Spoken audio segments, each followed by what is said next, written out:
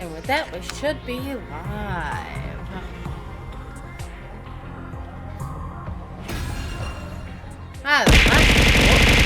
Hi, Coco. Right for the start, aren't you?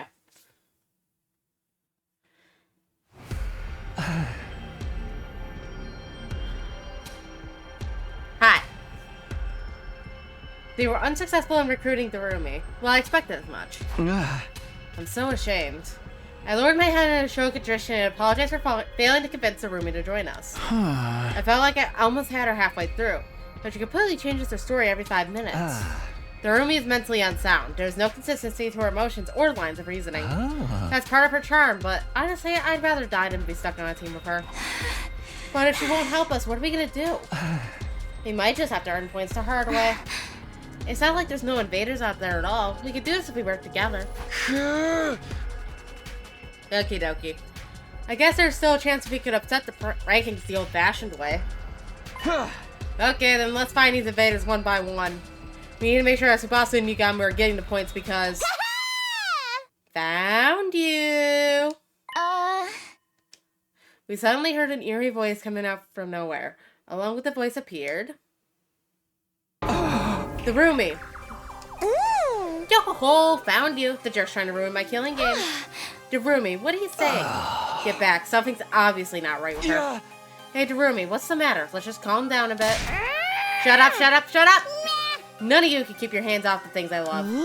So I made up my mind before you can take anything from me. I'm going to take your miserable lives. Everybody, ready up. She's serious. Your deaths are just what this game needs! Can't break rude cliche monotony without killing important characters. Die, Takumi. I'm gonna play this game forever.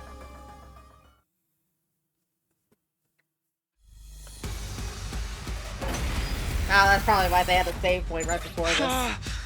Whatever you do, don't hit her with anything lethal. Just go easy enough on her to keep her alive. We can't revive her if we kill her out here. A man can't even bask in the simple pleasure of using the sharp side of his blade. How sad.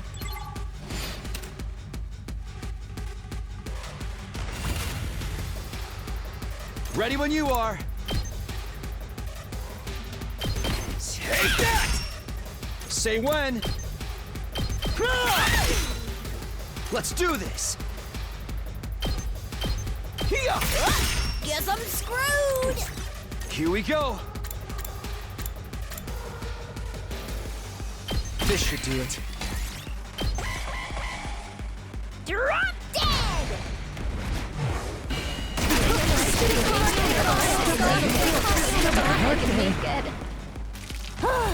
Boring. Let's go.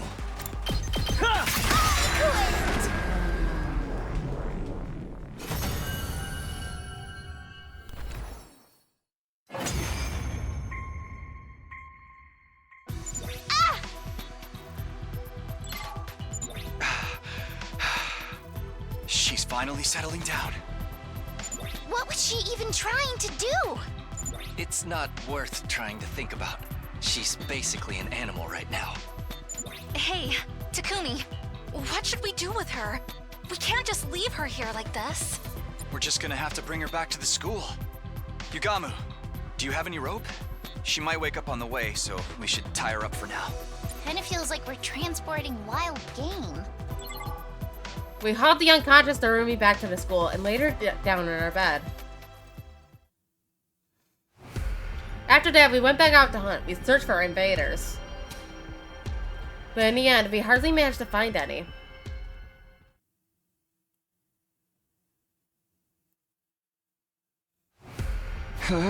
Yesterday we had a pretty wild setback, but well, today we'll get those points. Determined, we set out on our search. We couldn't afford to waste a single second. We were going to hunt those invaders, get those points, and save Tsubasa no matter. Found you! Again? Darumi, are you here to slow us down again? This is so dumb. How did you even find us? No one was following us. Loser! Don't think you can run from me. All you need to do is follow your scent a little, and I know exactly where you are. She really is like an animal. The life of cruelty must have sharpened her wild instincts. Darumi, please calm down. We need to go find invaders. I told you, right? If we don't, Tsubasa's gonna die. And I told you, let her die. All of you should die. Then your escape plan will be ruined and the game will be good again. And I will have everything I ever wanted. Let's do this, Takumi. We began our fight with Darumi just as we did yesterday.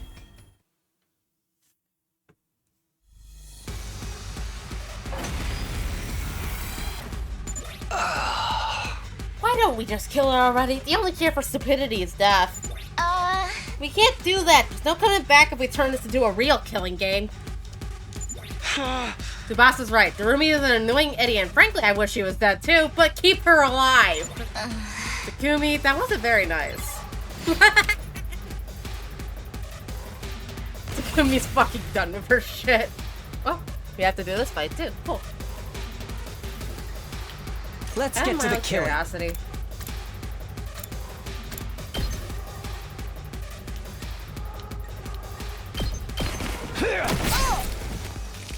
Time for me to move. Does this do it for you? Let's get to the killing. I'm good to go. I'll just put this here. I can't wait.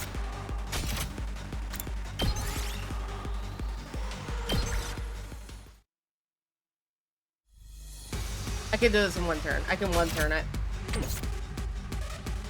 Time for me to move. This'll do. I can't wait. I'm good to go.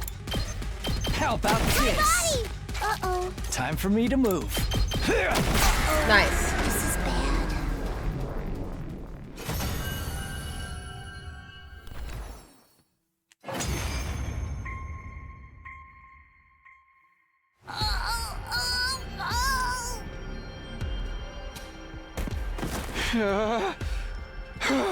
It's done. The only thing done here is Darumi's humanity. What happened to her? Hey guys, she's foaming at the mouth. We need to get her back to the school. Damn it, you really are a pain in the ass sometimes, Darumi. We hauled the unconscious Darumi back to school and laid her down in her bed. Then we went to my room.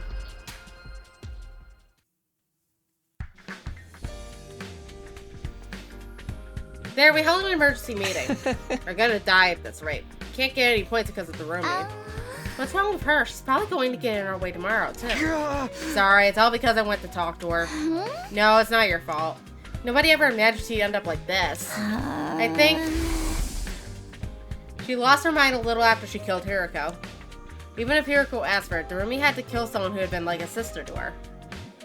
Again, not sister. They were fucking. It'd be hard to stay sane after going through that. You might not have any choice but to lock her up. Lock her up? You should put her in one of the courtyard cages. That'll neutralize her hemoanima and she won't be able to get out without help. I mean, that's pretty... It's for her own good. She needs to calm down and come back to her senses. Well, Takumi, are you okay with that? It would be a lie to say I was completely on board with the idea of locking up a comrade, but... I guess we have no other choice. Let's lock her up. Hey, Valen. Are you sure, Takumi?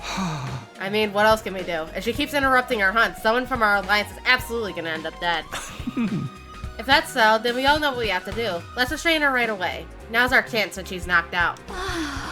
Should we really do this? We went back to Darumi's room, rope in our hands, but when we got there... Huh? Darumi's gone. The place is completely empty. Her animal senses must have detected danger. She would basically have to be a mind reader. This isn't a time for jokes. We can't have someone like her on the loose. Let's go search for her. She can't be far. After that, we searched around the school, but in the end, we never found Darumi.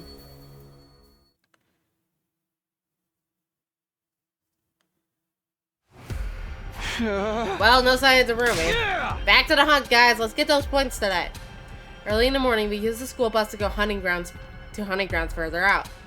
There was no way Darumi would attack us out here, so we could concentrate on hunting. There! Invaders!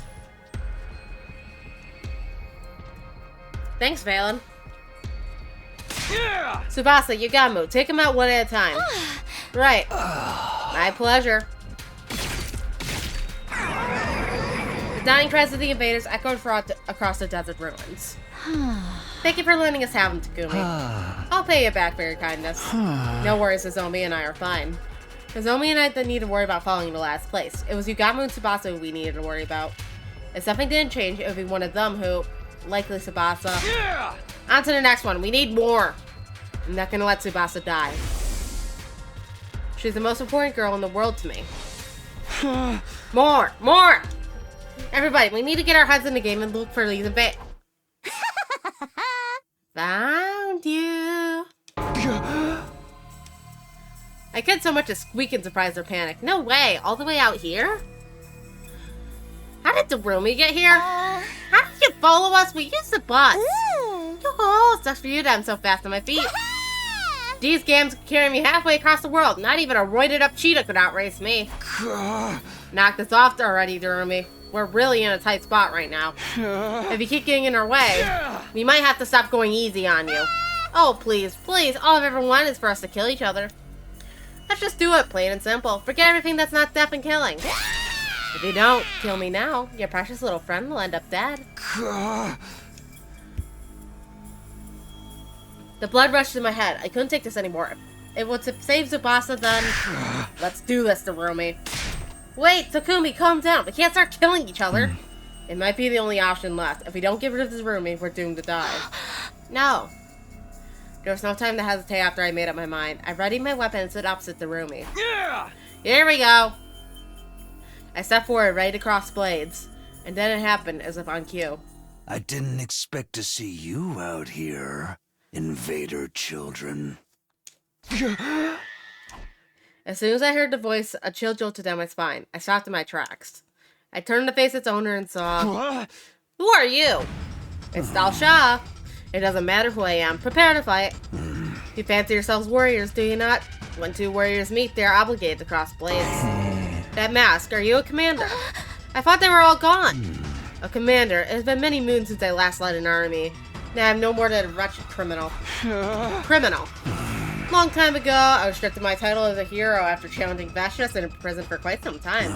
But all the other heroes were killed by you, so the military, in order to panic, quickly released me. A hero who didn't get along with Vashnis. I feel like Kam Yun mentioned something similar earlier, something about a hero at the same level of cryptoglobin as Vashnis. If I recall, his name was... Are you Dal Shah? Indeed, that is my name. I suppose I have not been completely cast aside if youths like yourself know it. I remember, Kam Yun told us. Dal Shah is not invincible like Vashnis. This is the worst possible timing.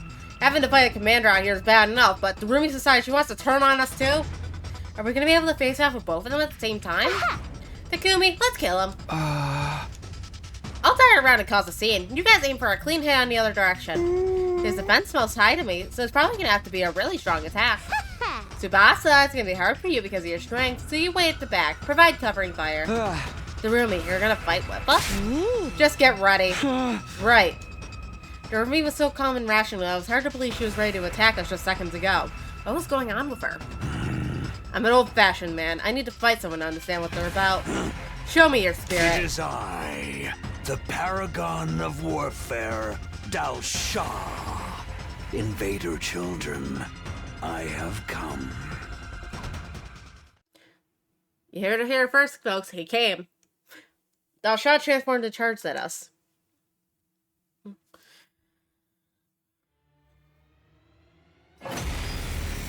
Let's see if we have to do this fight. We have a temporary truce with Durumi. Let's work together and take this commander down. Is Durumi gonna fight with us? Honestly, I feel quite uneasy fighting with her. I worry she might stab me in the back. Then I'll fight from the front and you can come from behind. Just keep that support coming. What should I do? Stay back. If you make a wrong move here, you'll die.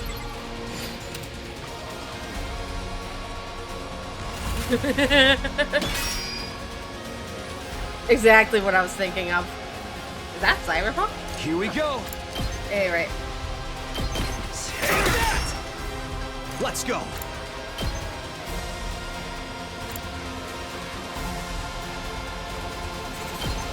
Yeah! Here we go. Ready when you are.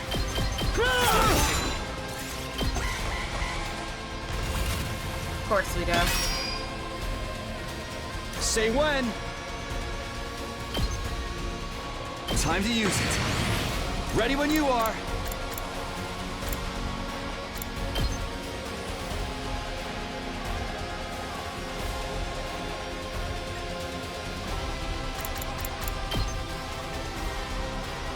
This should do it. Let's go. There!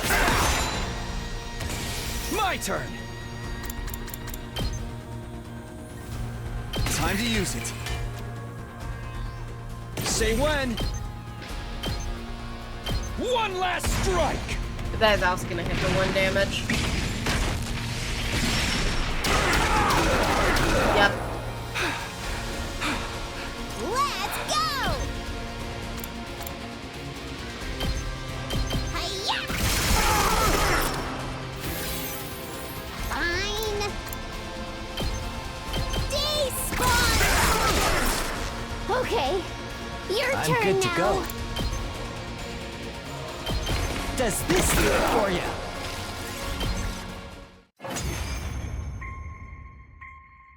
Only 1 wave, so his defense is too strong and our attacks aren't doing shit. Alcohol, tough guy. He's not taking any damage at all. We can't lay a finger on him. He's toying with us. Don't give up, guys. We'll find a way to defeat him. Exiled or not, he was a powerful commander. Bringing him down would probably net us a colossal number of points. This is a golden opportunity. I need his points to save Tsubasa. But then... I understand. Dalsha suddenly de-transformed and returned to his human form. Why did de-transform? Your blades have told me everything. You are true warriors. I dare not kill you here with a surprise attack. We will start anew. Next time, it will be at your school. You're letting us go. I will let the warriors live, but I cannot say the same for anyone else. Girl, you there. Me. Dalsha suddenly bellowed at Tsubasa. Why the cowardice? Why don't you join the battle? Are you making a mockery of this war? Yeah. No, I can explain. No need for your excuses. I will purge all those who bring cowardice into the sacred battlefield. The seeds of fear must be excised from the soil, lest they prevent the other warriors from blossoming. Dalsha pulled out a single short sword from inside his clothes. That's a throwing dagger. Stop, Dalsha! I desperately tried to stop the commander, but he paid me no attention at all. Nope. Unfortunately, no Kameda DLC. We're doing the routes where Ado's dead, so unfortunately our Kameda analog is dead for most of this. Huh? The blade moved towards Tsubasa at a ferocious speed. Tsubasa, get out of the way!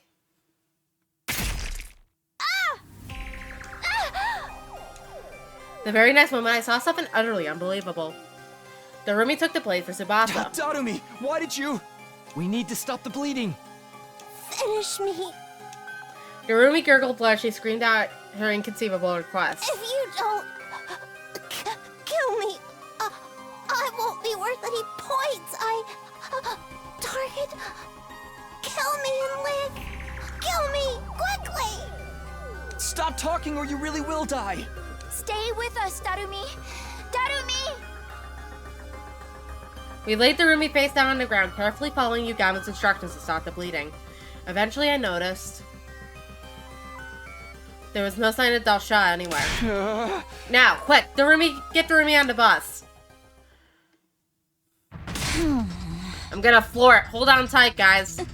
Darumi, just hold on a bit longer. Kill me, kill me, kill. Save everybody. Darumi, target.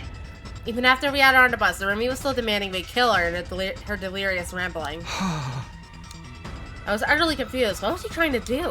I thought she was there to kill us out of pure spite. But she worked with us to fight Dalsha and even risked her life to protect Tsubasa. Do you want us to kill us or help us? Despite Yugamo's best efforts, Darumi passed away on the bus. We just barely made it to the school in time to revive her, saving her from true death. Darumi, talk to us. What were you trying to do? After the fight with Dalsha, we all gathered in Darumi's room and asked her about her intentions. Why'd you protect me like that? Please tell us, Darumi. Use your words and tell us what you really meant to accomplish. What I really meant to accomplish? All I want is for us to kill each other. You think I'd let that commander take my prize? As if. So I decided to help you out just this once. Anyway, if we're enemies again, I'm gonna come kill you all, so be ready. Yo-ho-ho. Darumi, can we move on from this already? Come on, Darumi. You've been following us around because you really wanted to help us, right? Huh? Help you why? Don't go saying stuff with no proof, okay? We have proof, actually. You said it yourself. Oh! Kill me, kill me, kill. Save everybody. Ah! Darumi, target. Something about you being a target, about how killing you would help us. What exactly was all that about, dear Darumi? Oh, for the love of murder. The silent treatment? I suppose I'll share our theory then. And so Yugamu began. He elaborated on the theory we came up with during an earlier discussion about Darumi's true motivations. You've held on to first place since the Invader Heart started. Ever since you took first place in the middle of the first round, you haven't slipped even once. But if we think about that rationally, that's a little odd, isn't it? Not odd at all, actually. I'm just amazing. No, it's very odd. I mean, you blacked out in the middle of the first round and spent 4 days out of commission, right? After observing Kiriko's crypto globe, Darumi fell unconscious and didn't wake up for quite some time. Normally, that would result in a drastic fall in the rankings. And even at the end of the second round, you were the only one who didn't join the raid on the enemy base. You were the only one who threw away the opportunity to gain a large number of points, and yet you still remained in first place. Are you an incredibly skilled hunter? Perhaps, but that alone doesn't explain things. So it's only natural to make some assumptions. In the early stages of the game, you hunted down a target with an incredibly large number of points, and you maintained the edge it gave you ever since. A target worth an incredible amount of points, which meant Yuriko Tsuchihara was the target of the invader hunt. Not just her, either. It's likely we're all targets in this game. Darumi must have realized this after she had to kill Hiriko during the first round. She must have realized that all of us are targets of the hunt as well. Darumi, you were the first to notice the hidden rule of this game. That's why you attacked us outside and constantly tried to provoke us, right? You were trying to get us to kill you so we could get a ton of points. Darumi hadn't lost her mind. She was saner than anyone here, and more compassionate, too. Darumi, why are you trying so hard to help us? Please tell us. After we pleaded with her, Darumi remained silent for a while longer, but eventually... I wanted to be like Mistress Hiroko. Speaking in a tiny voice, she finally told us her reason. Like Hiroko. Mistress Hiroko is a true martyr. She was okay with dying if it would save everyone. And in her last moment, she sacrificed herself so that way we could survive. She's so freaking cool. I have to be like her. I've wanted it all this time, a chance to die like Mistress Hiroko. So that's why he tried to die for us. If my life could save all 4 of you, it'd be just as amazing as she was, right? She wanted to die like Hiroko. Just a simple but incredibly powerful motivating force. I'm sure the reason she wants to recreate Hiriko's death so badly is because... Enough about me. We're done here, so kill me, okay? Outside of the school grounds, of course. Make sure Tsubasa deals the killing blow. You're dead last, so you really gotta get those points. I can't call the girl who saved my life. I want you to live, Darumi. I'm really totally over this whole living thing. It's never gonna do me any good. How can you be so sure? Nobody knows what the future holds. It's just logic. Nothing good's ever happened to me yet, so what are the odds of a miracle happening tomorrow? I can tell you what the exact odds... I can't tell you what the exact odds are, but... Who knows? Tomorrow something incredible could happen that makes you happy. Happy how? I killed Mistress Hiroko. Mistress Hiroko was the first friend I ever made in my whole life. It didn't even feel real. How could someone so beautiful and refined end up with me? We had fun all day together. She didn't look down on me. She didn't abandon me. She was kind and warm. No one else was like Mistress Hiroko. But she's gone now. I drank her blood and ate her. I don't deserve to live after killing her. I have to die just like she did. Darumi. She must have been looking for a way to atone all this time. That's how deeply she regretted killing Hiroko. Anyway, I'd really like to just die. I can't keep on living without Mistress Hiroko. There's just no way. I would have never made friends with her if I knew things would end up like this. Well, Tsubasa enthusiastically grabbed Darumi by the hand. I'll be your friend. I might not be as dependable as Hiroko was, but I can stand by your side. Huh? You want to be my friend? Don't start making promises you can't keep. Nothing in this world is worse than that. I'm not making stuff up. I really do want to be your friend. Yeah, very funny. Everyone says that at the beginning. Darumi, I want to help you. But when they get tired of pretending to be my savior, they throw me away like trash. If you aren't ready to be with me till we're both dead, then just leave me alone. Every time I get left behind, it feels like the end of the world for me. I would never run out on you. I'd never give up on a friend. Seriously, just give it a rest already. A happy girl like you just isn't prepared to step up to the task. What makes you assume that? I'm plenty prepared. I would risk my life to defend you. After all, you risked your life to save mine. Talk is cheap, honey. Stop talking and start killing me. Doremi stubbornly refused to take the hand Tsubasa extended to her. Fine, I'll get it. I'll show you. I'll show you exactly how prepared I am. Tsubasa reached for Doremi's face with both hands. Yuri! Tsubasa? Tsubasa half forced Doremi's lips against her own. Oh my god. Sudden Yuri. Very good. Full marks for artistry. Uh-huh. It was a long, deep kiss. Doremi resisted a little at first, but halfway through, she completely accepted Tsubasa's lips against hers. The kiss lasted for over a full minute. And then when they reached the ends of their lung capacities. Well, how'd you like being my first kiss? Did it taste like innocence? Do you believe me now? I'm ready to get hurt for you, Doremi. Well, Doremi? Come on, say something. I'm getting embarrassed. Mistress Tsubasa. Mistress Tsubasa. Mistress Tsubasa, I'll follow you for the rest of my life. The Yuri changed her. I'll cross the ocean for you. So please, please, kiss me again. Come on, no way, that's enough kissing for today. Again. Quiet, I'm leaving. Don't follow me. I'll follow you to the end of the earth. The roomie sprinted after Tsubasa. I watched their game of chase in a speechless daze. I just couldn't keep up with all the twists. Tsubasa kissed her? Hey, Takumi. You have to place a hand on my shoulder. You took so long that the roomie beat you to get Tsubasa's first kiss. Shut the hell up. How about you and I show the girls a real kiss? I said shut up. In all honesty, I was utterly shocked by Tsubasa kissing Doremi. Well, it looks like it was good for both of them, so I guess it's fine. The real issue is... that Yukamu wanted to get some yaoi. As the clock ticked over into the new day, I stopped by the leisure lounge on my own to check the leaderboard. Tsubasa was still dead last. If he didn't find her some points by the day 78, then...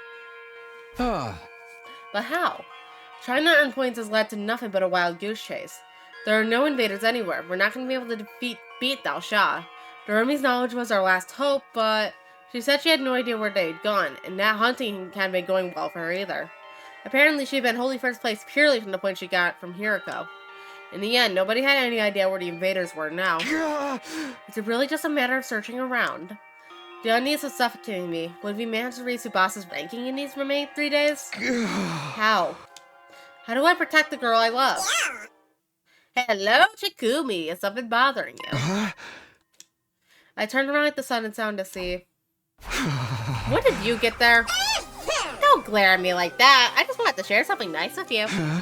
Something nice. You desperately want to know where the invaders are, right? Do you know where they are? I sure do. My B recon squads found out where they've been hiding. If you're curious, I'm happy to tell you, and you alone, Takumi. Because you're my favorite. You're the sponsor of this game, right? Are you even allowed to play favorites? I don't see any rules saying the sponsor needs to remain impartial. If they really know where the invaders are, they want to find out no matter what, but... Are you up to something? Of course I am. I'm always thinking horrible things. Okay, 1. How can you admit that so casually? 2. I don't want to help from a freak like you. You're a clever boy, Takumi. You're right to think it sounds too good to be true. It's never a good idea to listen to the temptations of the devil. The devil's words will consume you like a drug. One taste and your life is ruined. And you're the devil here, so get the hell away from me. That was close. I almost considered their offer. Then, tell me where the invaders are. An obvious trap. But you know, Takumi, I think you're gonna need to trust me. What are you even saying? I mean, if you can't get the location of the invaders out of me, our last place player, Tsubasa, is gonna die.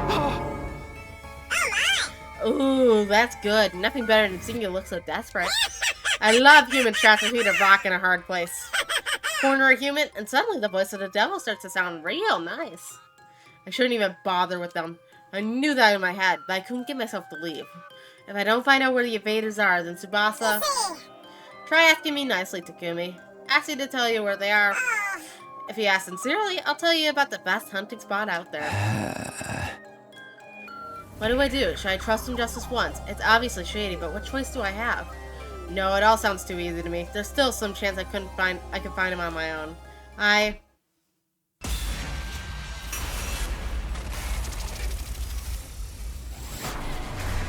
The devil from the Bible.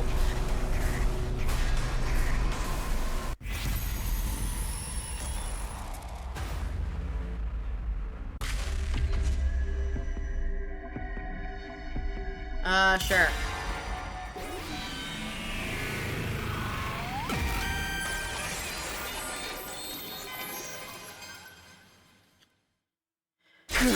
Tell me where the invaders are. I decided to trust the devil just this once. Things aren't getting better anyway. As shady as this offer is, I have to hang on to this glimmer of hope. Such a romantic. Choosing emotion over logic. I could weep. Takumi, my warrior of love, let me reward you with this map. The map the sponsor handed me had something that looked like an invader face drawn in one specific spot. If you go there, you'll sure find invaders. But you'd be wise to bring only Yugamu and Tsubasa with you. Don't tell anyone you got this map from me. Sound good? You swear the invaders are really there? I guess you'll just have to go and see for yourself. Every word out of the sponsor's mouth made me more and more suspicious, but I had to go there. After that, I waited until morning and woke up Yugamu and Tsubasa. We took the school bus to the place indicated on the map. Really, we'll find invaders if we go here. Yeah, that's what the person who gave me the map said. And just who was that exactly? I can't tell you, as part of our deal. A deal, you say? Yugamu seemed to sense what was going on, but didn't press the matter further. His back is against the wall, too, hoping against all hope. We headed for the spot marked on the map.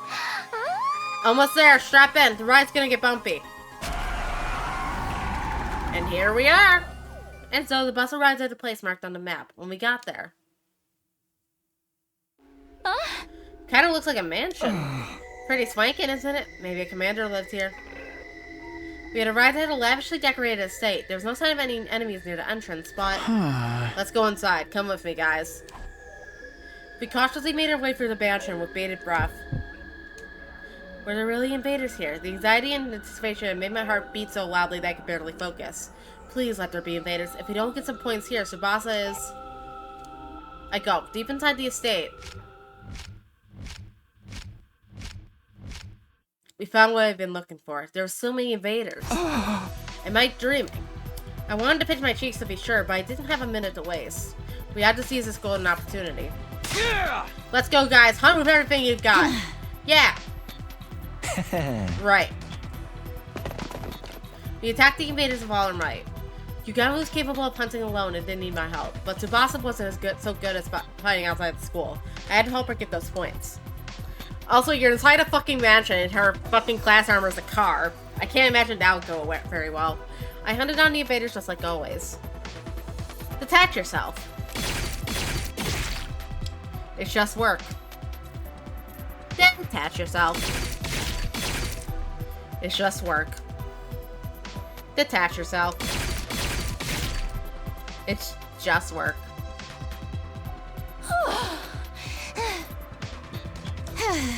I feel like we've really racked up points. Yeah, but we can't stop yet.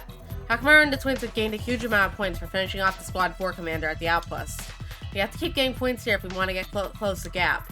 We decided to keep hunting without taking any time to rest. Detach yourself. It's just work. Detach yourself. It's just work. Detach yourself. It's just work. Is that all of them? Are there any more invaders? I looked around, but I had gone quiet inside the estate. It looks like we got them all. What? It's not enough. We need more points if we want to save Tsubasa. Just then. Yugamu suddenly whirled around, pacing the innermost part of the estate. Careful, guys. A strange presence is approaching from over there. Invaders. Similar, but something's off. Off how? The sound of their footsteps doesn't jive with what I'm sensing. These steps, they seem... Just as Yugamu tilted his head in confusion, they showed themselves. I couldn't believe my eyes. What was I seeing shouldn't have been possible. No way. How? How are there humans here? I thought they all escaped to the artificial satellite. Does this mean some of them were left here on Earth? We should ask what happened. We dropped our weapons in our feet and tried to talk with the people. But... You invaders will stoop to any low, won't you? How did you even find this place? It's your fault we changed! I'm gonna kill you right here and now! Why are they so mad? I don't think they're in the mood to talk. the air was tense. We weren't going to be able to avoid a fight. Let's run, before they can attack. We turned for the exit so we could leave the estate. But at the very next moment... Are you sure about that? Leave now and Tsubasa will die, you know? Gah! We skidded to a halt after hearing a voice that shouldn't have been there. When we turned around, we saw a single bee hovering in the air. It was one of the sponsors, and it somehow seemed larger than the others. Did I startle you? This bee comes equipped with a transceiver. I can speak to you remotely. Anytime, anywhere. The sponsor is speaking to us for the bee. Unfortunately, we don't have time to chat. We need to get going. Going? Why? There's so many invaders here. Don't you want to score some points? We hunted down all the invaders. All that's left are... humans. Takumi, what in the world are you talking about? Those things are clearly invaders. What? These people, invaders. Stop staring and come at me! Stop staring, or we'll come whether you're ready or not. I'm gonna kill you. Gonna kill you. More precisely, they're the armature for invaders. They haven't been processed yet, so they appear more human. What the hell are you talking about? The basement of that building is one of the invader production facilities. It was gathering dust for ages, but now it's back in commission. That is to say, these armatures were brought here to mass-produce new invaders after their numbers were so thoroughly decimated. Wait. Invaders are made from people?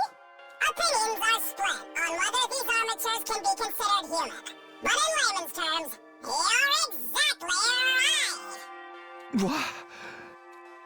Invaders are made from people. Then the SDU has been murdering people? Alright, I have one more important thing to share with you.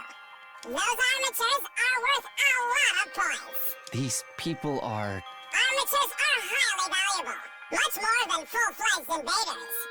So whoever bravely hunts them down will be rewarded extra special bonus points! Don't be ridiculous. I don't care how many points they're worth. I'm not going to kill human beings. Neither am I. The idea of killing people? I may be a filthy assassin, but I don't kill people outside of work. Wow, you still have such righteous moral compasses. But are you sure? If you don't hunt them, Tsubasa's going to die! Tsubasa's going to die. The moment I heard those words, my body glitched with a wave of dizziness. Takumi, don't listen to them. I'm not willing to kill people for my own survival. Let's find another way. We can't stay here. Oh? There aren't any invaders left anywhere else. You really did hunt them to extinction. If you want to save your little friend, you'll have to make a choice here. Isn't that right, Takumi? So this is the real reason why the sponsor pointed me here. They wanted to force me to choose between killing human beings or letting one of my friends get killed. Are you gonna fight or not? To hell with it! Brace yourselves! We'll kamikaze you monsters! Yeah, we're soldiers. We're not scared of dying. I can't kill another person, even if they are a soldier. But...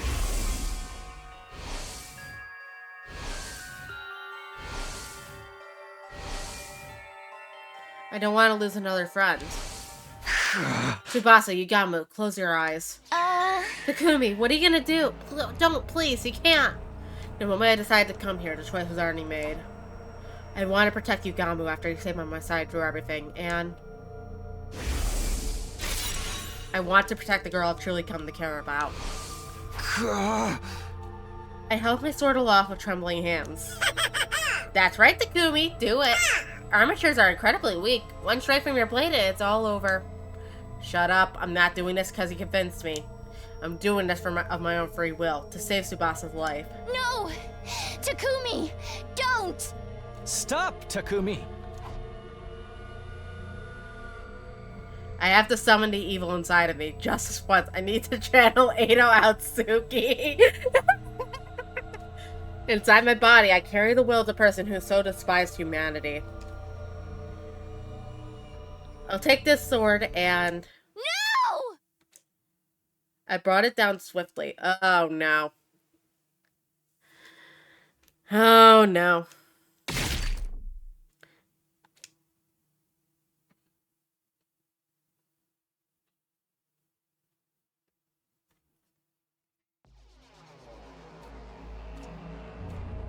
Ugh, I can't. No matter how hard I try, I can't forget. I killed human beings. I've committed an unforgivable crime. Unable to confront what I've done, I was hiding from reality under the covers in my bed. How could I... Who were those people? What were they doing there? Why are they so hostile towards us even though they were human, just like us? Why are there still people on Earth? I thought they all evacuated to the satellite. Nothing makes any sense. Nobody knows what the truth even tried to tell us what was going on here. But one thing's for certain. Those people, I killed them. I can still feel the weight of my sin in my palms. That was all that mattered. Enough of this. I don't want to think anymore.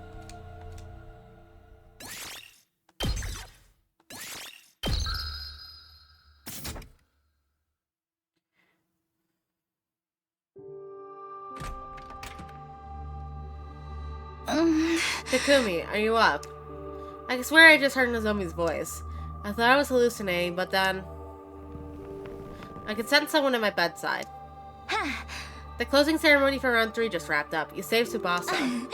You did it, Takumi. Thank you for saving her. I saved her life. As I heard the news, a single tear trickled from my eye. Thank goodness. I managed to protect the girl I love. I really did it. Tsubasa's been in bed for a while, but I'm sure she'll be better soon. So you better get well soon, too, okay? Everybody wants to see you. Nozomi's being so optimistic and cheery. She must be trying to lift my spirits. But I need to face what I've done. Who was executed in round 3? Nozomi flinched after I asked in a strained voice. It was Takamaru. I guess he gave all the invaders he found over to the twins. So he ended up in last place. I see. That's a real Takamaru way to go out.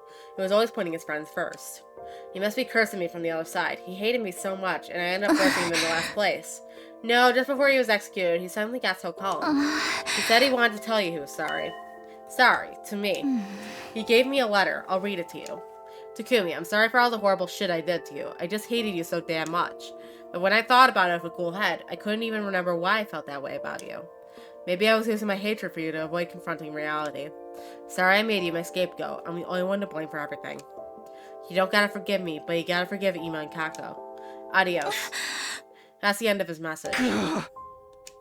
Takamaru! He was such a good guy. I always knew that since we had already survived 100 days together once, but why did things have to end up this way this time? Takamaru.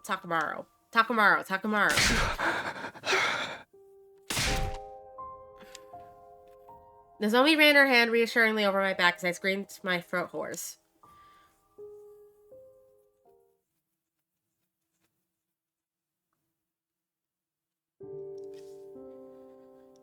Sleep, wake up, sleep, wake up. I cycled quickly between sweet sleep and wakefulness. What? I did weigh on me too heavily when I was awake, so I retreat back to the land of sleep in a search of reprieve. But whenever I fell asleep, I dreamed of the day I killed those people. A memory of my hands covered in their blood will return. I flew out of bed soaked in sweat, but even awake, I was still in hell. It was agony after agony, whether I was sleeping or awake, but I didn't try to pull myself out of the cycle. Oh my fucking god. How did I not notice that? Son of a bitch. I keep fucking forgetting. For some reason, it's like different resolutions between Crossroads and 100 Line.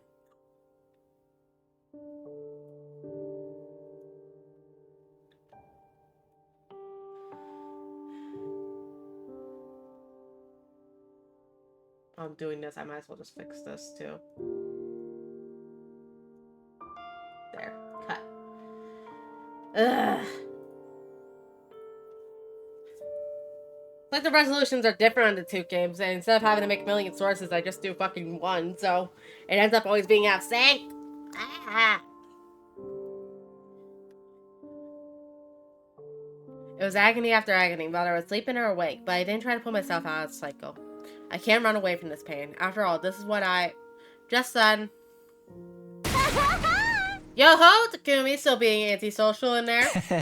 Evening, Takumi. The two of us decided to sneak into your room in the dead of night. I could hear Yugamu and Darumi in the darkness. The two of them sat beside my bed and launched right into some casual small talk. You were probably hoping for Tsubasa. Unfortunately, she's not feeling so well right now. The mental shock caused her to develop a fever, but she's getting better, so don't worry. Mr. Tsubasa is getting 24-hour personalized care from me, so there's nothing to worry about at all. I dabbed every nook and cranny of Mr. Tsubasa's body with a damn cloth. Were you distracted by the Yuri? Is that what you were distracted by? Did not notice earlier, Coco? The lewd sight of Mr. Tsubasa's body, flushed by fever. Oh, it was crazy erotic. Oh. Takumi, you're the only one who can protect Tsubasa from the clutches of this perverted succubus. You better get up before something horrible happens. You can just tell me Darumi to cuckold maker.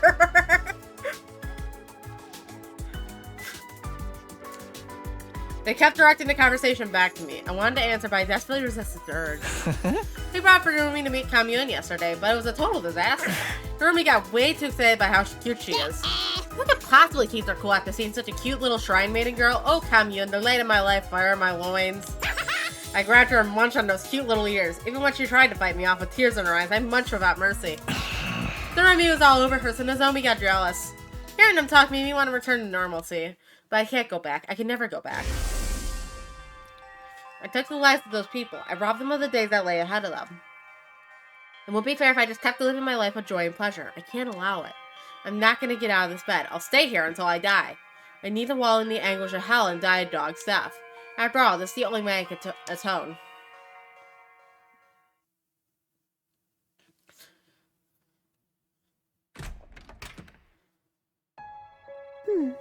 You're in an awfully sorry state, Takumi.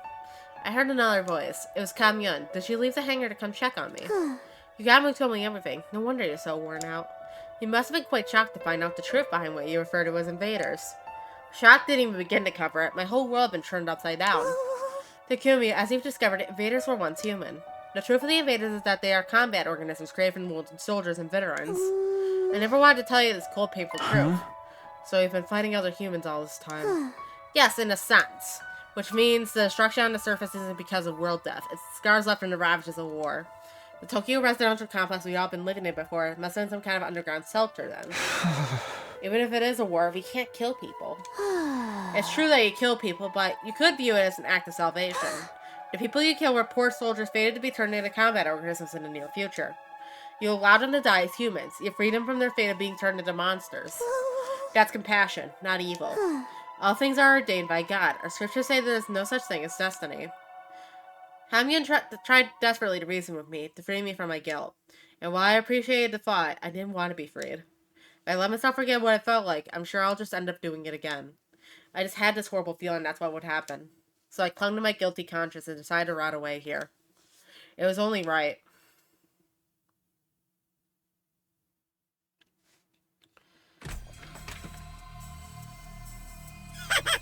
You're completely depressed, aren't you, Takumi? I heard another voice. This time it was the sponsor. Fair enough. I may have been tainted by the act of murder. But it was splendid, the way he killed him so mercilessly. The noble knight, dirtying his hands to protect the one he loves. You truly are quite the romantic. It gives my life so much meaning to push romantics like you to commit mortal sins. Just see the look on your face. You look like a prisoner locked up in a dungeon. A prisoner? Well, I am a criminal, so I deserve to die a miserable death in a filthy cell. The knight awakens from his delusions of romantic and fronts his crimes of celebrity is no more than a mere murderer. He must find himself hideous. He must be repulsive himself. He must make him wish he was dead. A murderer pretending to be a knight in shining armor. That describes me perfectly. I don't regret my choice, but I wish I was dead. They're right. Oh, I only wish I could torture you now that you're so weak and fragile. But I can't. It's against the rules for the sponsor to touch you unprovoked. Damn it, who made this ridiculous rule anyway? I just want to play with you, Takumi.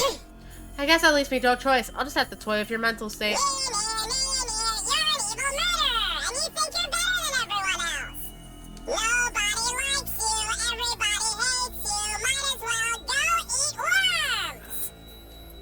The sponsor kept childishly insulting me.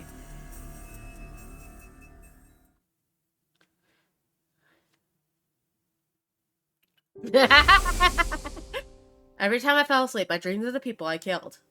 They were ghosts, glaring at me in the darkness. And when I awoke, the ghosts would vanish, and their place was endless darkness. I'd go back to sleep, and the ghosts would hover in the air once more. I'd wake up, and they'd disappear. Every day repeated itself. Gradually, I started to be unable to discern if I was dead or alive. Oh, maybe the night I killed them, I died with them.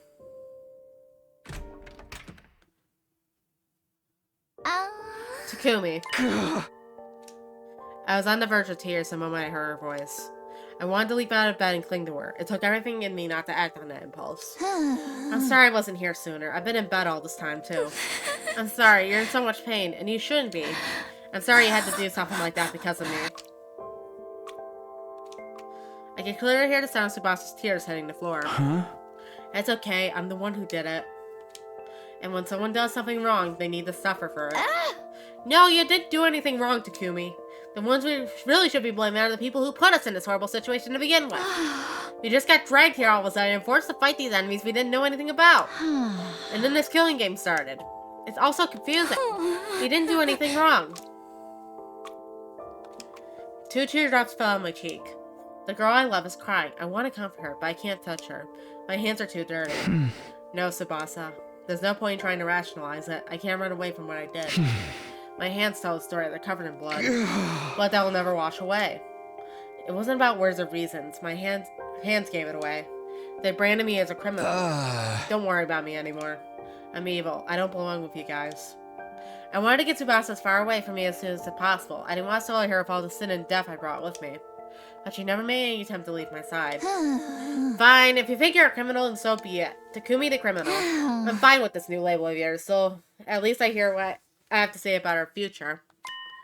Our future. I talked to Yugamu and Darumi earlier. We're never going to be able to go back to how it was before. Yugamu made Kiyoshika drink poison. Darumi killed Hirako. If we tried to live like normal in the conflicts, I think we'd suffer trying to readjust to peaceful lives. She's right. We strayed a long way from the lives we used to live. I couldn't face Mom or Dad. I couldn't go back to that life. Not that I even planned on trying. But Tsubasa, you're still clean. You can still go back. Listen to me, Takumi. We'll live together as roommates when we get to the artificial satellite. Roommates? We'll rent out some cheap little detached home, and all 4 of us criminals can live together in poverty. It might be hard for us to reintegrate into society when we get back from the war, but at least when we go home, we'll have friends who went through it with us. I'm sure we can overcome anything as long as we are together. Tsubasa's voice was as lively as she described our future together. We'll get part-time jobs so we can afford food and pay the bills. I need to start researching some cheap but tasty recipes right away. Oh, we should get some cheap appliances from secondhand shops. Even total junk is no problem, because I can fix it. Tsubasa, what are you... We'll be busy on weekdays, so we might even get to see each other.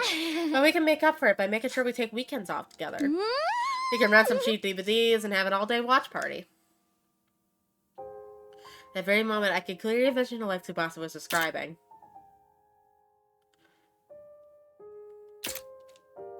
It was so vivid, almost like I could reach out and grab it. I bet Dad and me won't want to watch anything except B-grade horror movies. She and Yugamu will love it. We're gonna feel left out, but we'll still watch all of them to the end. Doesn't take much to convince us, huh? After we're done, we'll all clean up the popcorn Darumi threw all over the place. We'll all sigh and laugh as we sweep, You'll say, you made us waste our day off watching these garbage movies. And I'll say, but I kind of enjoyed it. An overwhelming feeling welled up as I played out the scene in my head. This feeling risen up inside of me. It was longing. I wanted this future. I wanted it so bad it hurt. No, no, no. I can't start dreaming about the future. I can't let myself have a future after taking so many lives. It's not right. Go away, go away. I frantically repeated these words in my head. Demons aren't allowed to dream about happy endings.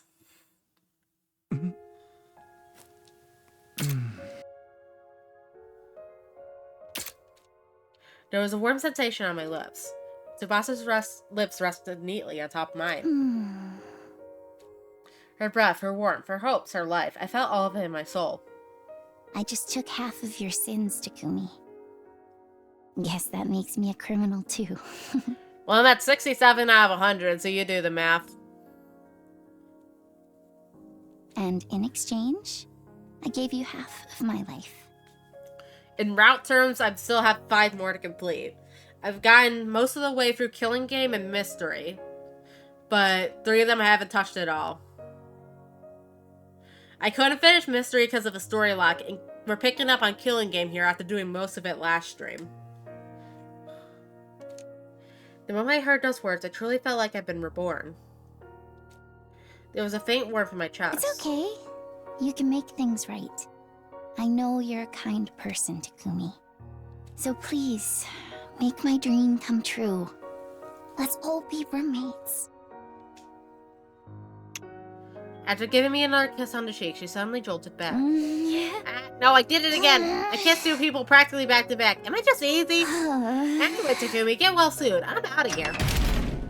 Tsubasa rushed out of the door. The sound of her briskly shutting it behind her echoed in the room. The moment I heard that sound... Huh? I had unconsciously risen to my feet. My body was moving. My heart was telling me it still wanted to live. It was as if I had never lost the will to keep going in the first place. I felt almost as if I wasn't myself. Right, I guess I'm half Tsubasa now. Tsubasa had breathed half of her life into me. She had taken half of my sin, which meant... Okay, Tsubasa. Let's do this. I'm the most horrible person to ever exist. A complete villain who kills people. Scum that doesn't deserve to live. Trash. The Grim Reaper. A demon. But that's exactly why I have to fight for my friends. I'll use these filthy hands to cradle Tsubasa's beautiful dream and keep it safe. And in order to do that... I'm gonna finish this invader hunt, once and for all.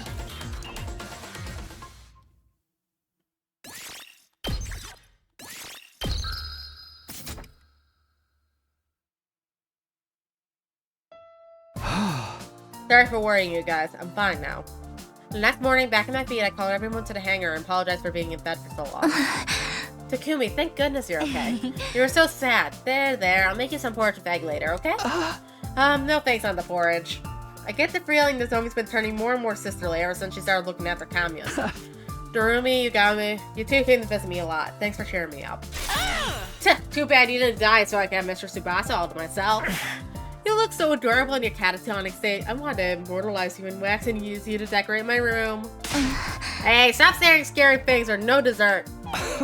Seriously, stop with the big sister act. Maybe everyone looks like Kamyun to her now. Multiple Kamyuns. I wanted to thank Kamyun too, but there was no sign of her. Maybe she was working on the escape pod. At last, but far from least, Tsubasa. She awkwardly averted her eyes. I guess she must be feeling embarrassed about what happened. I decided I would talk to her about it later, but then looked at Yugamo. He urged me to keep talking with his eyes. Takumi, sorry to do this when you're just getting back, but we need to discuss what happens next right away. If we take too long, round 4 will start. Round 4 will last from day 86 until day 100. Right now is our break. There's no way we're going to do this a 4th time. Absolutely not. We're all in agreement then. We're not participating in this invader hunt again. But if we want to leave the game, we're going to need to procure fuel for the escape pod somehow. Fuel is in a large amount of cryptoglobin. Kamyun said before, we need a cryptoglobin from the strongest class of commanders. Strongest class of commanders. That Dalsha surely fits the bill. If we can beat him and take his cryptoglobin, we'll definitely be able to launch the escape pod. But he's insanely strong. Our attacks didn't do anything to him. I have PTSD from almost getting killed by him. Are you alright, Mr. Tsubasa? If you need somewhere to puke, aim for my face. I can relate to your nausea. Dalsha is beyond powerful. How fair is it that his defense isn't enough to nullify every attack? He's the only one we just can't beat. Alone, that is. Alone. I wonder what he was implying, and then, just then... Please, allow me to handle Dasha. Yeah. Whoa, when did you get here? Oh my god, the jailbait's trying... Darumi, please. Don't call Kamyon jailbait. It's so cute when you just show up like that. My sister's the cutest girl in the cosmos. True enough, and more importantly... Kamyon, do you know anything about Dalsha? Dalsha is one of the most renowned warriors in all of history. Naturally, word of his ability spread throughout the land. Then do you know how he can get through to those impossible defenses of his?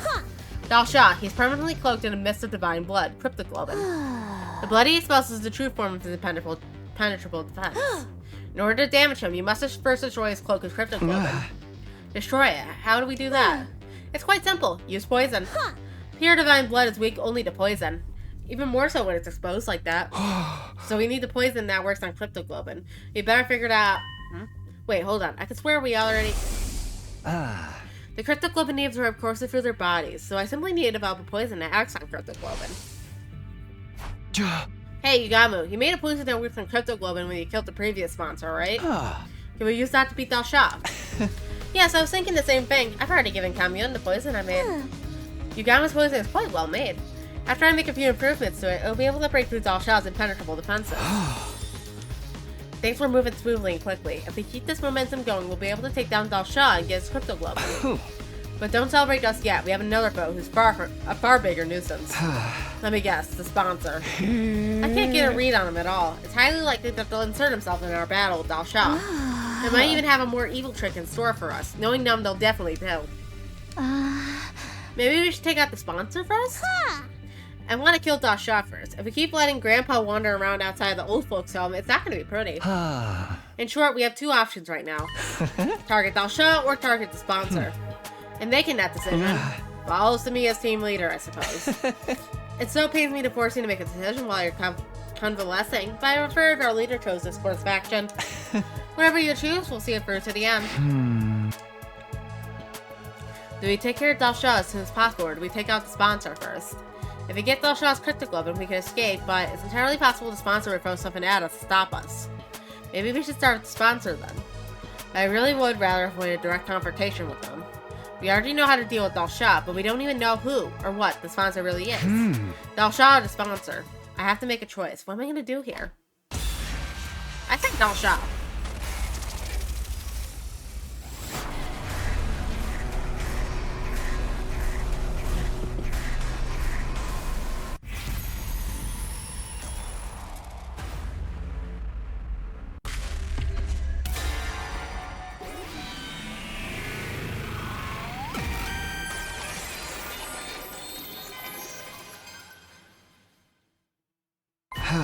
We'll fight Dalsha.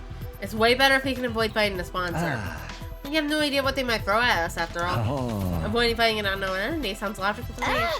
Our next opponent is Dalsha. I'll give it all I've got this time. That ogre popped me like a balloon. I need to get my revenge. Kamyon, please get to work on the poison for Dalsha. Indeed, follow my divine footsteps towards your fate of victory. Kamyon, I'll help you. I have a little bit of medical knowledge. If I recall, Dalsha said something after we fought him last time. He said he'd come to the school.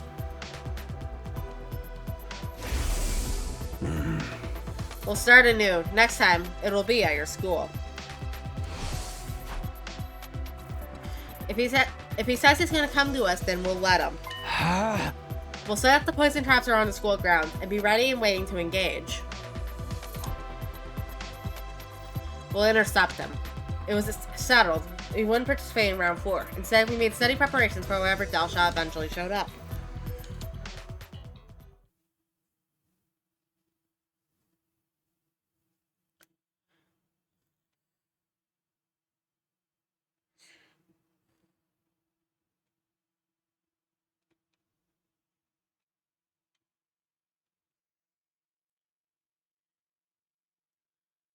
Day 87 was when Dalsha finally showed up at school.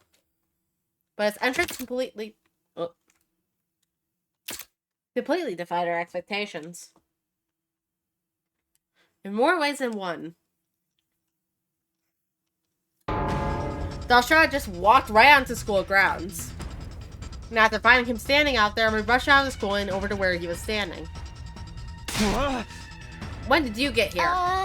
What happened to the alarm? Why didn't it go off? Alarm? What are you talking about? Is this a commander? Yes, his name is Dalshad. He's incredibly strong, so watch out. I was watching from the roof. He just walked through the wall of fire like it's nothing. This old-timer has to be basically invincible if undying flakes can't even touch him. Damn it, this wasn't in the plan. The fight wasn't supposed to start like this. It was also sudden and we were thrown off. It was going to be hard for us to even fight properly now. I'll give you 1 minute. Calm your minds and prepare to battle. With that, Dalshad turns away and puts some distance between us. He's waiting. He did mention he didn't like to do sneak attacks and stuff before, right? It looks like we've been saved by his code of chivalry. Yeah, we were about to get completely wiped out before we could even get started. We calmed ourselves during the minute we were given. And then we began our battle against a practically invincible commander.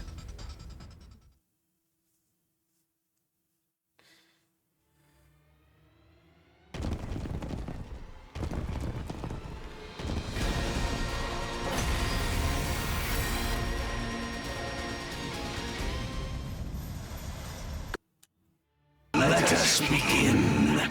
Come and prepare to die. This is our last fight. Everybody, stick to the plan. What plan? Nobody told us anything. We have traps buried around the school grounds. We just have to get him to step on one. Reckless attacks will get you killed. We're going to need to use our wits for this fight.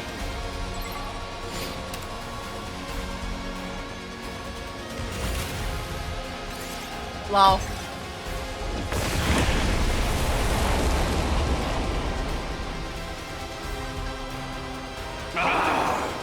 This is poison gas.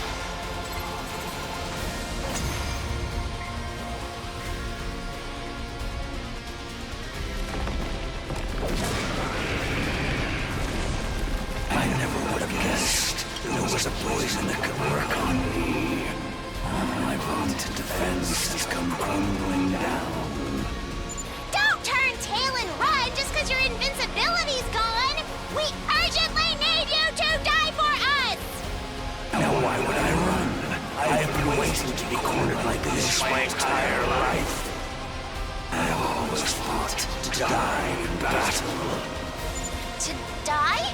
To die on the battlefield is the fate of all true warriors. Do you not also long for the pleasure of an honorable death? Absolutely not. Because all we want is to live. Life and death are but two sides of the same coin.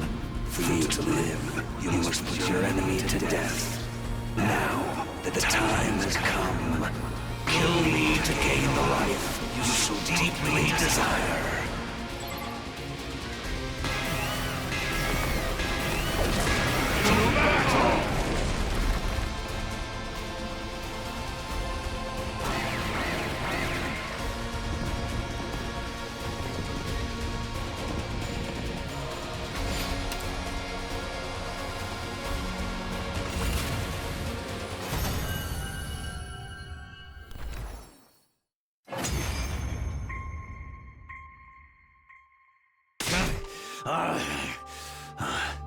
So I've lost.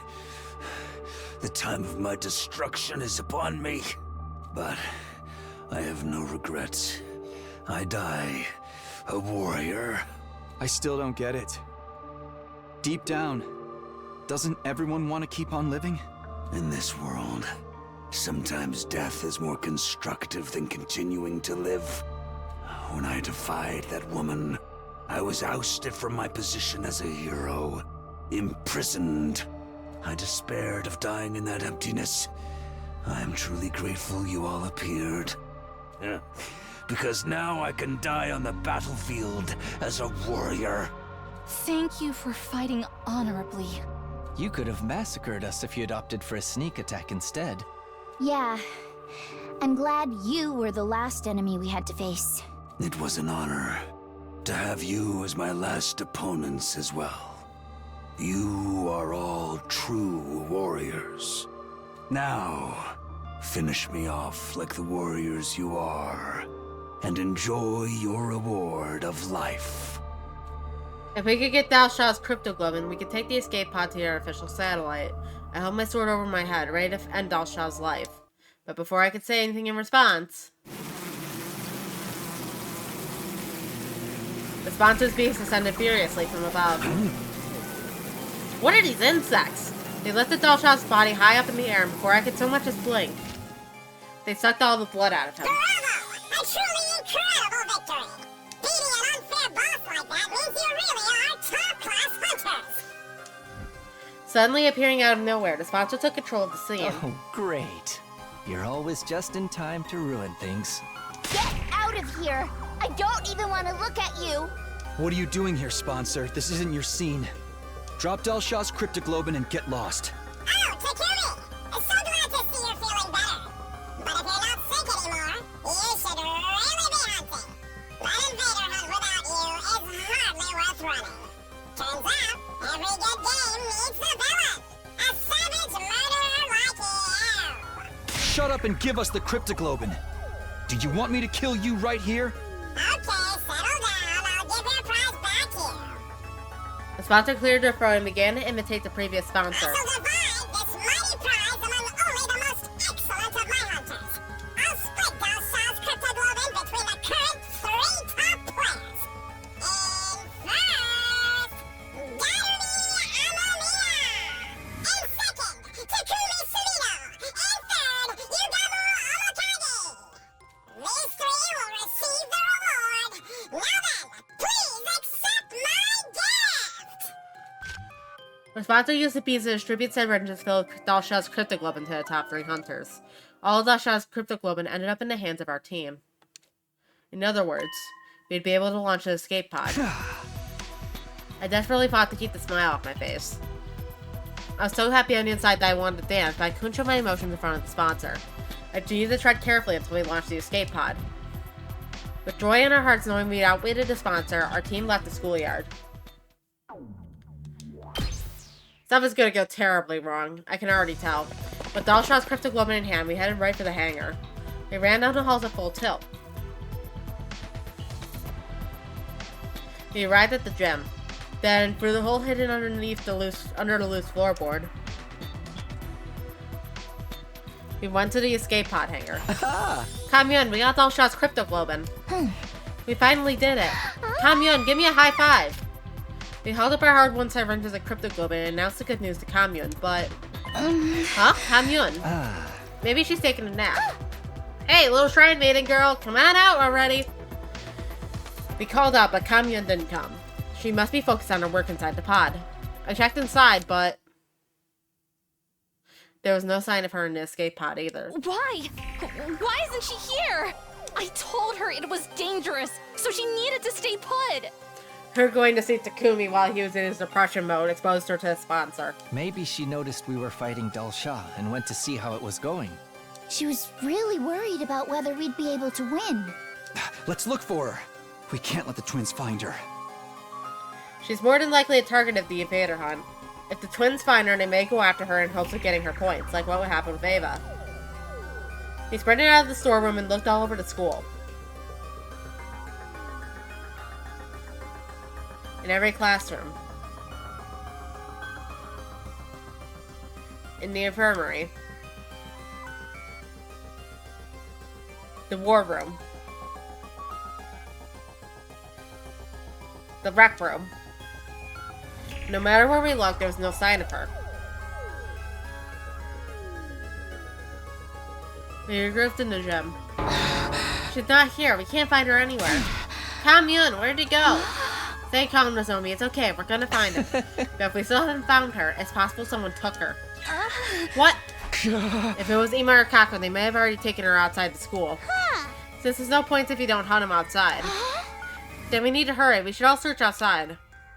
We ran through the entrance into the schoolyard in search of Kamyun, but we found someone blocking our way. The sponsor. Yeah. What's the rush? Is it track and field day? Move, we don't have time for you right now. We squeezed past the sponsor and started to run for the wall of fire. Are you perhaps looking for someone? I skidded to a hole in the dirt and whirled around to face the sponsor. Don't tell me. Did you take Kamyun? Kamyun? Do you mean that shrine maiden looking girl? How? Of all people to find her, why the sponsor? Where are you hiding her? Give her back! Give her back right now! No, Nozomi, if you attack them, you'll be breaking the rules. Sponsor just barely managed to restrain Nozomi from grabbing the sponsor. Sponsor, you abducted her, didn't you? Oh my god, you snatched a little girl. You big freak. You better give her back. Make it quick, I won't tell everyone you're a sick pedo. Can we leave words like abducted and pedo out of this? I'm not doing your job of capturing stray invader loitering on school property. You should be thanking me. I knew it. She must have realized we were fighting and gone to check on us.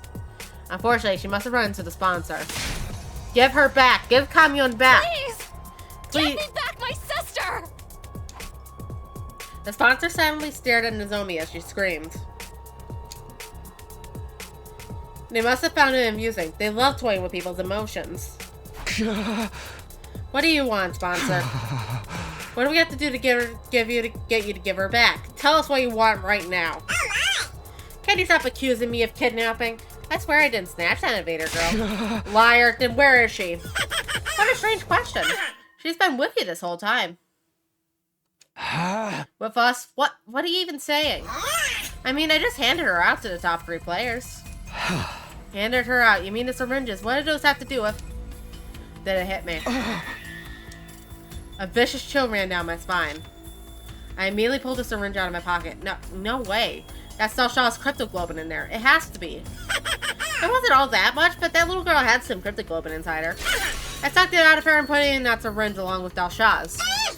A special blood donation service for my hardest workers.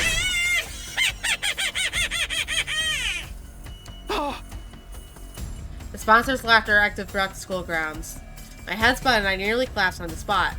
That means while we were fighting Dalshaw, Kamyun was already... No, you're lying. You have to be lying. Yeah, I don't believe it. You're messing with us. If that's what you want to think, then take a look. Maybe I'll at least manage to find her body. Kamyun, where are you? Nozomi was walking on unsteady legs, her expression stunned. Kamyun, where are you? Answer me, please. After that, we walked every inch of the school in search of Kamyun. The sponsor was just lying. There was no way she could be dead. That's what we wanted to believe, but... After night found, we found a body lying in the corner of the schoolyard. It was drained of cryptoglobin and completely desiccated, but we were sure it was her.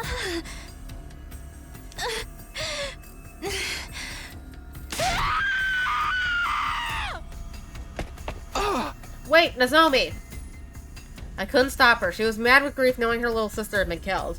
Driven by pure loathing, she charged at the sponsor. Nozomi's attack didn't even graze them for the protection of the bees.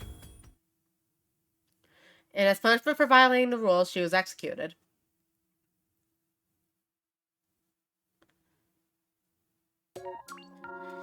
Instant death. Killing game route. A cruel end for Kamyun.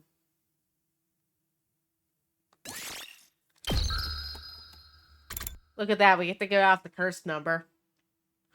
Wonderful.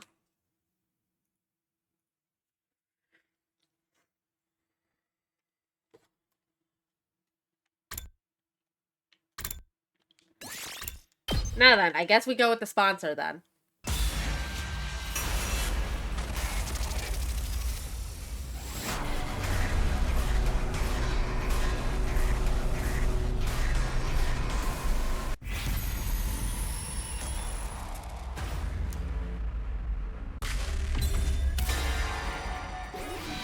The sponsor!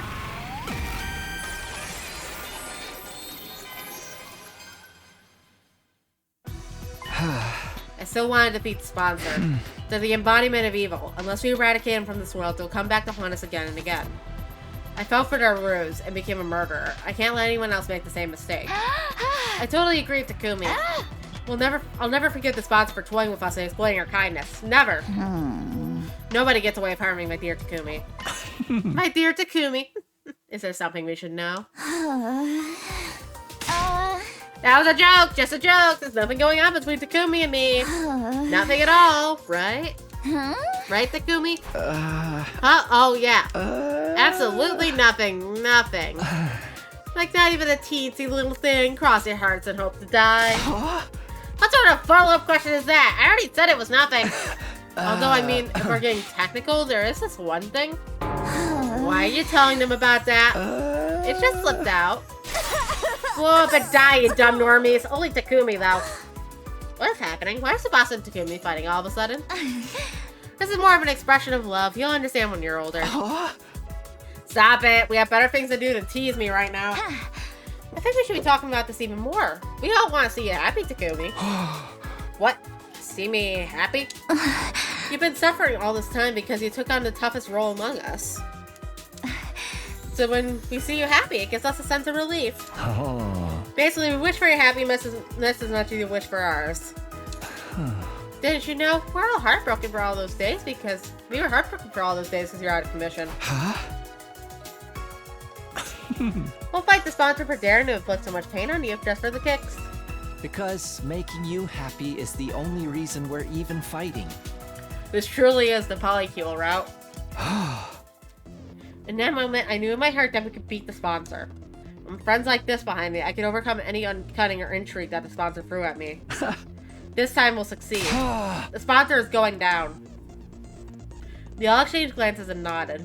I found to myself that we should defeat the sponsor. Okay, we need to firm up our strategy. If you all kindly accompany me to the biolab. Why the biolab? There's something I need to show everyone. Something critical to our plan to beating the sponsor. You gotta let us all to the biolab.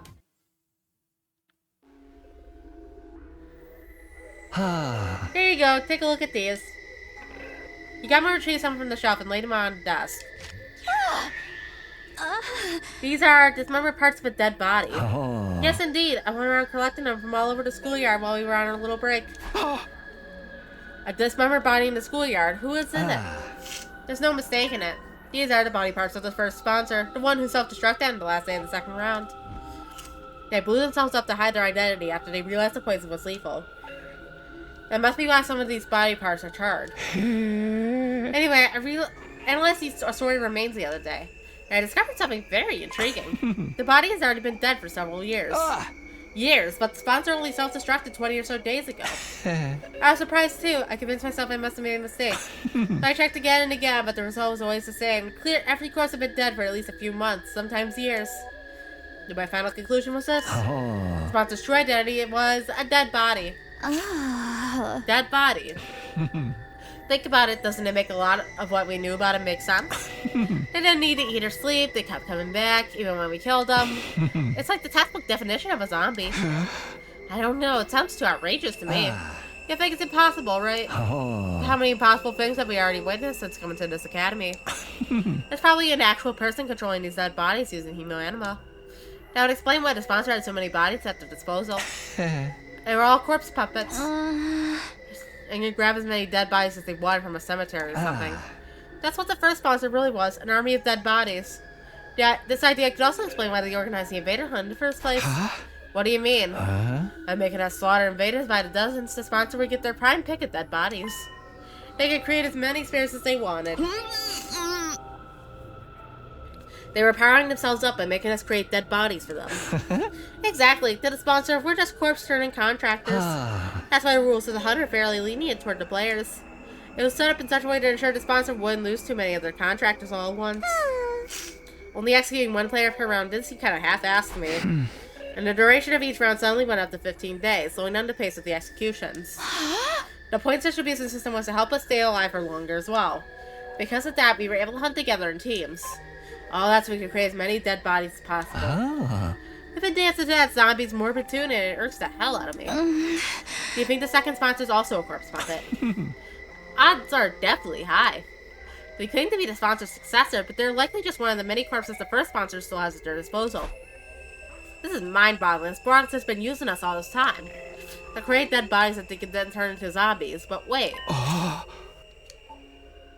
A blood-curdling possibility suddenly flashed across my mind. Its sponsor could control dead bodies. Yugamu, with the sponsor's abilities to control corpses, could they use our friends' bodies as well? What if they raid Kiyoshika's grave or steal Kurara's body? Gaku and Eido's bodies are in danger as well. We've left them in the morgue. The sponsor could have easily stolen them from under our noses. That's just inhuman, using our bodies even after they died. Let's go check the graves and morgue immediately. We need to make sure the bodies are all accounted for. The alternative ones had started to dash out of the lab when... Whoa, chill out, guys. Yugamo stopped us. His arms outstretched across the doorway. I've already secured our friend's remains. Secured them where? In their own dignified coffins in my room. Since we're on the subject, come pay your respects. We hesitantly headed to Yugamo's room. Inside we saw... Yugamo's room was packed from wall to wall with coffins. It looked more like a morgue than a bedroom now. Where's your furniture? Your bed? I dismembered and disposed of them. I figured these guys' eternal sleep was more important than mine, you know? Thank you, Yugamo, for protecting their bodies all by yourself. I'm so glad they're safe. Yeah. You did great. Once the invader hunt is over, we'll give them a proper reburial. Yugamo, what are those things on top of the coffins? The bombs from inside their bodies. I surgically removed them when I brought them here. It didn't feel right to leave something so sickening inside them, even in death, you know? Yugamo. I can feel my tears welling up at Yugamo's kind consideration. He was probably more repulsed by the bombs than ever, having been blown up by one himself the other day. We all stood before the coffins to pay our respects before leaving Yugamo's room. The moment we stepped out of Yugamo's room onto the rooftop, we heard an unexpected voice. Oh. Hey, do you guys have a minute? Long time no see, everyone. Ima and Kako. Whoa, you two are an unusual sight around here. So what do we owe to honor? I could already feel the tensions rising. We exchanged knowing glances and prepared ourselves to fight if we needed to. Nobody could tell what these two were thinking. They even injured Nozomi during the Eva incident before. No need to be so wary. We're here to offer you our unconditional surrender. Right, like a white flag. Kako raised both hands as a sign of surrender. So you're not going to antagonize us anymore. I mean, it's not like we could beat you guys, right? And now Takamaru's done. There's really no point in competing against you the way things are now. In fact, we were hoping we could join you. Sounds like a good deal for you. After all those terrible things you said to Takumi. I'm not expecting you to welcome us for free, of course. I come bearing a gift. What kind of gift? My life. I'll stay in last place all throughout the next round and die. In exchange, I ask that you keep my dear sister safe when I'm gone. What? Brother Dearest, what are you talking about? I'll even let you lock me in that cage in the courtyard if you doubt my sincerity. Then I'll die in the same cage Ava once occupied. Who I'd justice for my attempted murder of her, don't you think? Ima. Brother Dearest, no. How can I live without you? Come now, sister dearest. It's the only way. This is the way it should be. It's an unspoken rule that an older brother takes the place of his sister when she faces certain death. Ima's words made me remember what Ava said just before she died. To earn my title as mother, there is something I must do. I must teach Nozomi the meaning of true love and the strength of a real parent who never sacrifices her children to benefit herself. A loving heart that moved someone to give her life to protect another, completely contrary to what the Killing Game stood for. And that was why... It's fine, you can both join our team. Really? Yeah, Takamaru asked me to forgive you two anyway. I'm so grateful, Mrs. Sumino. I will die as promised, so please take care of my dear. On one condition. You are prohibited from dying. You need to survive too. What? Hold on, Mr. Sumino. If I survive, someone else has to die. No, nobody has to die. We're gonna put an end to this game. Don't worry, as long as we remain united, the sponsor will be no match for us. Seems like someone's developed a killer new attitude since we saw him last, but that's how our leader should be. I feel like we're letting these two off too easy, but I'm good at Takumi is. Ima, Kako, let's put our past behind us and work together for the future. Gross, I usually can't stand cringy stuff like this, but I'll let this one slide, since it'll be a change from all that awkwardness at least. To be fair to the others, we all fell for the sponsor's ploy to divide and conquer. Now we're finally united as one again. The pride of special defense unit is at stake. Let's take down that sponsor.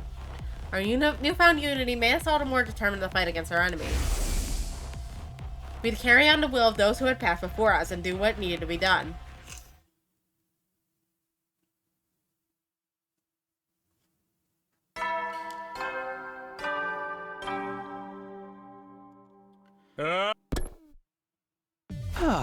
Alright, let's get this meeting started. Needless to say, we're here to discuss how to bring down the sponsor once and for all. I shot you Gamu a glance and he took over. To meet the sponsor, we first have to deal with the 3 deadly weapons they wield. First of all, their suit. As you know by now, it has the ability to negate hemoanima-based attacks. None of our superhuman attacks will even scratch it. Technology that nullifies the power of divine blood. The inventor must be a real wizard. But it's crazy weak against physical attacks. Anyone can destroy it with a regular weapon. Yeah, we broke through it before with a simple crossbow. It's not all that tough. We shot holes in the first sponsor's suit with some 50 nights ago, but damaging it wasn't the real problem. A sponsor has 2 other weapons at disposal. The bees are especially lethal. If we so much as touch the sponsor, they'll swarm around and attack us. Just like when they killed the others by sucking their blood dry. Mr. Yakushiji was killed by those accursed bugs too. Why are those bees still here in the school after the change of sponsors? Likely because they aren't servants to a specific sponsor. They serve the invader hunt itself. So long as the game continues, we'll have to live in fear of those bees. It's not like the bees are invincible though. Remember, we also have one of the sponsor's suits. The bees can't touch anyone who's wearing it. And here comes our biggest problem, the sponsor's 3rd weapon. A deadly new weapon they've somehow gotten their hands on, the detonator for the bombs inside us. Being held back by bombs in our bodies it's such a killing game cliche at this point. It's starting to feel like deja vu.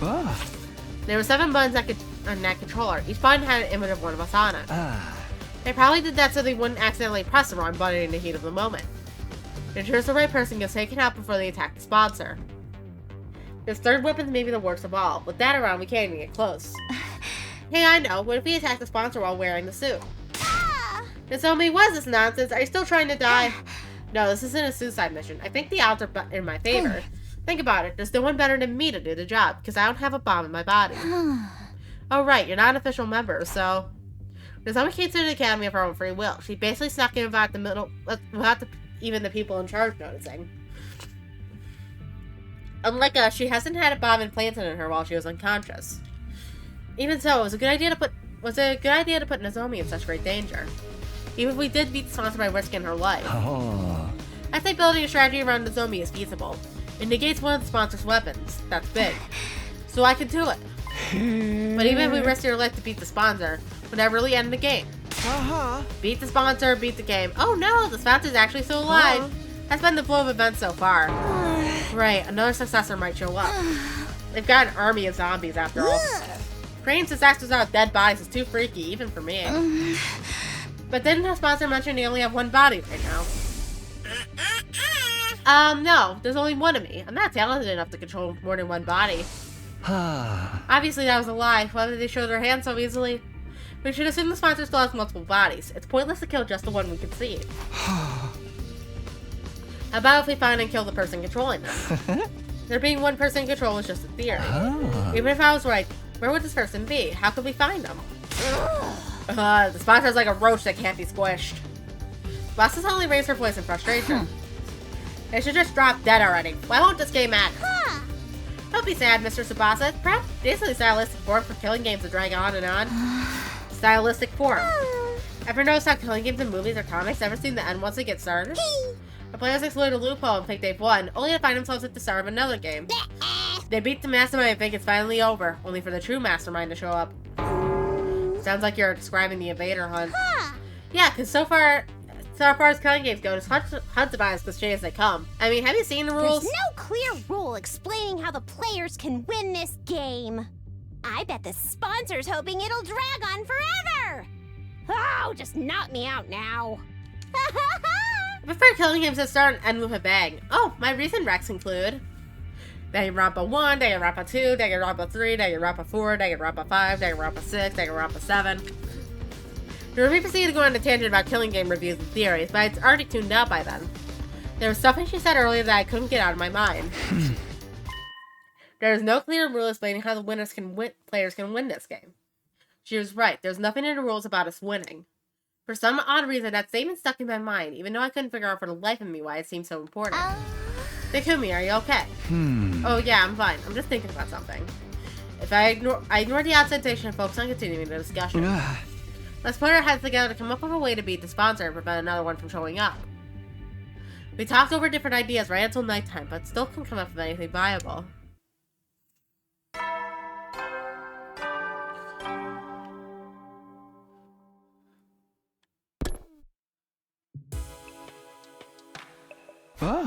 Our break time ends tomorrow. The fourth round would start in 2 days. I didn't want to play this game anymore. I've been hoping we could take out the sponsor before it started, but game flushing now solves nothing. I should just go to bed. I slept into bed and laid down with every intention of sleeping. But it was not to be. My mind was still actively thinking about the roomie's words from the afternoon, and sleep had all but fled from me. There's no clear rule explaining how the players can win this game. I bet the sponsor's hoping it'll drag on forever! Oh, just knock me out now. I didn't know why I was so hung up on that one point. And I still couldn't find an answer, no matter how hard I thought about it. Eventually, I finally started drifting off. Because I fell asleep with the lights on. My sleep was shallow that night, but I did dream. In those dreams, I relived the events that had occurred ever since the sponsor showed up. Don't worry, I won't lay a finger on any of you. The game will immediately cease if the sponsor harms its participant without just cause. The game will immediately cease if the sponsor harms a participant without just cause. The forceful ending of the game was the one thing that could be construed as a player victory. Maybe that's why I got so hung up on what Dorumi said. Because a player victory condition actually did exist. The next scene that flashed across my mind was Yugamu being blown up by the second sponsor. The invader hunt didn't end then, even though they'd murdered a player. That was because Yugamu attacked the sponsor first, so punishing him for that was considered just cause. Curtis Foster carried that terrible remote control capable of blowing us up everywhere they went. The scene changed and I saw the bodies of our friends that Yugamu had secured. The bombs on the top of the coffins, Yugamu had surgically removed them post-mortem. He was blown up by one himself. He must have abhorred their very existence. This terrifying weapon was tucked away in the bodies of all my friends.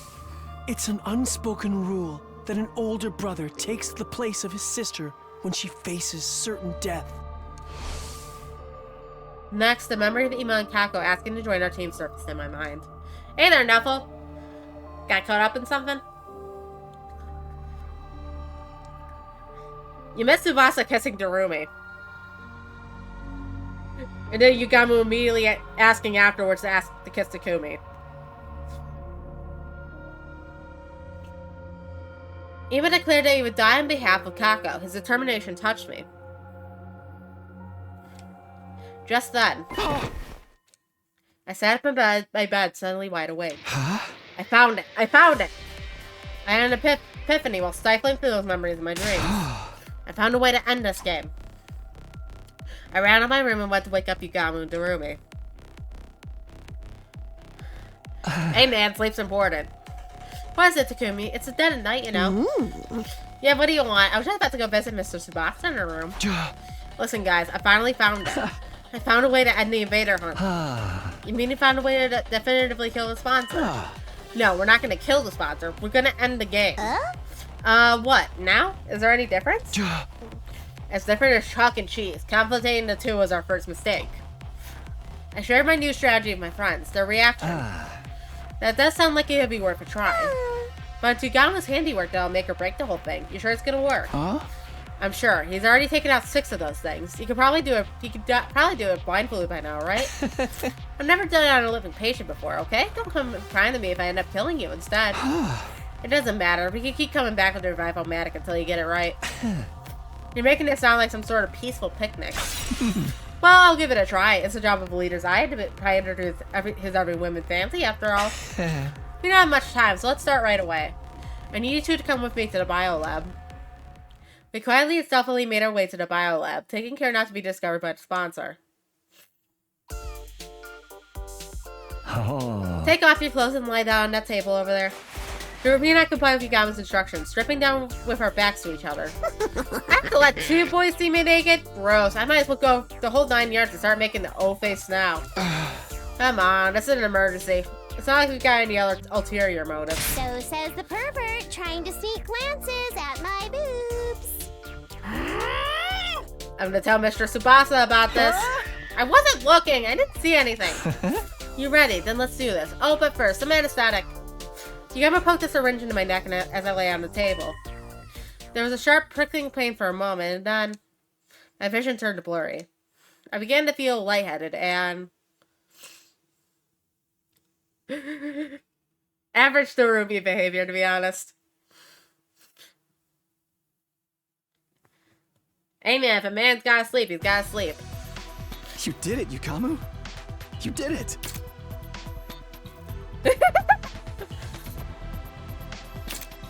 Great! Now I'm damaged goods.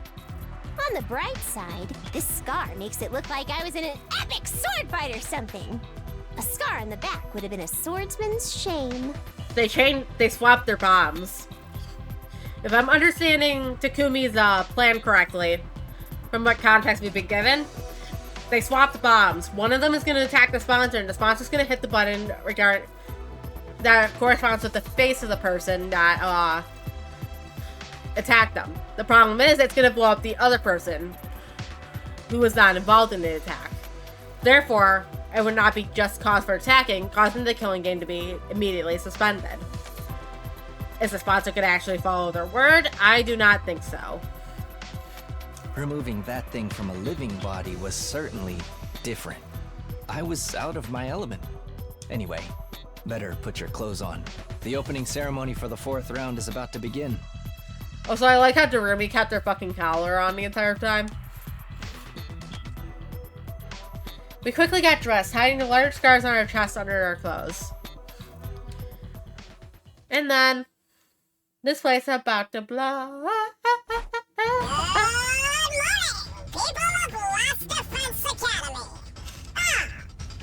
The 4th round of the Invader Hunt will now begin. Gather at the Leisure Lounge so I can explain the rules. This is it. It's do or die time. Yugama and I will go out ahead and tell the others about the plan. Come join us when you're ready. Yeah, I'll be right there. After parting ways with the room and Yugama, I went back to my room and got changed. Once that was done,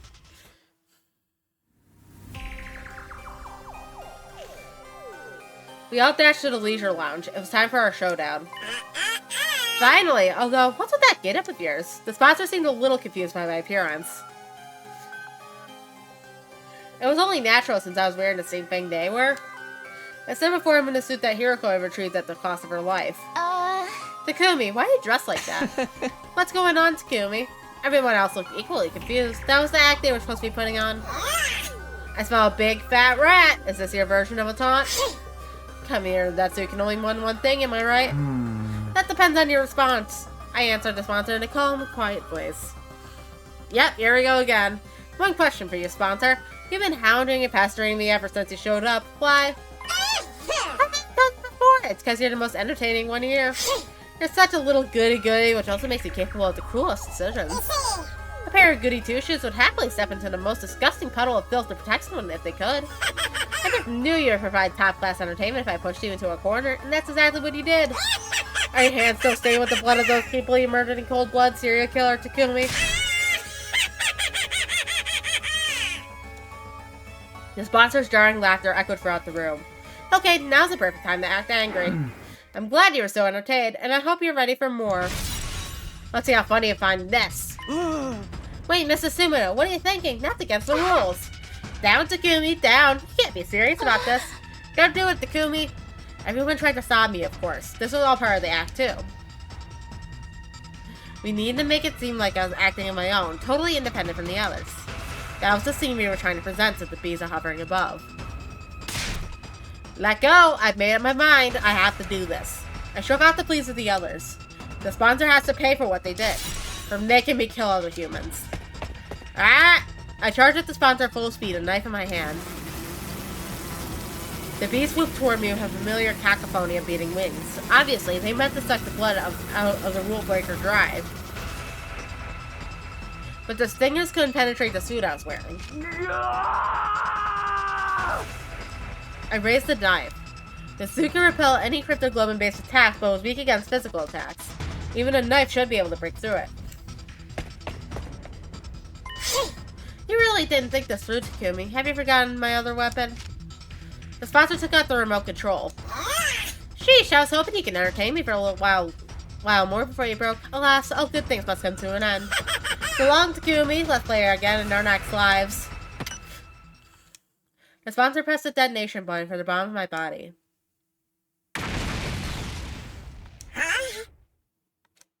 But I wasn't the one who got blown up. Darumi! Instead, it was Darumi. Darumi and I will exchange the bombs in our bodies. When I violate the rules, the sponsor will press a button for my bomb. But when I do that, the one who actually explodes will be Darumi, who hasn't broken any rules at all. Right, that will fulfill the victory condition of this game. The game will immediately cease if the sponsor harms a participant without just cause. That's how we'll win. Well, the sponsor really honored that rule, though. They could just change it on the spot. Between the two of them, the sponsors have tampered with the rules of the Hot and Plenty already. That's true. The rules seem more like guidelines than anything else, but I have a feeling this one is set in stone. When I was laid up in bed before, the sponsor came to my room. I wish I could torture you myself, but alas, that would be against the rules. They sounded genuinely sad when they said that. This is the rule not even a sponsor with all their authority can change. I think so. The moment they blow up Darumi instead of me, something will happen. I didn't know how, but the sponsor would be heavily punished. That would give us the opportunity we needed to beat him. Hold up, you're talking like it's a given I'll get blown up in your place. Why it's gotta be me? It doesn't matter who does it, right? Could you use the email or one of those other guys? Hey! No, you have to be the one. It absolutely has to be you, I've decided. Yo-ho-ho, and why's that? Because you've got to kiss Tsubasa before me. So it's just a personal grudge? Get him, Normie, who needs to blow up and die. Why do you care? We'll bring you back to Revive-O-Matic right away. Of course I care. This mouth that kiss Lady Tsubasa's delicate lips will be destroyed. Good, you home wrecker. Those lips are mine. You're killing me, Takumi. But in a good way. That's the sort of high-handedness I expected from a successful leader. Just pissed at her. Once I started the bomb and going off, I took off the suit and stormed toward the sponsor. That was against the rules. You broke the rules, sponsor. Blowing up Darumi when she didn't do anything at all? That's a grave violation. You killed Miss Amamiya. Yeah, give her back to us. What the? You're back already? For a while, the sponsor said nothing as she surrounded and hurled accusations at him. You really had me fooled. Eventually, they let out a subdued sigh. Darn it, I totally miscalculated. You switched the bombs in your bodies, huh? When I pressed the detonator, I ended up hurting Darumi without just cause. You're right, I've broken the rules of the game. So you see, Therefore, I officially surrender. That's it! No mortified denial, sloppy excuses, death pleas, nothing at all. I thought you'd bring out at least one last desperate gambit. What am I supposed to do? Have you seen the state of my unbeatable weapons? We followed the sponsor's glances to the ceiling. The bees are falling. Are they dead? It's raining bees. No, these are like embodiments of the game itself. Since the game's over now, of course they're going to die too. It's raining bees. One after another, the bees dropped to the ground. Finally, the last one fell, and they were all dead. See, I have nothing to fight with now. Feel free to do whatever you want to me. You're definitely not getting off easy, but before that, show us your true face and tell us who you really are. It must be a zombie, right? Or a monster that looks even more hideous? I'm going to take your suit off now. Resist and you die, understand? What's the point of resisting now? Go ahead. Yugamo quickly and skillfully started removing the suit from the sponsor's body. Soon we would see the face of the person who'd been tormenting us for days on end. Open sesame! Yugamo tore the suit and helmet off the sponsor in one breath. What? Everyone was dumbfounded by the face that had been hiding beneath the suit. I couldn't believe it. It was him all this time? But how was it possible? Ado, you're still alive? Hello, Takumi. Guess my secret's out. The voice he I did. was really hoping I could play the sponsor for a little while more. No way, Ado? Don't tell me you're a zombie. Did his dead body revive somehow?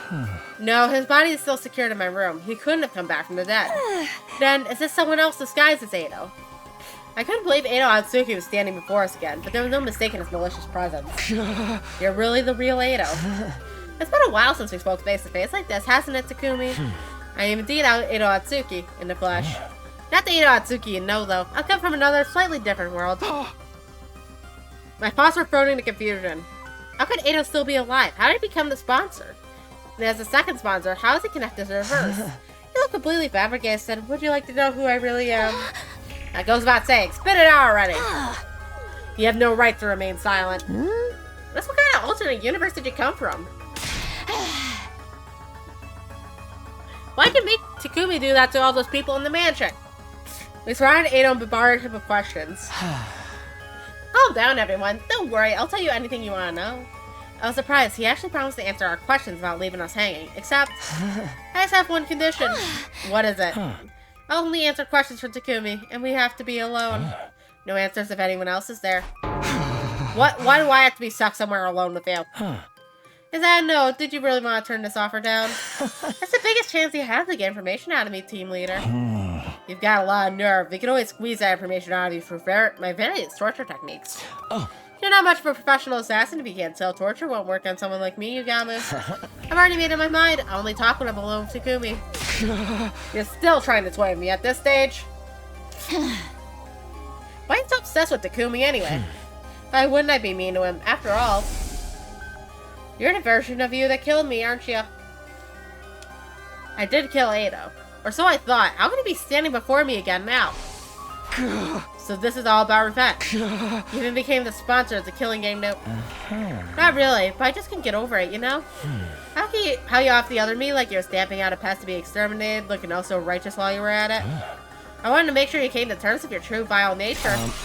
Then you'd never feel inclined to act self-righteous again. How does it feel to be an even worse serial killer than me, Takumi?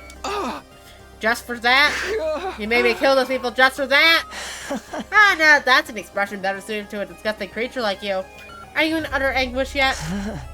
I took over the killing game from the previous sponsor so I could see you looking tortured by guilt and desperation.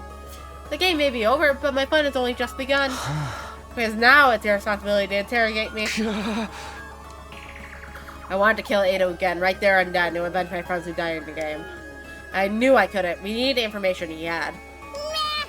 It's starting to smell more and more like the multiverse theory is true. This Ado came from another timeline, right? Does that mean he knows how to travel between timelines? Can we see Takamura alive again if we go to another timeline? If this Ado really did come from a different timeline, the information he held was priceless. We could solve our most immediate problems by learning how to travel between timelines from him. We wouldn't have to fight Dalshar or struggle to get to the escape pod started up. Nobody else needed to die. But to get that information... Shall we have a little tact, Takumi? You have to tell me what I want to know first. The sensation you felt when you killed those people, the feeling of bathing in the warm blood of your victim. That squelching sound was so nice and satisfying, wasn't it? In that moment, the faces of those people suddenly surfaced in my mind, clear as day. The faces of the people I killed. My breathing quickened and I broke out in a cold sweat. Ado really did have the potential to be the best assassin in the world. His ability to drive people into dead ends and make them wish they were dead with words alone was unparalleled. It's not so bad anyhow if I could get to see you looking like that. I'm nowhere near done yet. Don't think you can get away from that ugly soul of yours for even a moment. I'll be sure to remind you of your sin from now on, every single day. I could feel the strength leaving my body as Ado laughed at the top of his voice. And to think I thought I'd finally be able to relax after defeating the sponsor and ending the game. I was wrong. My real suffering was only just beginning. After killing Ado, he came back with a firm hand on my ankle, ready to drag me down to hell with him. My killing game wasn't over yet.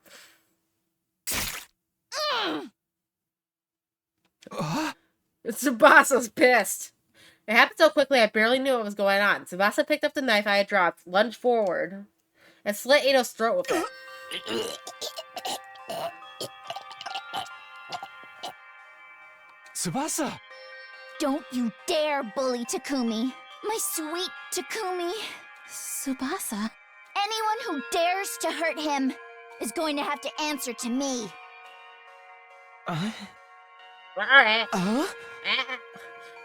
All of you are such ugly monsters. Edo coughed up blood and collapsed on the ground, and within a few seconds, he stopped breathing. Tsubasa!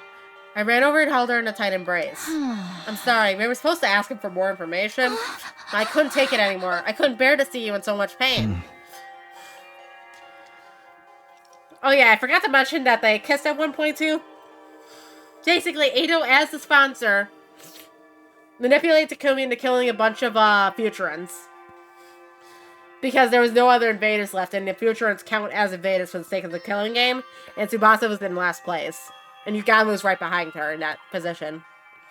Meaning that they were up to get eliminated if they didn't get enough points. Takumi killed people that looked like humans, thought they were humans, and ended up in like a week-long depression because of it. Like,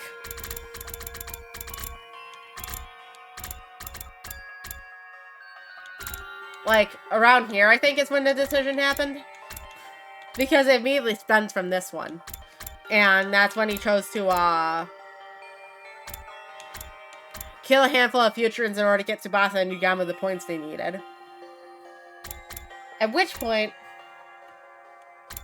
here's when the third round came to an end, and Takamura made sure that the Tsukuma twins had enough points to succeed, and since they were bumped down due to Takumi killing Futurans, he's the one that got executed for the third round.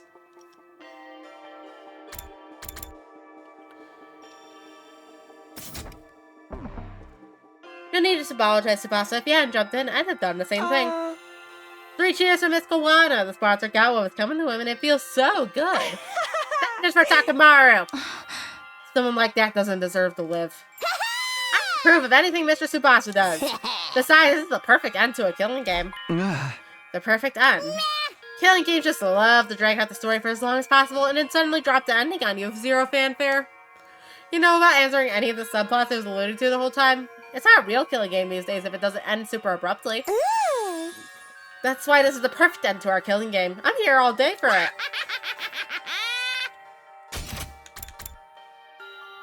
Is Kadaka making fun of himself? Hey there, Lancer. I think Kadaka's making fun of himself here. Or at least whoever wrote this route is making fun of Kadaka.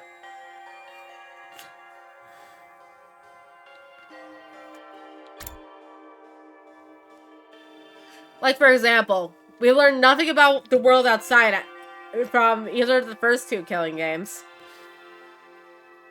In V3, we learned basically nothing about the outside world as well, but it's a completely different outside world compared to the first 2 games, so... And it's like... all these other fucking plots going on. So I think they were making fun of Kadaka here. For his writing in the previous Danganronpa games. And so the invaded hunt ended abruptly, in perfect killing game style. 60 days after it began. As relieved as I was, I'd be lying if I said I wasn't bothered by the many unanswered questions it left behind. But there was no time for us to run around trying to solve those mysteries now. The game was over, and that meant we had more important matters to deal with. With our eyes keenly focused on the prize of a true happy ending, we quickly moved towards our next objective. Unfortunately, Edo Atsuki's cryptoglobin is not strong enough to power the pod. Right, I didn't think it would be that easy. We had drained all the blood out of Edo's body and pumped it into the escape pod's fuel tank. But it still wasn't enough. Even though he was so strong, Edo's cryptoglobin is totally useless. If you really think about it, 80% of his strength came from those bees. Speaking of the bees, I've analyzed their remains and discovered something. They're a type of combat organism, or school invader to use your name for them. So those bees used to be human. I hypothesized the first sponsor found an attack the combat organism factory. From there, they must have coerced the manufacturers into creating these bee-like units of enhanced power and functionality. But why did the bees die all at once when the sponsor broke the rules? Perhaps because of a divine pact to prevent the sponsor from harming the participants without due cause. Divine pact. A wish made to God, if you will. Do you not also offer something in return when making a wish to your god? I'll be a good girl, so please let Father's surgery be a success. Things like that. So in this case, I won't harm the players without due cause, but please grant these bees great strength. The sponsor, no, the people who built these bees made a wish like that. And God granted them that wish. So God really exists. The strong believes that he exists is the key. Divine blood goes to strength by binding itself to emotions, and the strongest healing in this world is devotion. God, you say that scale's too grand for a little guy like me to comprehend? Just who was his first sponsor anyway? They're still completely shrouded in mystery. Sorry guys, if I hadn't killed Ado. It wasn't your fault, Tsumasa. Nobody's trying to blame you for anything. That's right, we're all really grateful for what you did. Mr. Tsumasa, I can comfort you with the longest, deepest kiss you've ever had. Can I comfort you with the longest, deepest kiss you've ever had? Can I? I really want to. Let's just forget about Ado. The killing game's over now anyway. If the first sponsor was a zombie like we had theorized, it was still possible they could come back at some point.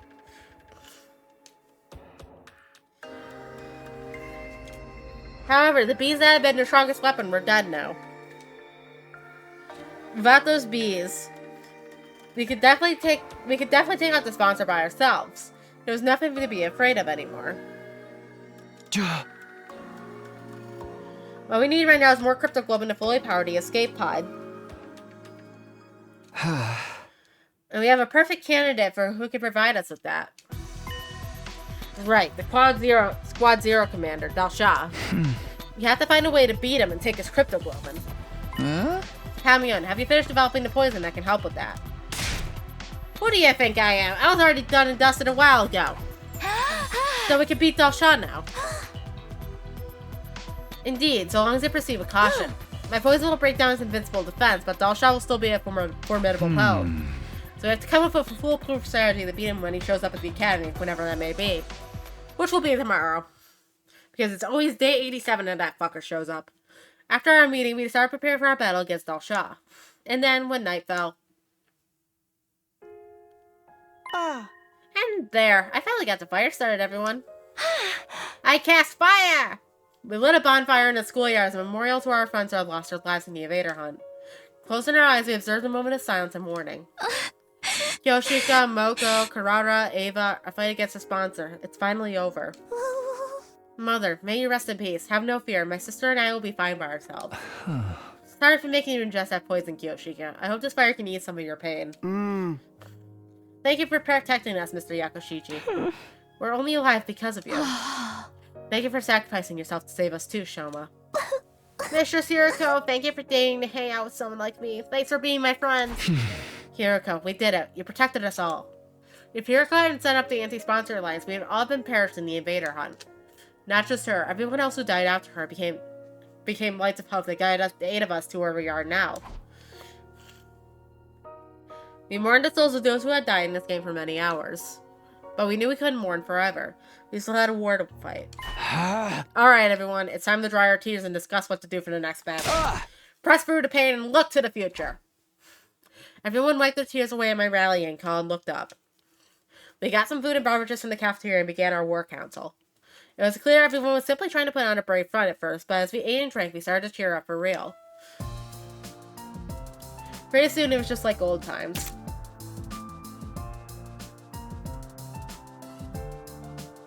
The way your festivals are held is truly intriguing. Such a different culture from ours. Dance with me, commune. I'll teach you how we did it back in the Tokyo residential complex. Takumi, we can't let them outshine us. Let's dance till we drop. I'll teach you how to do the lambada. The one with all those sensual hip movements? Yeah. Go dance with yourself. Not gonna lie, I've never been to a party like this before. Mostly because I never get invited to cultural festivals or sports meets. With me around, you'll never be shunned like that again. Let's hang out every day and talk about everything under the sun. Brother dearest, I want to play with fireworks. Can we use the gift-o-matic to make some?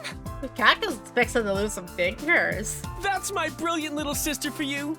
We'll make the biggest and brightest firework display anyone's ever seen. Ima's fixing to lose some fingers too. Just in time for the 4th of July.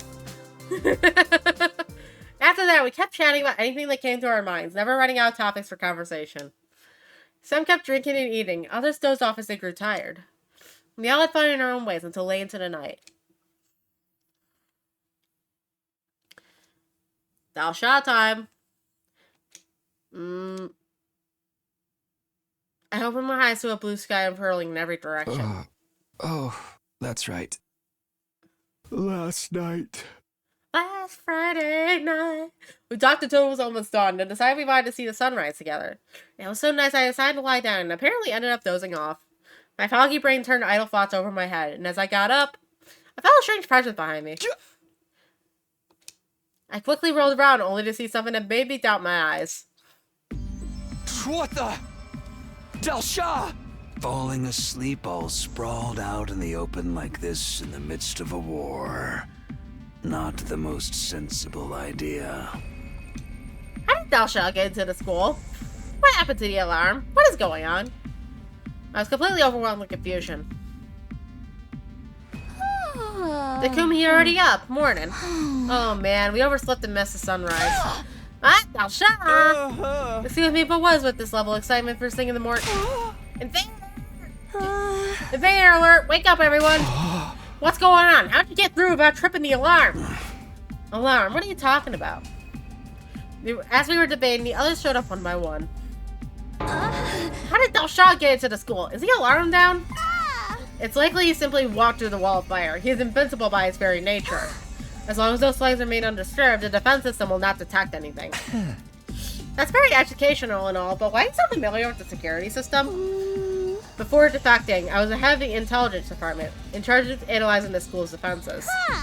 I'm shook if little Lolly Shrine Maiden over here was a former enemy. Garumi, please. You must be the maiden Sage Commune. You have fallen far from the light of God. I suppose you must have your reasons, but I know that I show no mercy to any who makes an enemy of me. You shall perish alongside these invaders. Damn it, I wasn't expecting to have to fight him like this. All that prep work was for nothing. Now we're gonna be wiped out. But just as that thought went through my mind. 1 minute. That is all you get. Go and get ready yourself for battle. Do not disappoint me. With that, Delsha turned away and put some distance between us. Looks like we've been saved by his code of chivalry. He did mention he didn't like to do sneak attacks before, right? Fighting fair and square. I'm a fan. Not so much when we're the ones about to fight him. We'll go with the strategy we discussed before. His crypto globe is what we need to finally escape from the school. Once we got our infuses ready, the decisive battle began.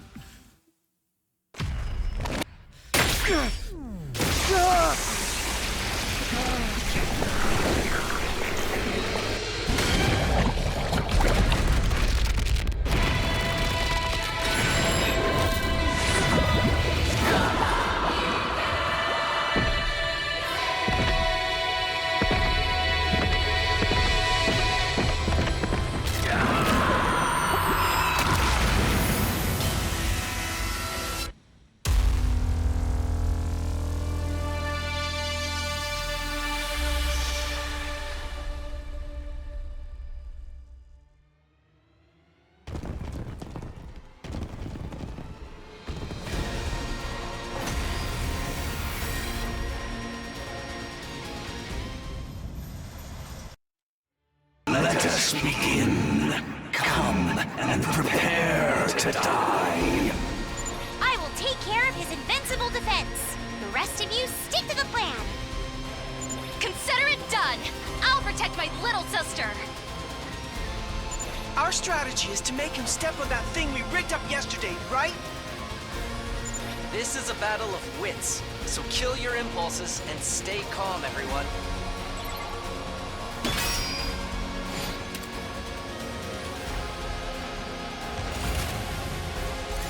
Well...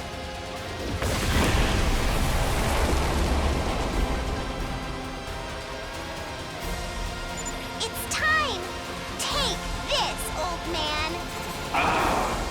This is poison gas? The effect of the poison will take some time to set in. Fall back and regroup for now.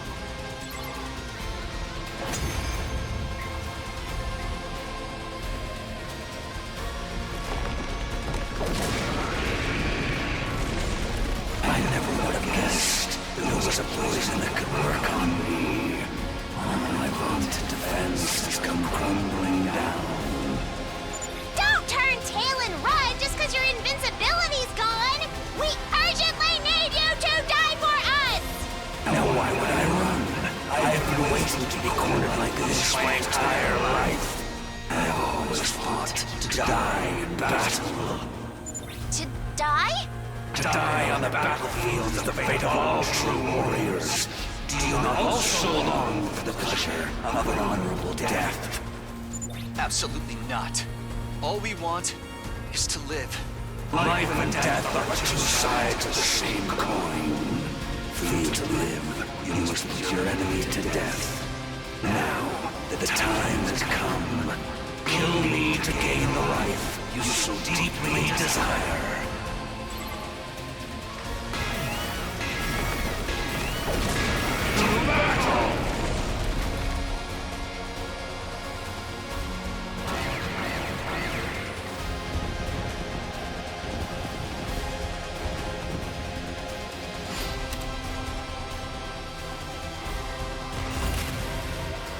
Lol.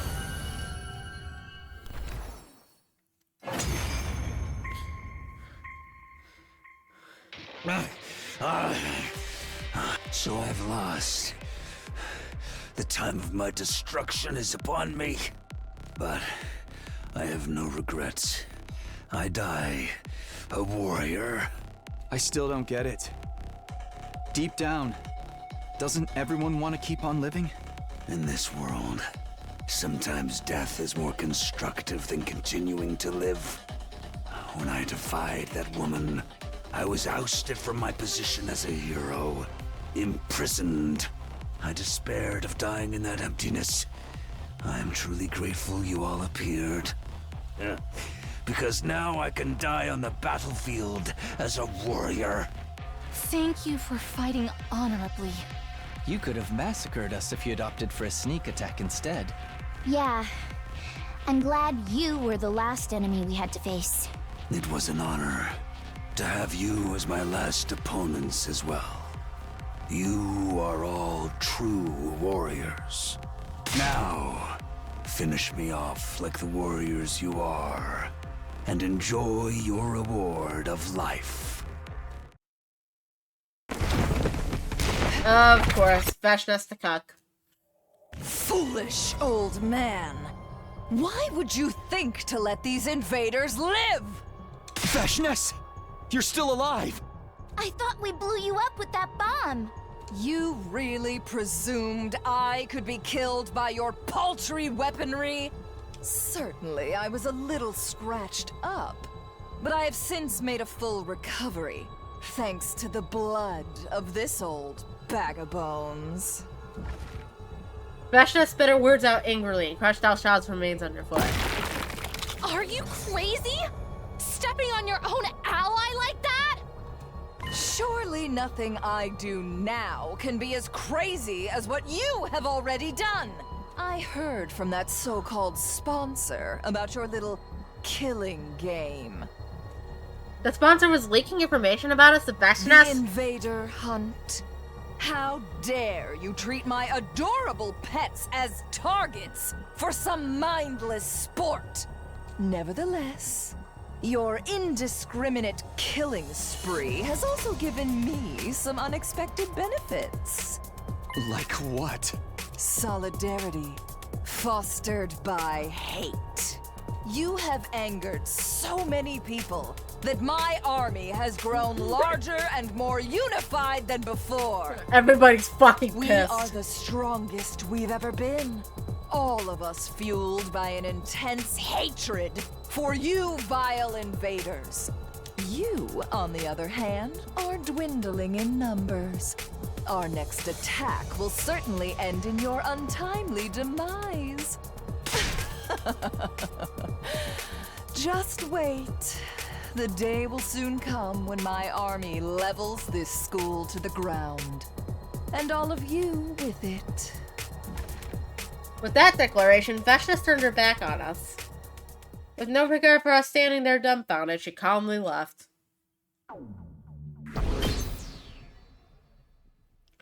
Our dim hope that this fight would be over once we defeated Dalshad was thwarted by Vashna's sudden reappearance. She would be leading her massive army in an all-out attack against the Academy soon. That fact plunged our hearts and minds into deep despair.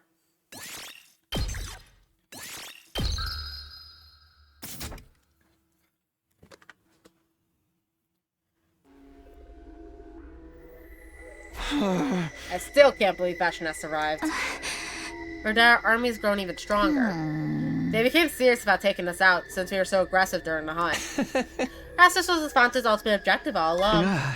Why do you say that? They organized a game that made us hunt down every single school invader we saw. Knowing all the time they would foster hatred among the invaders, eventually boiling over and exploding into an all-out war. That kind of full-scale fighting is sure to create an astounding number of dead bodies. Aha! So the sponsor gets tons of dead bodies by making both sides take each other out. It's happened more and more like the first sponsor was really like zombie. We're still playing out the sponsor's script even after they're gone. How big do you think Vashna's final attack will be? If that side is truly unified, the number of combat organisms will be the likes of which we've never seen before. How can we even defend ourselves against that? And Vashna's is even stronger than Dal Shah, right? She did just absorb his crypto globin. What an impossible game to try and win. Everyone started looking gloomy. Who could blame us? We were all filled with dread. We thought our fight would be over once Dal Shah was defeated. But that hope has been turned into utter despair. This couldn't go on. We were being paralyzed by fear. As their leader, I have to do something. Let's talk about our bright future ahead. Whoa, what's gotten into you all of a sudden? Dwelling on gloomy stuff like this is only going to make us gloomier. So let's talk about what our dreams of the future are. This is an order from your leader. I'll even start us off. I ignored everybody's confusion and started talking about my dreams. Once we're back on the artificial satellite, I'm going to become roommates with Tsubasa, Yugamu, and Darumi. We're going to rent a cheap but big house and live together in abject poverty. Becoming penniless roommates with my friends. That's my current dream. This is why everybody calls this the polycule route. Wait a second, Takumi, that was my dream. You can't approach it like that. And this means you and I have the same dream, Tsubasa. Just like we should. You and I are united in mind and body, and in more ways than one. Stop! You're not in front of all these people. Really not appreciating the sun and unsolicited info dump, guys. What? United in mind and body. So suggestive. What is it? What is being united in mind and body suggestive of?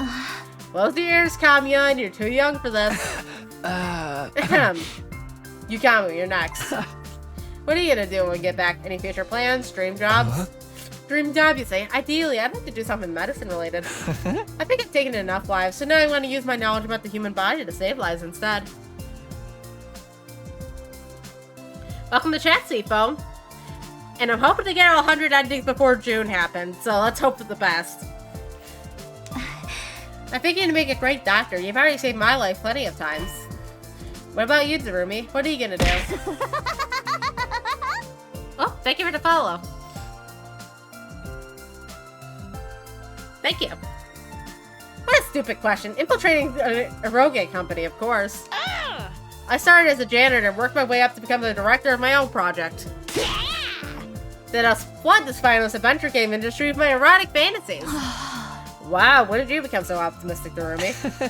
You call us being optimistic. What about you two? What do you want to do on your artificial satellite? Just live my life out peacefully with Kamyon, I guess. Take daily walks, go shopping, and enjoy life like an ordinary person. I do not expect a life of ease as a refugee, but I will use my skills and abilities to overcome any obstacle.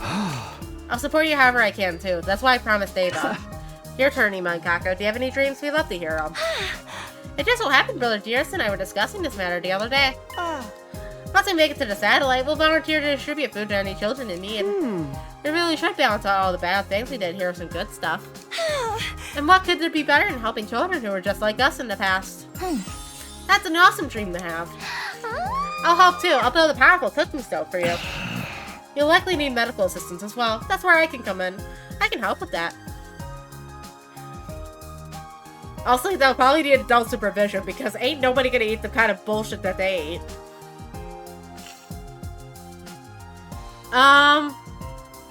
Favorite routes? It's a hard question to say, but...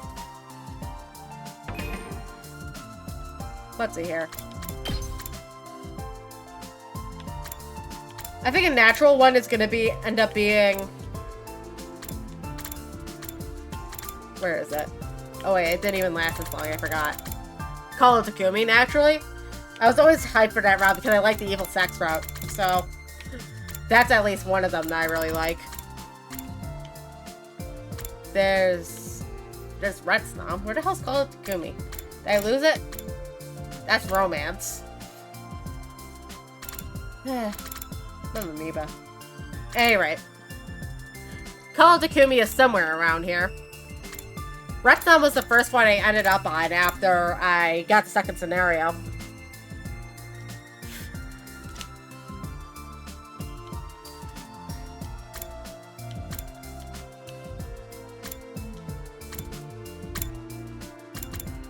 Let's see here. What else?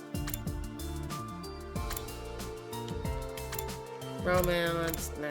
Coming of age, nah. There's Call of Takumi. It's in the middle here for some reason. Why is there not a through line for it? Strange.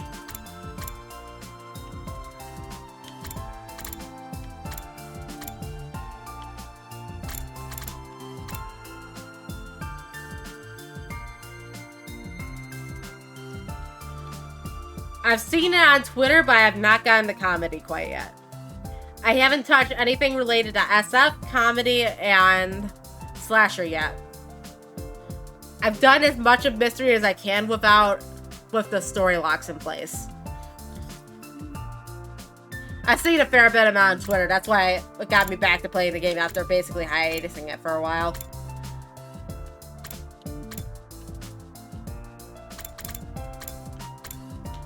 Anyway, what was that? Let's see here. That's serial battles. Multiple Eidos. Multiple Eidos was good. I like Multiple Eidos a fair bit because of the fact that Eido, when he has like his voice lines inside Takumi's head, he has the exact same intonation as me in his voice acting.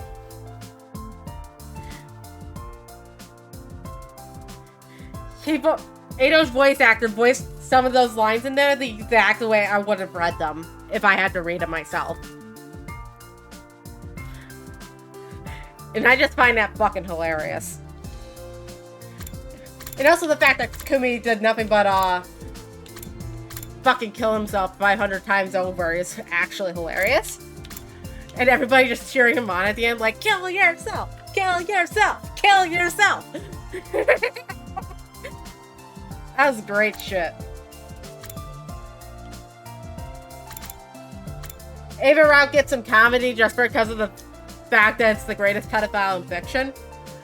In this route, in the round I'm currently on right now, Killing Game gets some flowers for that too, because again, greatest pedophile in fiction, but...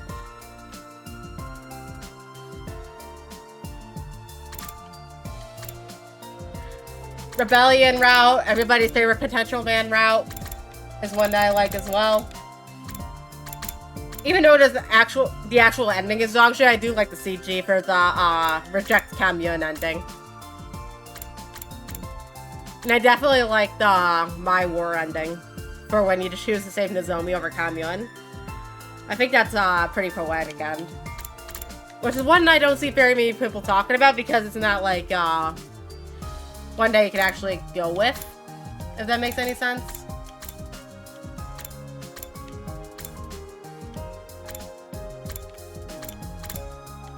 Second scenario, Rebellion, serial battles. Let's see here.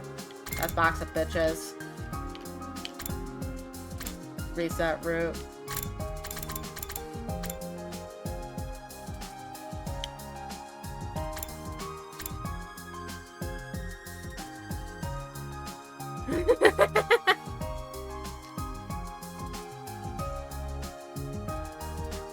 Sure, feel free. For the time being, I'll get back to reading Killing Game.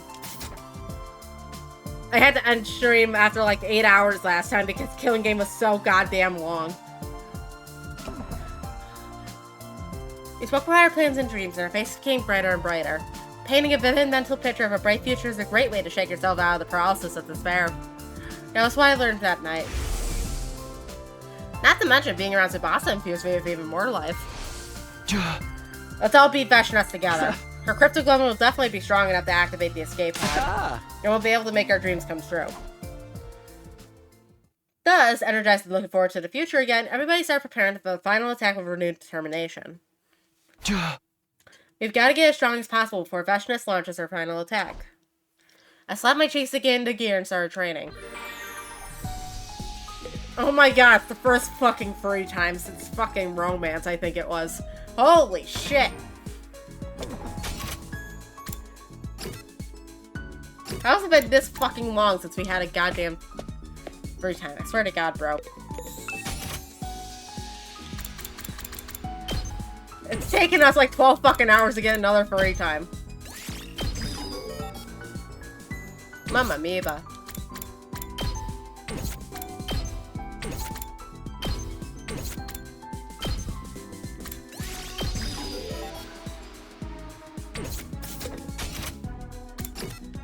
Make sure everything's up to date.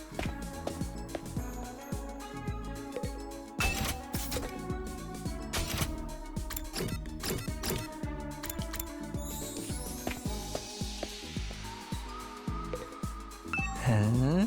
Oh. Oh.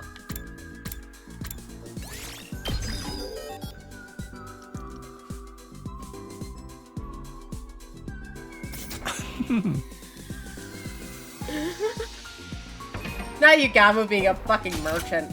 Anyway.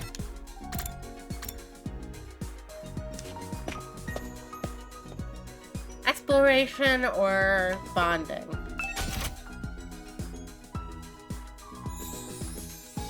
I was working on Hiriko before, but Hiriko's dead. Yeah, I got Retsnam and Conspiracy, then I got Second Scenario, and I've been working my way back from there.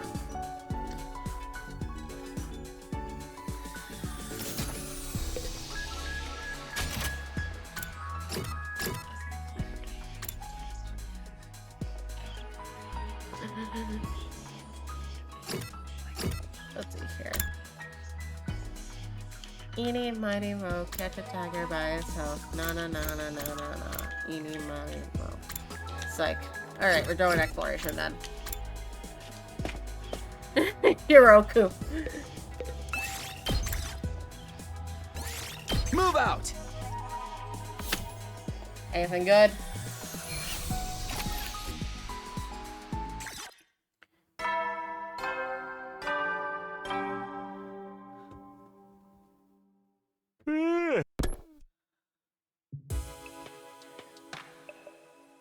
Veshness must be organizing her troops right now. The upcoming final attack was causing me a lot of anxiety. But it's fine, we can beat them. We survived the invader hunt. Veshness has nothing on us. We can do this, we can beat them.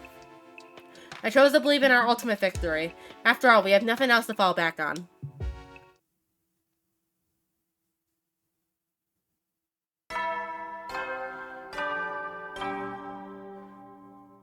Honestly, I've never paid attention to that, so I wouldn't even know. I think I kind of just went with whatever because I was still fairly new at it. Because by the time I got to Second Scenario, the patch update for Skip and Exploration had already come out. Because I did like a grand total of like fucking 7 or so streams before throughout 2025. I ended up starting getting really into the game after the new year. And I think by that point, the Skip Exploration patch had already come out.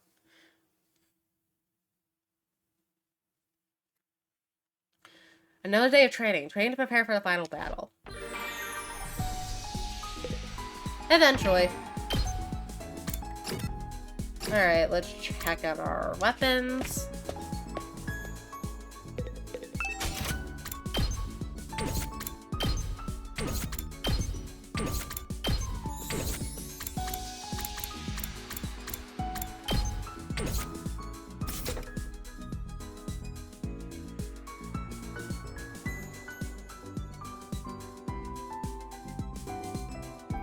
Yeah, what really got me back into it is because of Twitter.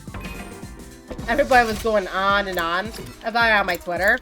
Because for some reason, I decided to fill up my Twitter full of 100-line content. And it's like, yeah, I should really get back into this game at some point or another. And now here I am. 68 endings later.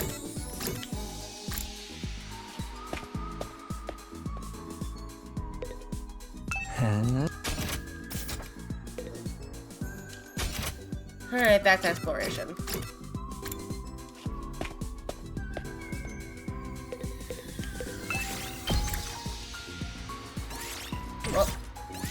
Move out! There we go.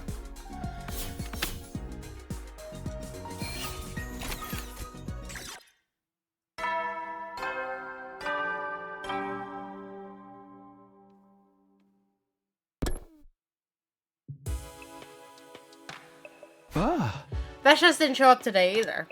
Perhaps it's taken her longer than expected to get her troops in order. Well, that's good news for us. The later she and her army show up, the more time we have to prepare. It's okay, it's gonna be alright. We can do this, we can beat them. I repeated my mantra to myself over and over as I got into bed. It was all I could do to live each day clinging to the belief that we'd be victorious in the end.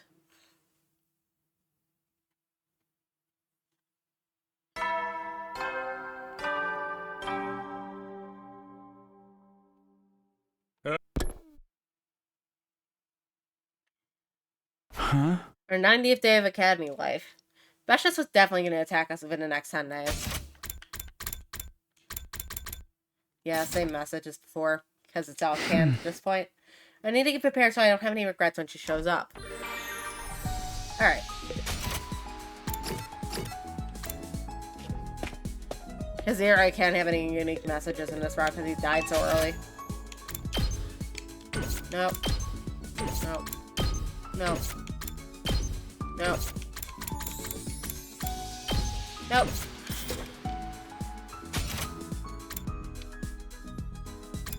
Check on the biolab first this time.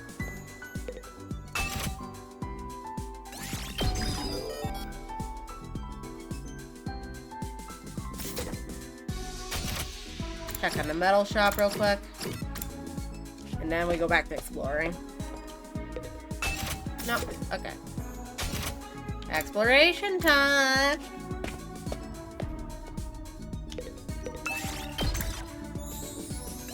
Move out!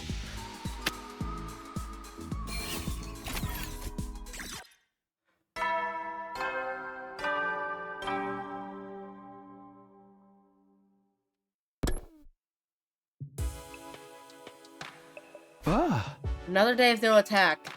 This must be what the calm before the storm is like. It still doesn't feel like the cusp of a final showdown. Just come on and try it already, Veshna. You're going to lose.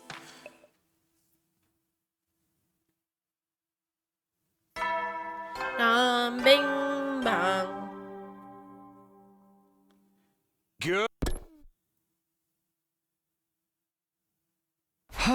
Yet more training today.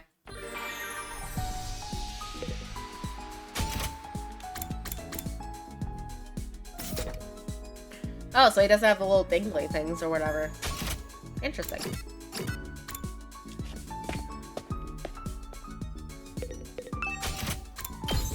Check on class weapons.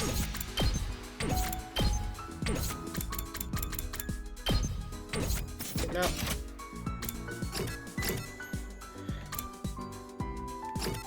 We'll do the metal shop first. Nope. Biolab it is.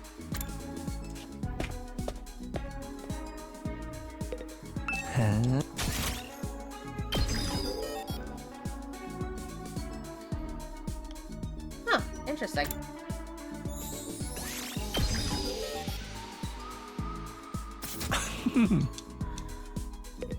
Alright, back to exploration.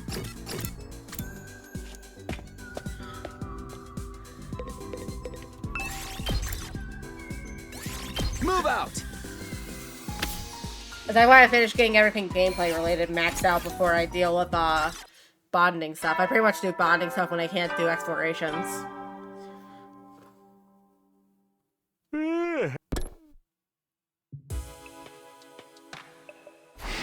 Everyone's gotten a lot stronger in the last few days. If we kept going like this, the invader army would be no match for us. With that thought in mind, I started to get ready for bed. Just then. Who could it be now? I opened the door hesitantly. Standing on the other side was... Kamyun. It's pretty late. Did you need something? Kamyun's face was twisted in agony. What is it? I intercepted the wireless comms just now and discerned the size of Veshna's army. Really, how big is it? Much bigger than I anticipated. The Supreme Commander's claim about having the strongest army in the history is no idle boast. So what are you saying? If she comes at you with the full force of that army, your chances of victory are 0. 0? That's an exaggeration, right? We won't know for sure unless we try. We know. You need to give my calculation skills more credit. Not only is the army massive, but they have also procured a large amount of extinguishing agents capable of putting out the wall of fire. And do not forget they have Veshnas leading them. The battle is good as lost already. I was hit by a wave of dizziness and almost collapsed on the spot. Should I even burden the others with this new revelation? They supported me because they believed we could fight off Veshnas together, but now... That's why I have come to you. I have a proposal that can avert total annihilation. A proposal? You mean there's still a way out of this? There is, and it's incredibly simple. We activate your escape pod before Veshnas arrives. The pod, but we're still sitting ducks right now precisely because we can't make it work. Only Veshnas has cryptoglobin strong enough to power it now. We need not remain fixated on her. You have cryptoglobin of far greater power than Veshnas can ever dream of right here in this academy. The Divine Infant. I never heard him called by that name before, but I knew who she was talking about. His face immediately surfaced in my mind. You mean the baby in the defense firm? In the infant defense room on the 3rd floor of the academy was a baby in a capsule. The undying flames being produced by the baby's body around the clock were also being stored in missiles. It would take 100 days for all the missiles to be filled with undying flames. That was the reason we were here defending the academy.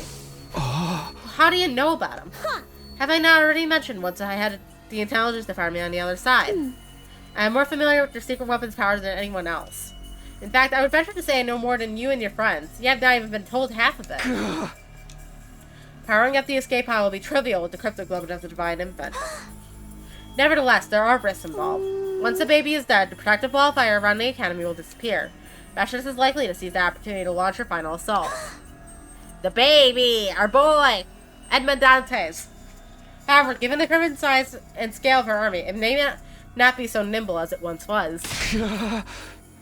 Veshnas and her army don't factor into this. We're not killing the baby. Your anger is warranted. This is undoubtedly an illogical measure. But Takumi, even if you do not kill him for this purpose, do you know he'll be dead in another week anyway? The missiles he is creating in that defense room are ruthless weapons designed to raise all life on this planet, including himself. If the baby was gonna die in day 100 anyway, maybe it wouldn't be a crime to kill him just a few days before. No, absolutely not. You can't ask me to kill a friend. Even if we haven't seen him in a while, he was still our friend. So what if he was destined to die in another week anyway? Killing him ourselves is out of the question. Yeah, perfectly justified to feel reluctant. It is not a path I would willingly tread either. But hear me out, Takumi. As cruel as this may sound, might it not actually be your duty to kill the baby? My duty? Why is that? Why you ask? It's obvious. Because he killed my mother, Ava. I do not hate you for what you did, since my mother chose her own fate. But now you have stained your hands with her blood, you are obliged to keep going in that same vein to the very end. It is irrational that you could kill Ava, yet refuse to kill the baby. My past sins continue to haunt me even now, driving me into corners and forcing me to make unpleasant decisions. What Camion said made sense. It was my duty as Ava's killer to kill the baby as well. You don't need to take action right away. However, do remember that time is running out. I will be waiting in the underground storeroom. When you feel ready, bring the baby's body to me there. Camion left me alone in my room to think over her proposal. I threw myself into bed and stared at the ceiling. But I couldn't think clearly. I just couldn't.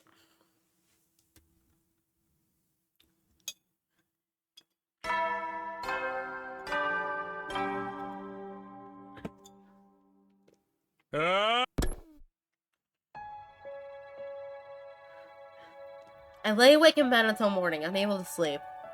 What I needed to do was simple enough. I had to kill the baby. That was it. Go into the defense room, kill the baby there, get his cryptoglobin. But can I really do that? Morally?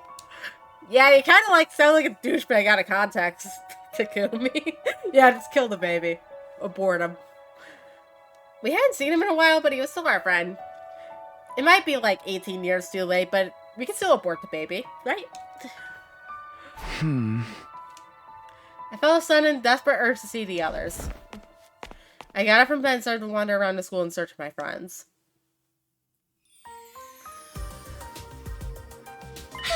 Good morning, Takumi. Mrs. Sumino, you came right on time. Ima and Kaku bounced over to greet me the moment I stepped inside the cafeteria. Please try this.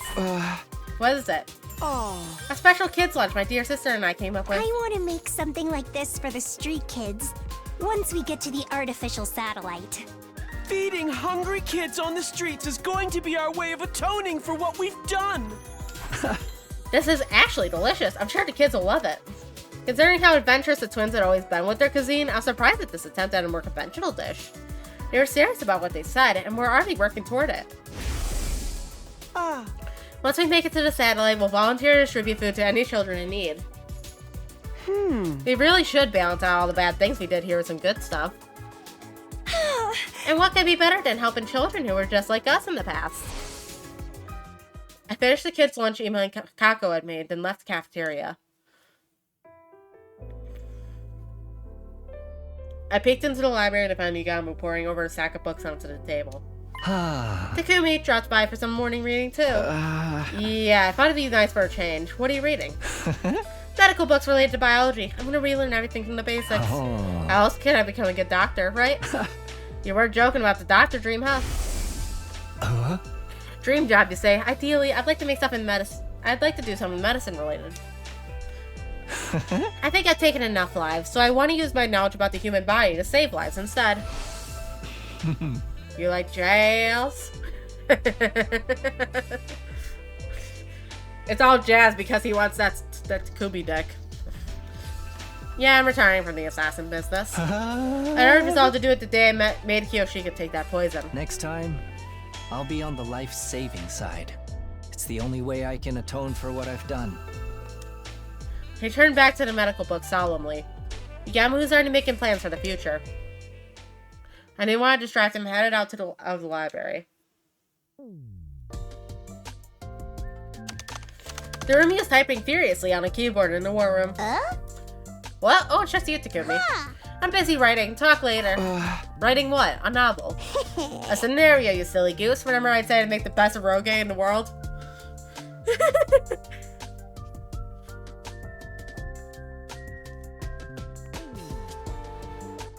I still prefer plain old Taku-e, but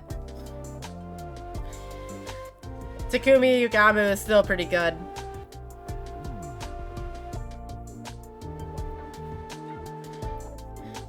Yeah, it was definitely fun to see how their dynamic was in this route. It's good to see Yugamu get some more attention beyond just kickstarting Call of Takumi. Taku-e, Ado. I like how they're at each other's throats all the time. Taku-e was hilarious though because, you know, greatest pedophile fiction and all that. Also, haha, Takumi, you're fucking my mother. Literally, they're red-brained each other's brains. That's what multiple Ados is. A scenario, silly goose. Remember I say make the best eroge in the world.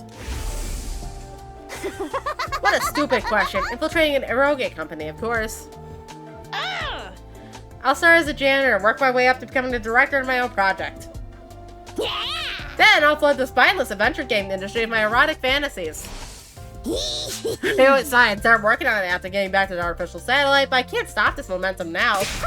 I've been so caught up, I've already pulled 2 all-nighters in a row. The roomie's eyes were shining with life. I can hardly believe this is the same girl who was frequently talking about killing herself only a few days ago. I'm glad to see you're so passionate about it, but why did sudden urge to start now? Because this is really the only thing I can do. My whole life's been a steaming pile of shit. Crap, shittier than shit. Then one day, it dawned on me, maybe I could write something that touches the hearts of those who are whose lives are just as shitty as mine. Maybe my story can even be something that brings comfort to others. Then I'd be just like Mistress Hideko. The real me. The roomie was trying her best to carry on Hiriko's legacy in her own way. The legacy of saving others. So she makes the nastiest looking porn you've ever seen in your life. Let's go.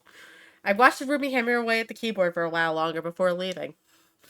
Also, I'm surprised the computers in the war room are like locked down to keep you from running porn on them.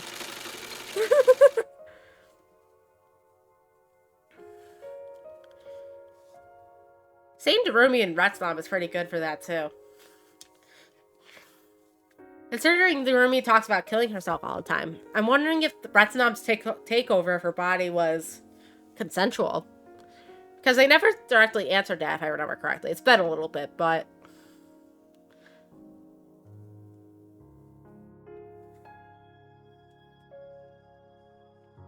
That's my thought. I heard someone's coming from the metal shop and decided to peek inside, where I saw Nozomi. She was on a sewing machine, working on a piece of clothing. Morning, Takumi. Morning. Are you making clothes? Yeah, I was thinking of making Kamyun some street clothes. That priestess dress doesn't look very comfortable. You're really stepping into your big sister role, huh? Nozomi was always so tense before, now she seemed completely at peace with herself.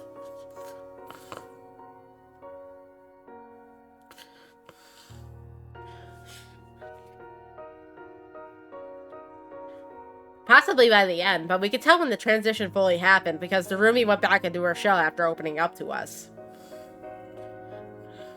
So that was likely when Ratsnop took over, and whoever was trying to adjust to using her personality and all that, like the Gie. Trying to get used to their host.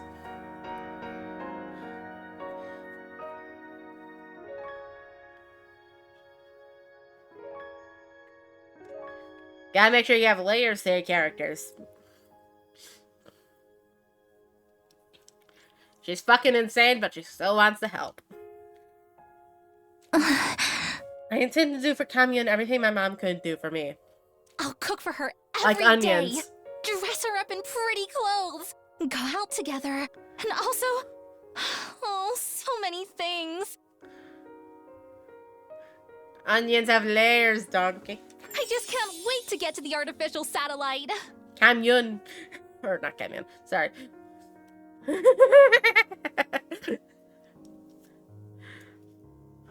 Honestly, considering how much of a mommy fetish she developed for Ava, I'm not surprised. To Nozomi, living a peaceful life with family was what happiness meant. I watched her work on the dress for a little while more before taking my leave. Takumi, I finally found you. Tsubasa ran up to me when she spotted me walking down a hallway. What's wrong? What's the emergency? Check this out, it's my attempt at a perfect house layout for our roommate situation.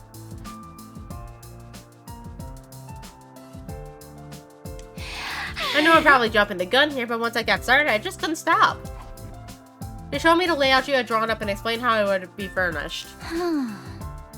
Yeah, because it's all polycule. The TV definitely has to go here. It's the only space we can fit a sofa big enough for all of us.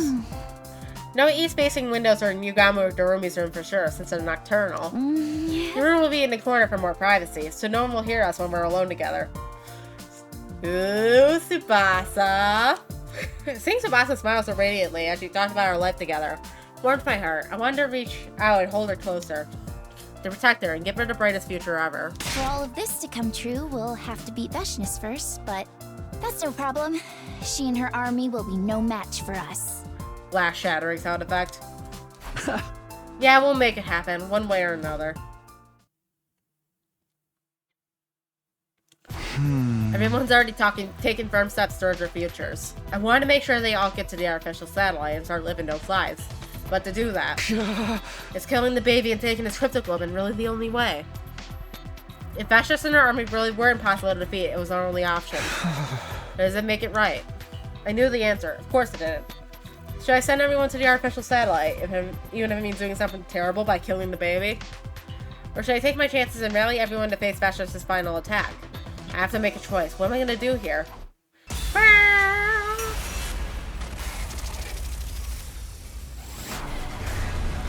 I say we keep Edmond Dantes alive. He's our baby, after all. Our baby daddy. Our daddy baby. Now killing the baby.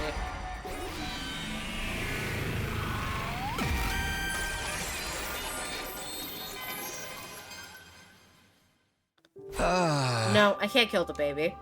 Killing him wouldn't lead to anyone's happiness. That was the hard lesson I learned during my last 100 days here. And I didn't want to make this mistake again. I have to let Kamyun know my decision. I headed to the underground hangar where Kamyun was waiting. You want to face Veshness head up?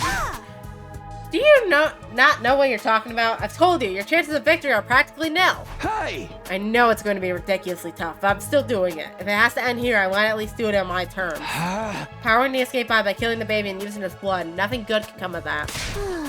Stop your delusional thinking. We are fighting a war here. You should always take the path with the quickest solution, the one that will bring the most benefit to all. The quickest solution. That's exactly why it should be avoided, I think. Yeah, that's right. Pardon? What are you mumbling about to yourself over there? Listen, Camion, I killed a traitor by the name of Edo Atsuki on my second day here. He was cutting an evil to the core, so I was so sure I couldn't let him live. I thought the quickest way to solve that problem was to kill him. Thinking back now, that was when this hellish nightmare began. Syria was destroyed, Gaku was murdered, and the whole killing game business began. Edo even reappeared when he should have been dead, so he could take revenge on me. If it means killing an ally, the quickest solution should never be taken. That's why I believe now. You're right that we're fighting a war, so killing the enemy is more or less expected. But it also means we have to look after our own. Killing an ally is an idea we should never entertain. You're picking now to stop foolish sophistry? The bottom line is that you're reluctant to take a life, yes? I asked that you recall our conversation last night. Even if you let the baby live now, he will die in another week anyway, burned up by his own flames. He does not have long to live either way. We ought to burn the last embers of his life in a way that means something. Yeah, I actually have an idea about that. Can we bring the baby with us when we leave? I don't understand. The baby's being kept alive in a capsule inside the defense room right now. If we could transfer that capsule to the escape room, I'm hoping to bring him along with us to the artificial satellite. If anyone can make that happen, it's you, Camion. Vashna's gearing up to attack. You want me to think of a way to keep the baby alive? This is a lunacy. Your priority should be keeping your allies alive. That's exactly what I'm doing. The baby is one of my allies. I didn't want to kill any more of our own. I'll stand by and watch them die. Those were my honest and true feelings. Have you been brainwashed by some strange cult, Takumi? I called it Takumi, perhaps? Well, accidentally. I've had enough of you. I can no longer count on your assistance. I have no choice but to carry out the deed myself. But before I could say anything in response... A hazy flame appeared, along with the ghost boy, the spectral manifestation of the person we've been talking about. Who are you? Where'd you come from? Did Vashna send you? It's okay, Camion. He's one of us. This is an avatar of the baby in the defense room. I placed myself between Camion and the ghost boy before speaking to him. I haven't seen you in a while. I thought you were too sick to manifest yourself. And to inform you about something, I will keep it short. I am not feeling very well right now. Not feeling well? In what sense? Right, you can't tell because I'm in this form. Basically, I'm sick. How did that happen? There is a particular space known as blood space in this world. It is a distinct space filled with cryptoglobin energy. However, a malicious aura from the future has been seeping into a certain part of that space. My true form, the baby, is being badly affected by that aura. This may sound strange, but the blood space corruption was purified a little while ago, and I suddenly recovered. I'm not actually sure what happened. His recovery is probably related to the end of the invader hunt somehow. Maybe the corruption was purified after the malicious entities had all died out. For the last few days, I've been going around to school every night to gather information and figure out the reason for my sudden recovery. I'm actually surprised when I saw you discussing my assassination with this girl last night. I've been following you since yesterday to see what decision you would end up making. That's creepy! Stop that! I was not surprised by your decision, that you would let me live. You of all people. Of course, what sort of person do you think I was? A serial killer, what else?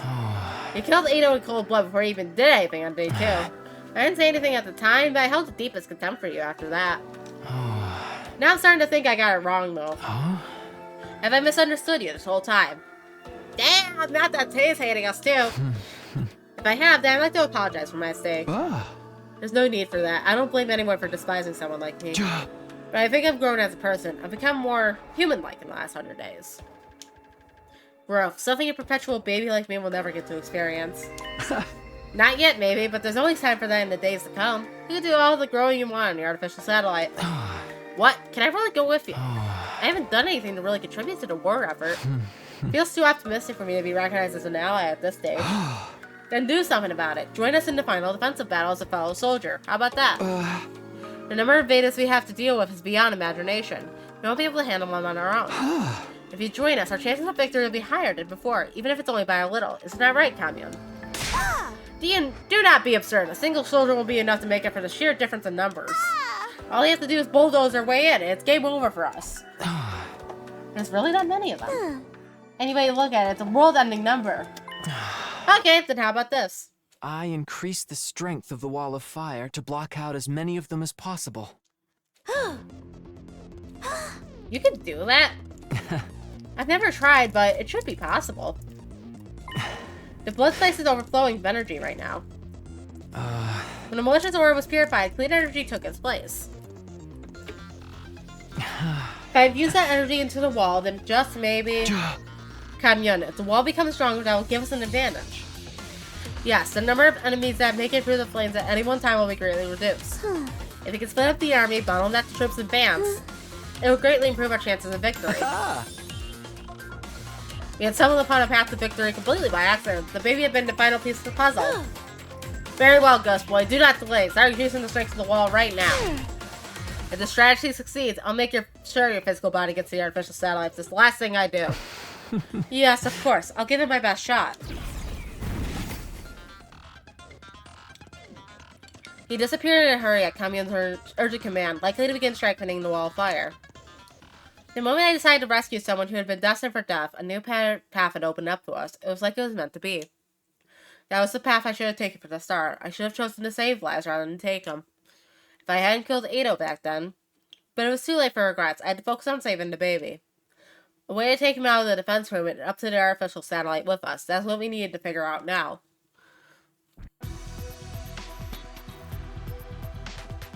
Oh! Let me see if I got this straight. Basically, you want us to break down this door and get into the defense room, right? So we can save the baby that's inside.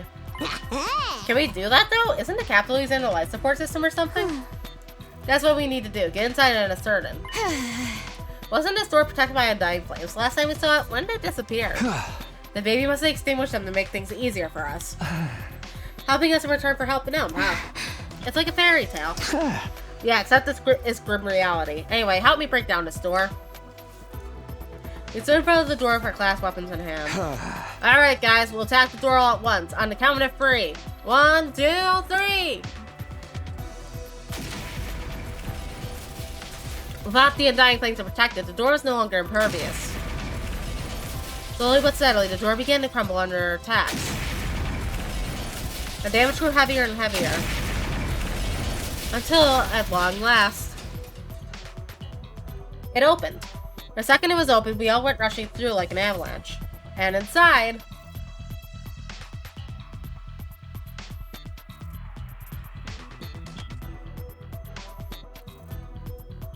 the baby's capsule was in the deepest part of the room. Let me see. Yes, if I modify the capsule to be self-sustaining, then we only need to take it in the escape pod with us once Bastos is defeated. It'll be a complicated operation, but I can count on everyone's close support, can't I? That day, all of us joined in the effort to modify the capsule so that we could keep our promise to take the baby along with us.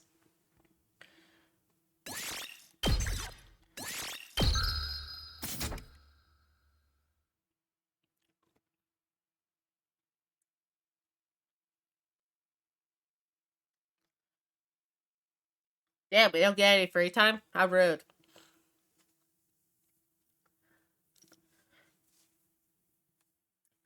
Damn, skipping all the way to Bastos? 1 full week after we began working on the capsule modification.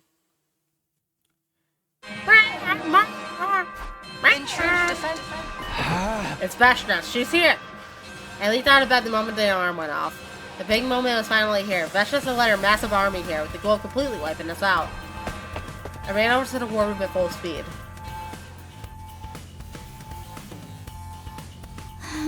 It's finally here. Look at the screen! I've never seen an army so big. Even though this is not as large as I anticipated, strengthening the wall of fire worked. The baby has kept this promise to us. Modifying his capsules together was worth the effort. I don't see Bastos yet, though. Probably hanging behind and leaving all the dirty work to our soldiers. Classic final boss move. That works for us. Let's take out as many invaders as we can before she shows up. We should get going. Take care of things while we're gone, Kamyun. Be sure to return safely. Defeat is not an option today. Someone like that can't possibly beat us. We'll be back and we'll make our dreams come true together. Here we go. For the final time. Special Defense Unit, move out!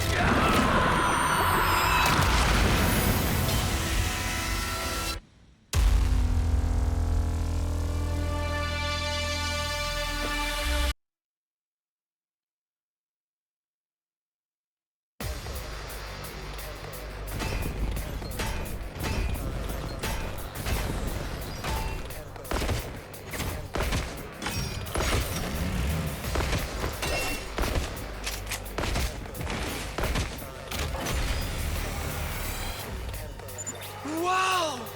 Take a look at that! There's so many of them! Just what you'd expect to see in a final battle. Stand firm and tall. They're no match for us. Better clean up the small fry before the bigger Veshness fish arrives.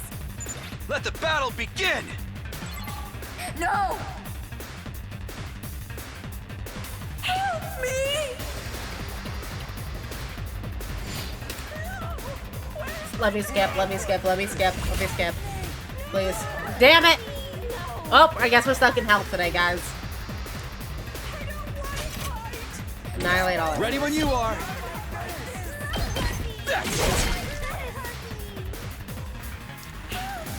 Let's get to the killing. Stinks, doesn't it?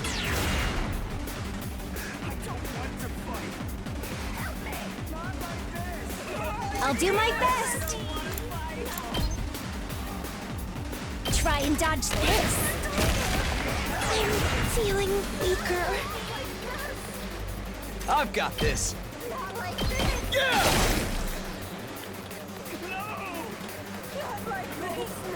I can't wait.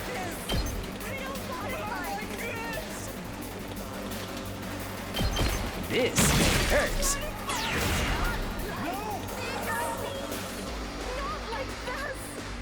Here goes. Help me! I don't want to fight! Help me! Help me!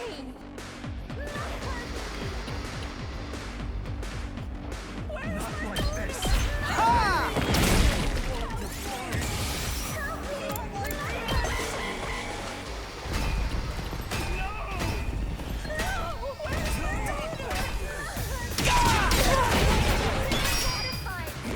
Damn it! I'm out of metal!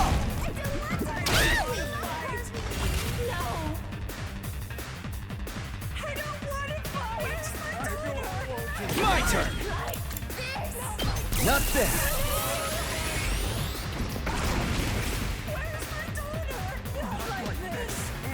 So close to dead.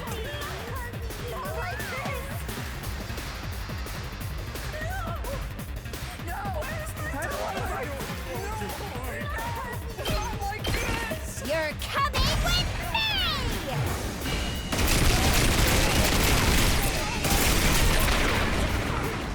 Player 2, you're up.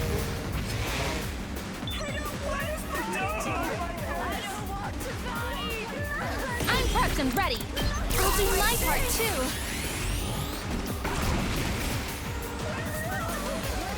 Ready when you are.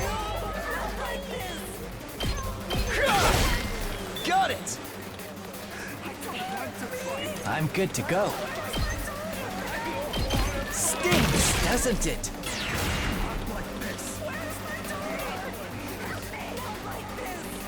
I'm ready. Try and dodge this. So tired. Leave it to me. Watch out!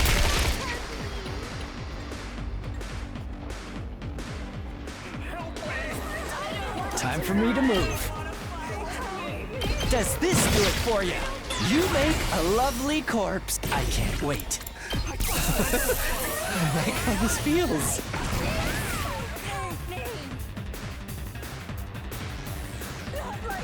All good. Out of the way, Est! My turn! Rotating around while taking damage. All right. So that way one side doesn't get too overwhelmed too quickly. Let's get to the killing.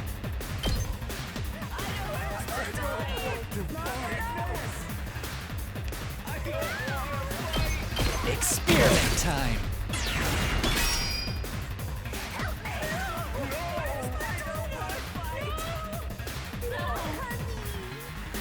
Okay, okay. What a nuisance! All too easy. Here we go!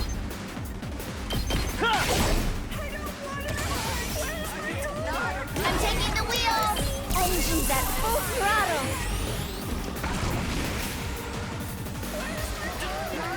I can't wait. Does this do it for you?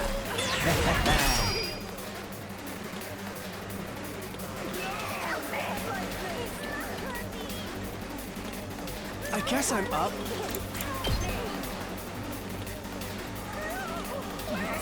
Try this on for size.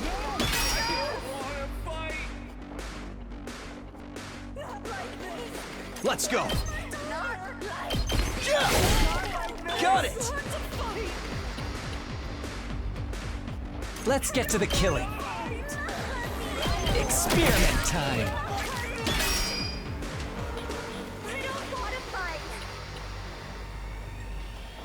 Here goes.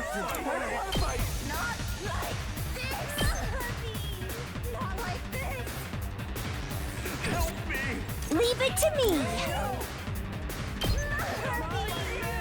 Keep it up. Okay, I'll give it my best. Here goes. I can't move. Okay. I've got this. Here goes.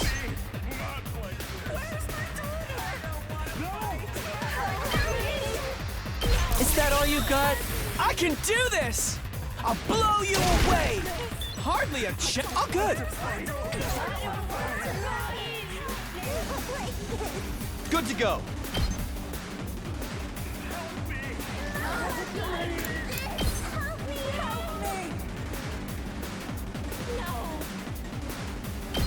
Is that all you got? I'm on it. That's it. All right. Alright, anyone else that still needs last gale? I think just Kako, but Kako's stunned right now, so...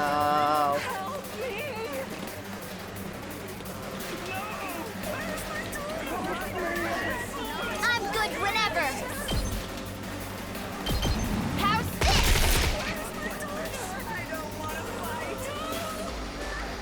I'm good to go.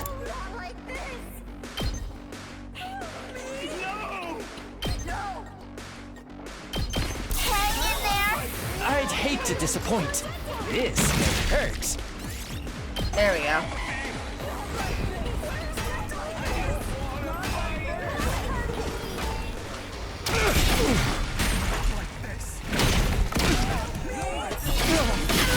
I'm so dizzy. Alright, time to blow Kako up. Oh, she's stunned still. Rip. Okay. I tried. Ready when you are. Harder. Attack boost for Takumi. Good to go.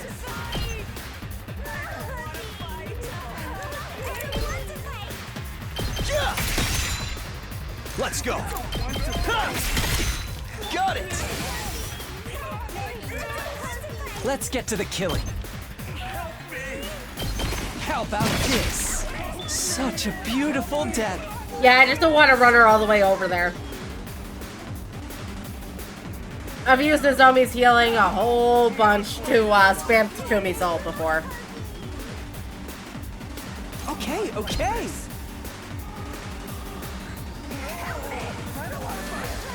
Try this on for size. All too easy. I guess I'm up.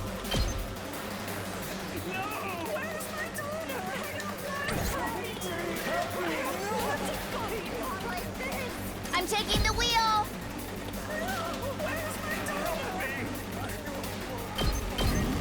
Take this.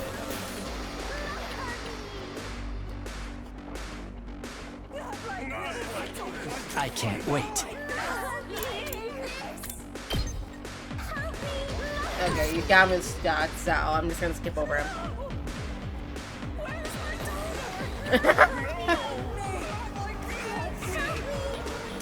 Okay.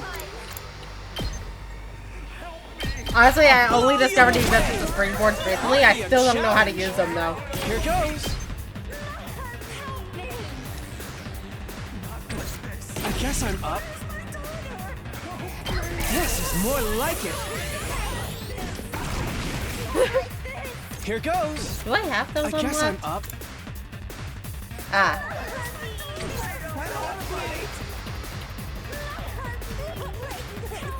I've never used them before.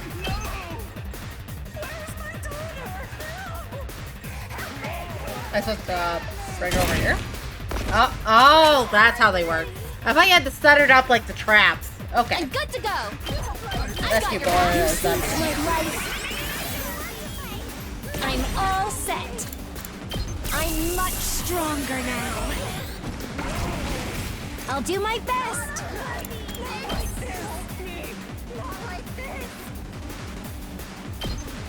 Taking the shot. You'll have to take it from here. All good. Out of the way, Tess. Here goes. What a nuisance. Okay. Takumo's side is cleared out. Now then. There's Tsubasa.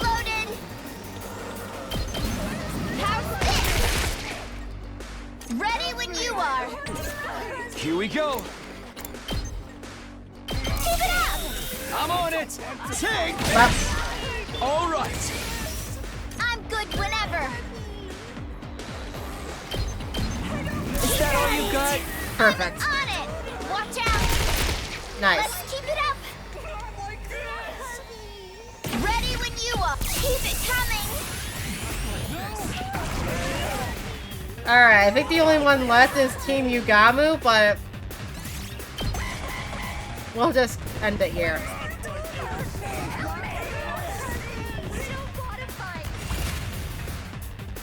I was playing in normal mode at first, but I think I couldn't get past, like, something in late second scenario, and I just gave up and started using save mode.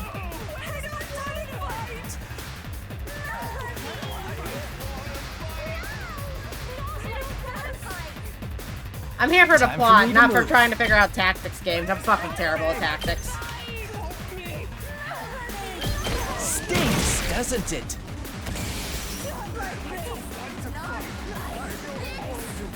I'll do my best. I feel so powerful. I'm all set. Taking the shot. I'm feeling weaker. Ready when you are.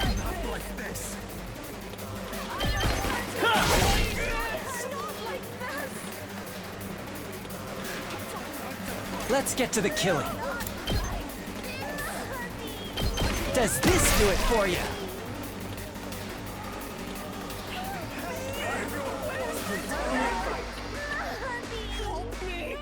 I'll do my best. All good.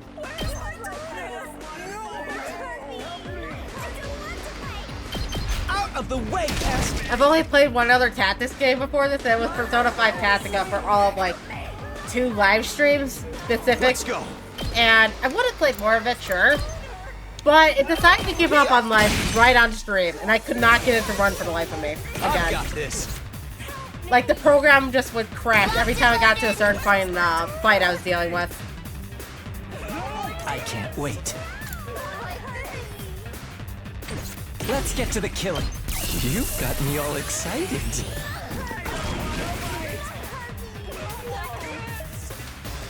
Yeah. I might give it a second try. Okay. Later on, once I get back to going to Strikers. I can do this. Ha! But that's the main issue I ran into Tactica, why I haven't finished that game. I'm ready. How's this? So tired. Okay. What's left here? Leave it to me. Don't try to stop me. I'm good to go. This hurts. There we go, finally. First wave done. Back to the killing game.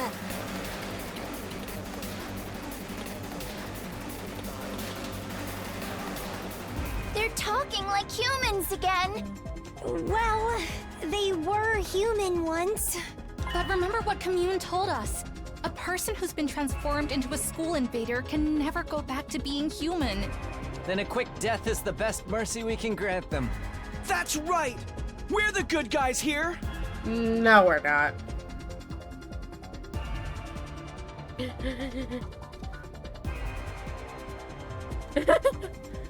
Glossing over the situation with petty words didn't change the fact that they were murdering other people.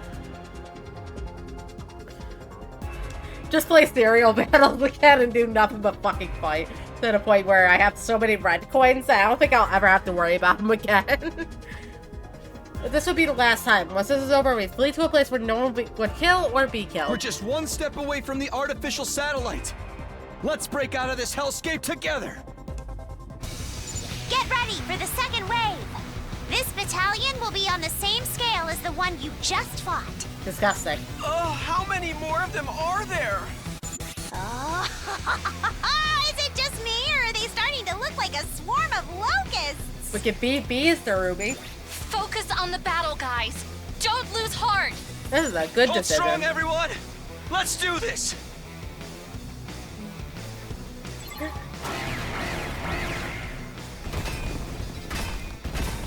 I thought Serial Battles was hilarious, only for the fact that I played it after the skip battle experience was put in. No!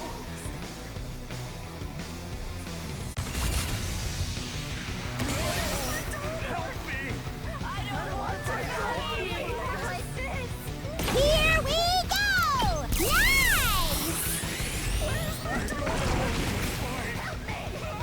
Nice! Ready when you are.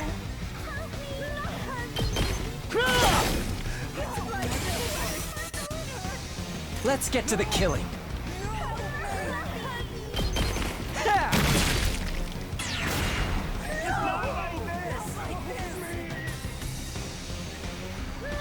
Leave it to me.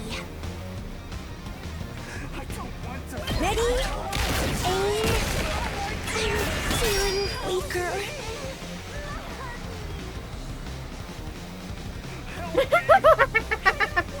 Let's go. Oh no.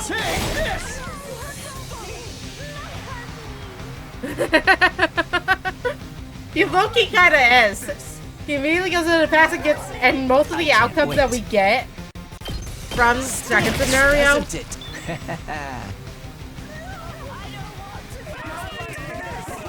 From the perspective of most of the choices in second scenario, more people die in second scenario than in first scenario. Only Moko and Nozomi died, I believe, if I remember correctly, from first run. And I guess Ima. But Ima got revived. And Ava. Because I had no idea about Ava at that point. Everybody else fucking dies in that run.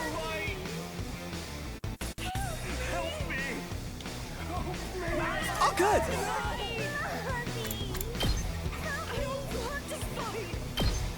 Out of the way. All too easy.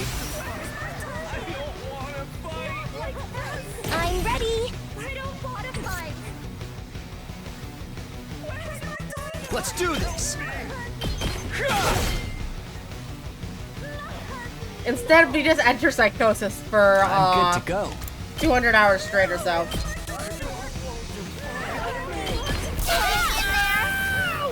I'd hate to disappoint. This hurts. You make a lovely corpse. Oh, we've seen my anima some.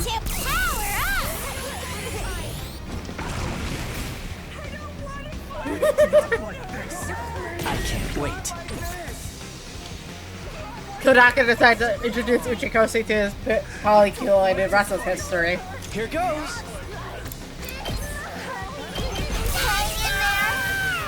I can do this! Ha!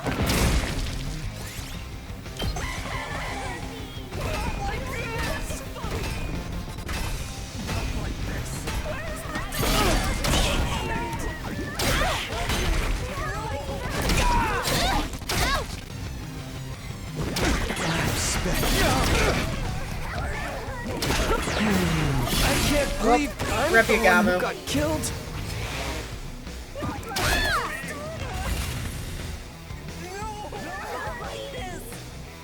I thought found anything related to Ida Somnum files. I just see it show up on Spike Chunsoft's Gotta push it. Twitter account and such. Ready when you are.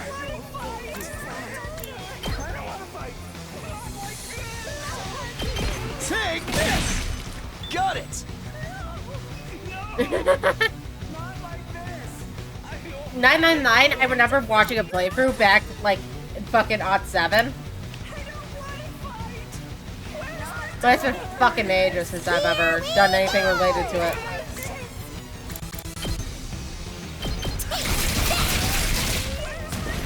Okay, okay.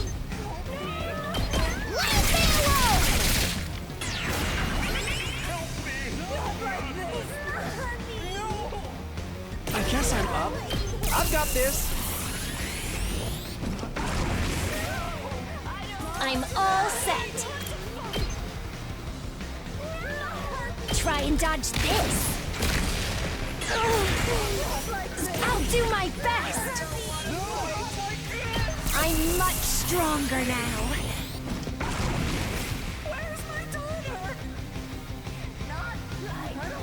I'm good whenever. Out of the way.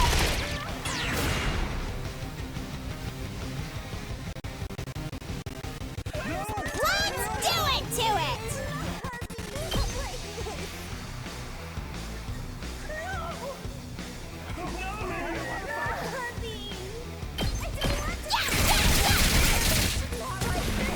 Fine.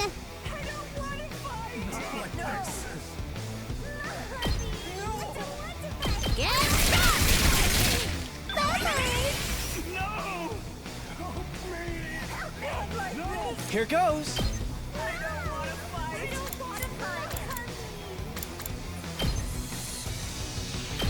Try this on for size.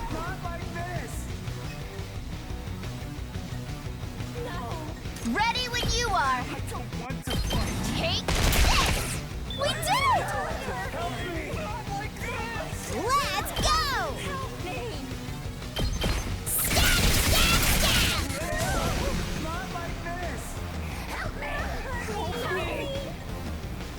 Oh, good. We can do this. I can do this. What a nuisance. Ema bomb. Hardly a challenge. Okay, okay. I'm all set. Locked and loaded. Engines at full throttle.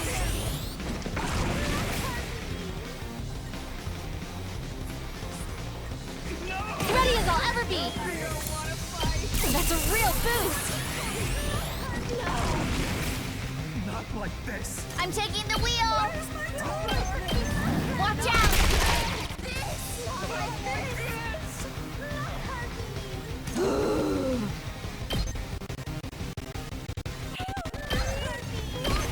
Keep at it, champ. Go for it, I guess. Go, giant of fire! Totally wrecked!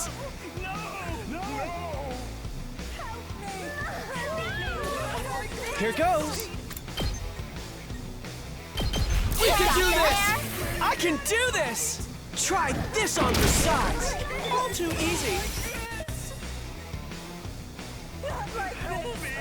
Here we go. Let's go.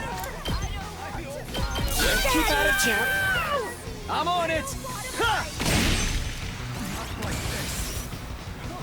Not yet. Here we go. I'm prepped and ready. You're all set. I've got this. I'm prepped and ready. This is for all of you.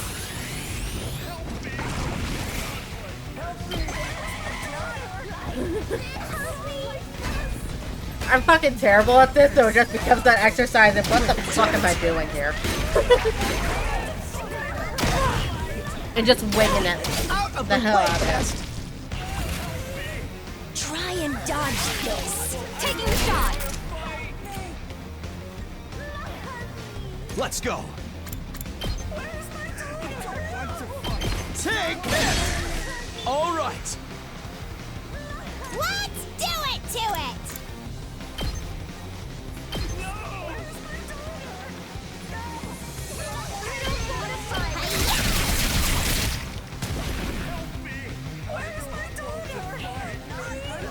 Alright. I'll do my best. Kako victim for today is this Try one. and dodge this.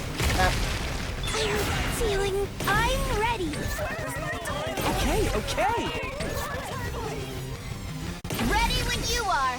Whenever you're ready. I've got this. Fine. Oh, nice.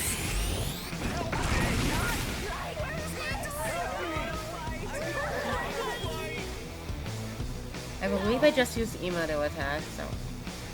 Let's We're do back this. to Takumi.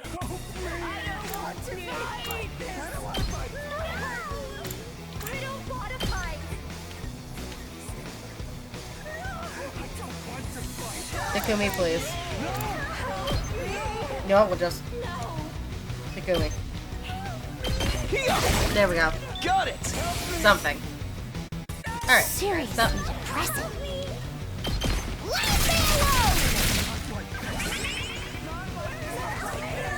Next up. Here goes. I'll blow you away. Hardly a challenge. Say when. All right. Oh. It's killing game time. I think everybody has everything minus Unyielding Spirit. Leave it to me.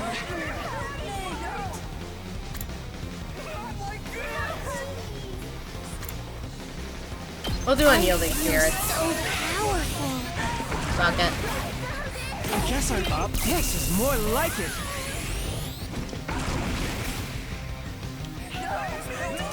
Okay. Try this on the sides. I've got this. There. Let's do it to it.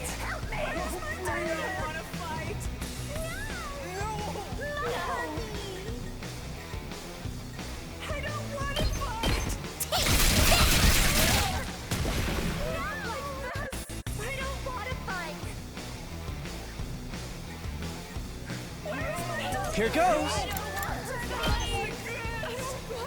We can do this. I can do this.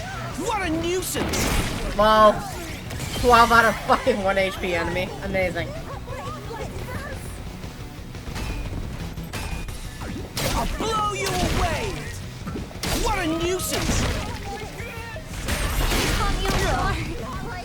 Take this.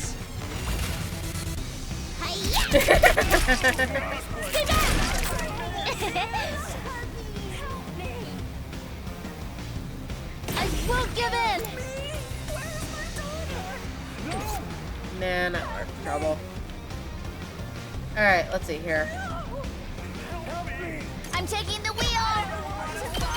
How's this? Let's go.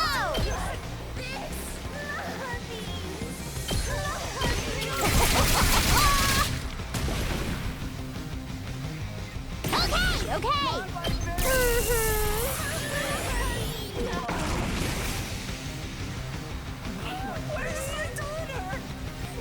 I'm all set. Everybody around Kako is dead. All good. Out of the way, pest. Okay, Sakuma twins are cleared. I'm good whenever. Take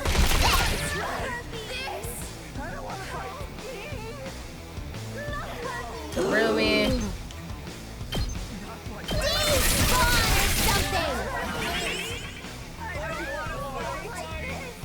Say when.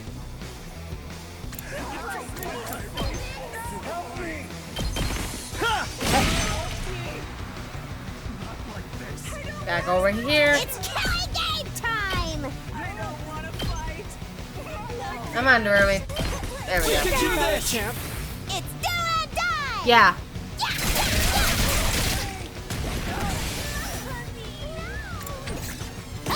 Okay.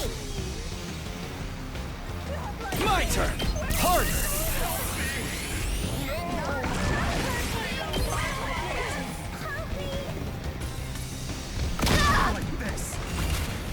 I At this point, since there's only the 2 left, Leave it to I can just me. use her to lead them. Let's roll. I'm taking the wheel. Take this. And AP doesn't carry between waves, so... Keep your guard up! Ready when you are. Takes more than that. Let's go. I'm putting it on to Kumi specifically so that way... Let's do this! Because I need him alive in case everybody else dies. That way I can nuke with his ult. Ready when you are. You got it. I'm on it. Watch out. Cool. I won't be the one who dies next time. There won't be a next time, Yugamu. All right. That's all the regular troops taken care of. I'm dead tired. Keep your spirits high, sister dearest. That was just the preview. The main event is yet to come. I sense a strong presence approaching. It has to be her. She's finally here. There she is! Veshness herself! Narumi was right. The Supreme Commander appeared and slowly started making her way toward us. Evelyn actually stood in place, looking us up and down before speaking. I'll admit, I did not foresee you lasting this long. Or destroying all of my battle pets. You thought we'd be pushovers, huh? Well, that's too bad. We're not losing to you today. Yeah! We're the elite few survivors of that brutal killing game! Look at what's become of your strongest army in history and tell us.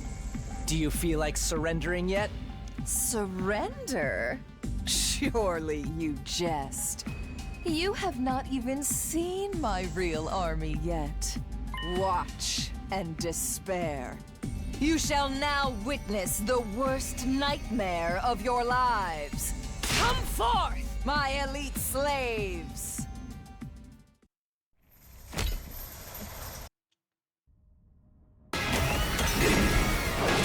Bow down!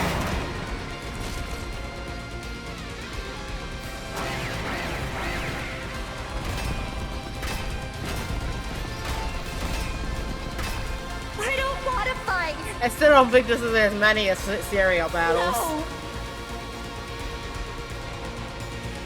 She still has this many invaders up her sleeve?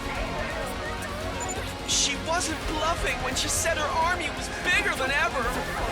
These troops must be her trump card. If she is desperate enough to pull them out now, she can't be having a good time. This is our chance to take down Veshness and her goons all at once. This is the real final showdown. Wonderful.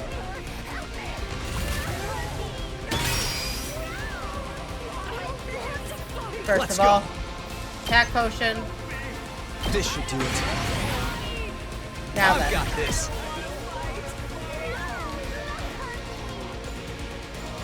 Look at there. One last strike.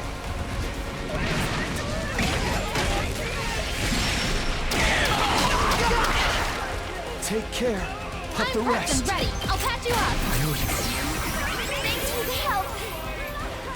Ready when you are.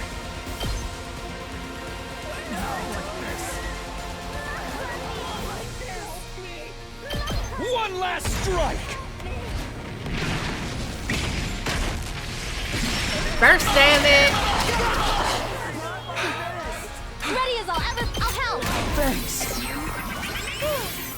I owe you. My turn.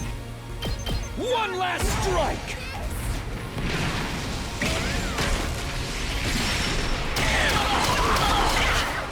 Take care. Help the rest. Oh, mild curiosity. It won't let me do it. Time for action. I've got this.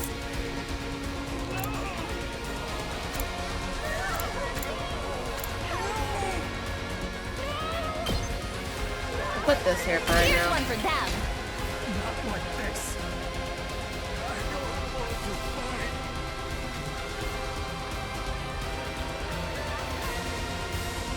Locked and loaded. All good.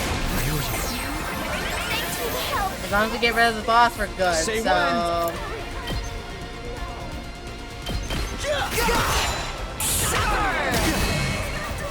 Here we go. Let's do this. Keep at it, champ. I'm on it. Take.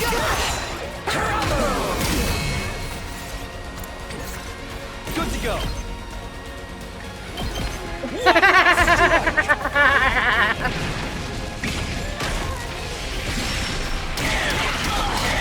What turn that bitch? Let's go!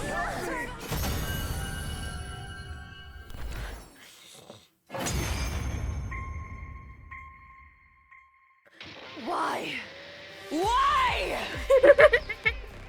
An army led by a living god should have trampled over mere mortals like you. Unfortunately, you got Takumi. Veshness. You transformed every single soldier of yours into a combat organism. Honestly, they would have fared better as humans. In the end, your own tyranny was your downfall.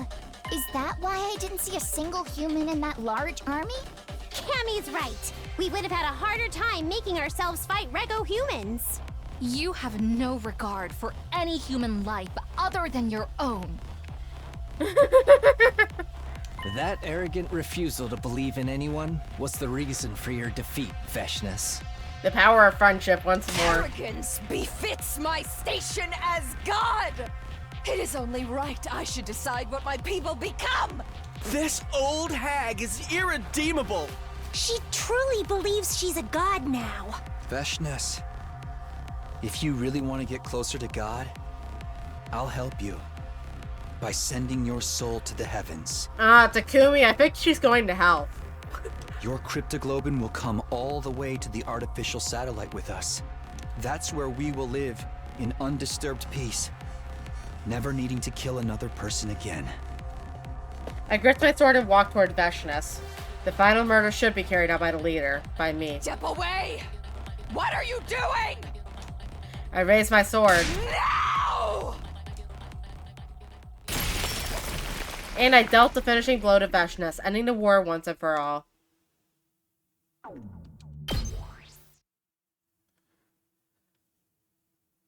Day 100. And then came day 100. We all boarded the escape pod together. And there's our polycule ending. It finally blasted off into space. Look! Up ahead! It's the artificial satellite! Whoa, we're almost to the new world, sister dearest. What do you feel like having when we land on it? Did you hear that, infant? We will be reaching the artificial satellite soon. We'll take you out of the capsule once we arrive, all right? Don't worry. As your older sister, I'll be sure to raise you into a fine young man. Nozomi, he's older than you. He's your father. Oh wait, no. He's everybody else's father. Nozomi, please. Wait. What? You're going to raise the infant? Does that make him my little brother? I can't wait to start my new life up there. I've never had roommates before. We gotta go house hunting right away. We'll need to find a place and sign the lease like today. I don't know. Wouldn't tomorrow be better? I'd really rather just rest for today. Snooze, Kumi. House hunting is a battle of its own. The good ones will get snapped up if we don't act quickly. You're not being serious enough about this, Takumi. Okay. Sorry. We know who wears the pants in this relationship, at least. Well, yeah, Tsubasa's the only female in the group that... Probably just through his avatar, I would imagine. Also, Tsubasa's literally the only woman in this special defense unit that wears actual-ass pants, so... If the hen-pecking ever gets too tedious for you, the door to my room is always open.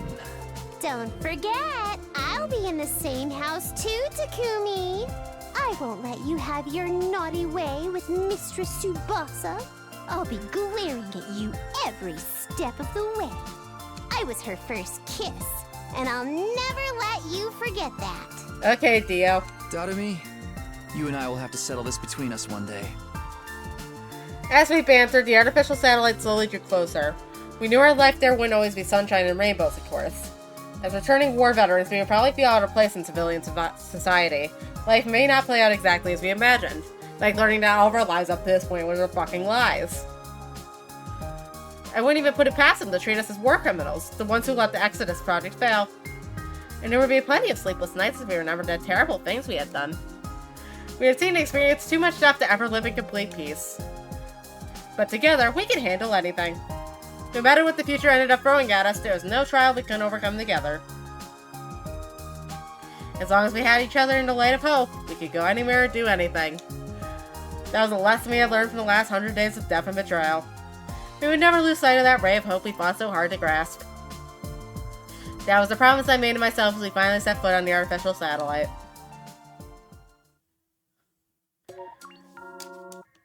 I think Killing Game's one of the only few routes where we don't hear a fucking word of Karua after it starts. Hope from despair. Karua's just fucking dead for real in this route. Anyway, we're at the big 69. Nice. I'm probably gonna cut Slasher from today's stream. Because we're already at 347. When did my fucking model become angry? Let's do that. Anyway, as I was saying, we're already at, like, 3 hours and 40-something minutes in, so what I'll probably do is wrap up Killing Game for tonight, and then we'll do Slasher tomorrow. I got 2 days off in a row, so tomorrow I should not only be well rested, but not have to worry about having to go to bed by a certain time. Which hopefully means we could do Slasher all in one thing. That'd be nice. Anyway, let's go commit a late-term abortion. I'm sure he's not gonna hate us for this, right? Oh, this is gonna be a fucking disaster. Every single one of these fucking choices is gonna be a fucking disaster. Everything ends immediately. Anyway, time to put Dante to rest for tonight. Good night, my precious son. I am sorry we have to do this to you. We have to do it for the completionist's sake. There's no other way. I have to kill the baby. It was my responsibility as leader to ensure everyone made it to the artificial satellite safely. For that to happen, I had stained my hands with blood one last time. But I can't do it now. Someone was bound to notice me walking into the defense room in broad daylight. I don't want anyone to see me doing this. I decided I would do it secretly, in the middle of the night, away from the watchful eye of others.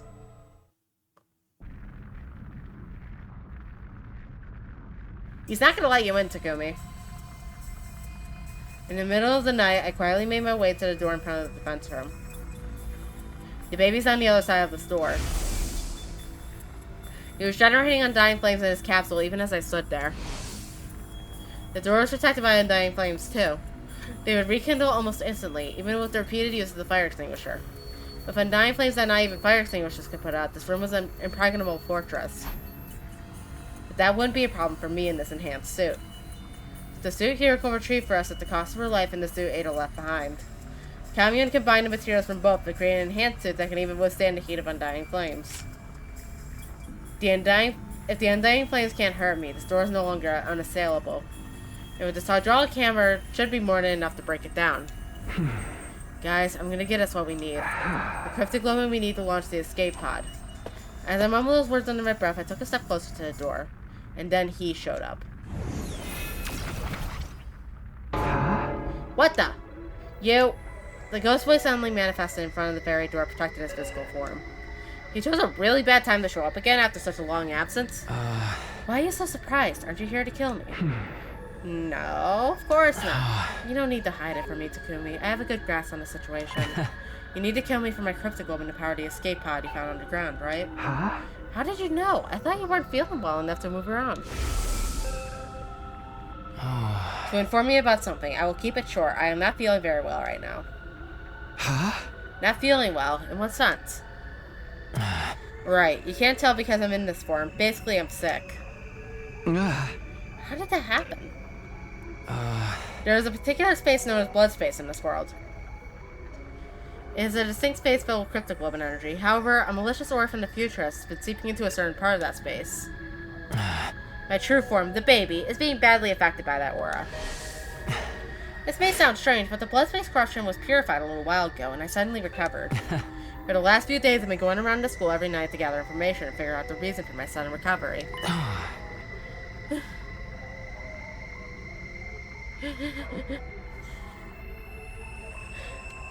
Could you fucking imagine getting the fucking killing game route as a non-Danganronpa person? That's when I saw you discussing my assassination with a girl I'd never seen before. You heard me talking with Camille. You were talking about whether or not you would kill me. I've been watching you since yesterday to see what decision you would end up making. Have a good night, Lancer. Thanks for joining in. As I expected, you decided to kill me. So you're here to stop me. I wish I could. After all, who would want to die right after recovering from an illness? Unfortunately, my powers are useless against you. And dying flames have no effect on that strange suit you're wearing. That's why you wore it here, right? Looks like my guess was correct. I'm powerless to stop you from committing this crime. Suddenly, something happened to the undying flames protecting the door. They completely vanished. Huh?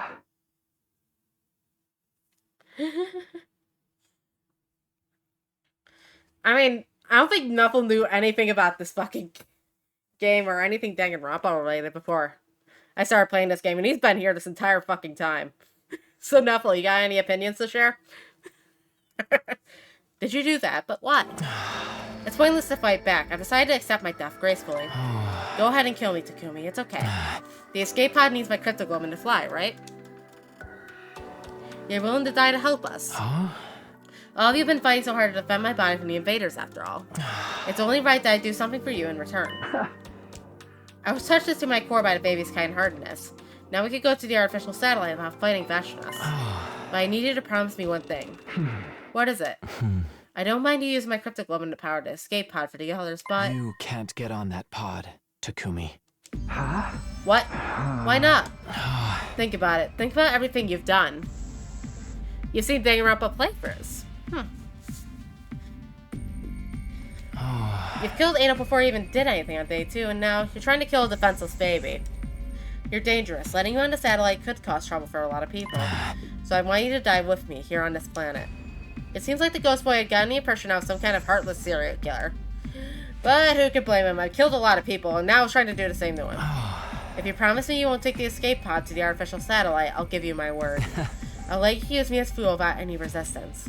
Do I want to stay behind on Earth by myself? Of course not. I had my own dreams, and I wanted to see how the others fulfilled theirs as well. I couldn't bear to accept this condition, but... Alright, I promise. I won't get on the escape pod. I'll stay here. I made a promise I didn't intend to keep. The baby would be dead by then, so it wouldn't matter anyway. That's a relief. My love for would have been wasted if I could take it down with me. He sounded truly relieved when he said that. A moment later, he'd vanished. I just can't seem to get away from the bad guy role.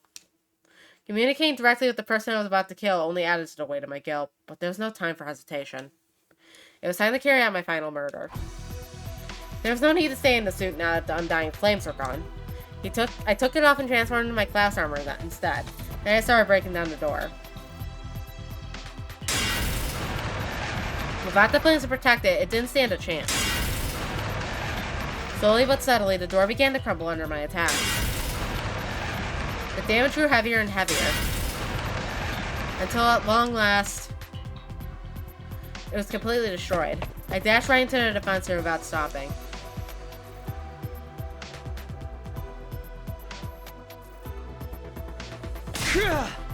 Ah! With a loud cry, I charged towards the baby's castle. I had a strong feeling my guilt would paralyze me if I hesitated for even a moment. So I just kept running with all my strength. Don't stay calm. Get agitated. Pour out all your common sense. I kept repeating those words to myself as I raised my sword and, with a racing heart, sliced through the capsule with the baby still inside it. System down. System down. Emergency. Emergency. Switching to reserve power supply. Restore system immediately. The emergency announcement began playing as I took the baby's body out of the capsule. Full system. Error. Emergency. Reserve power depleted. All systems shutting down. All systems shutting down. The lights went out. I quickly ran for the darkened school campus. I handed the body over to Kamyun, who had been waiting in the storeroom. Takumi, you did as I asked. I'm sorry you always have to be forced to take on the painful responsibilities. I am truly sorry. Never mind that. Just get the escape pod ready. I'll go call the others. I ran up the stairs of the school toward the roof. Wake up, everyone. Head to the escape pod hangar right now. Wake up. The escape pod is ready. I pounded on every door on the roof to wake everyone up. What? What happened? Is there an enemy attack? Just head to the hangar, now. Everybody, wake up. I ferried my confused friends toward the underground hangar.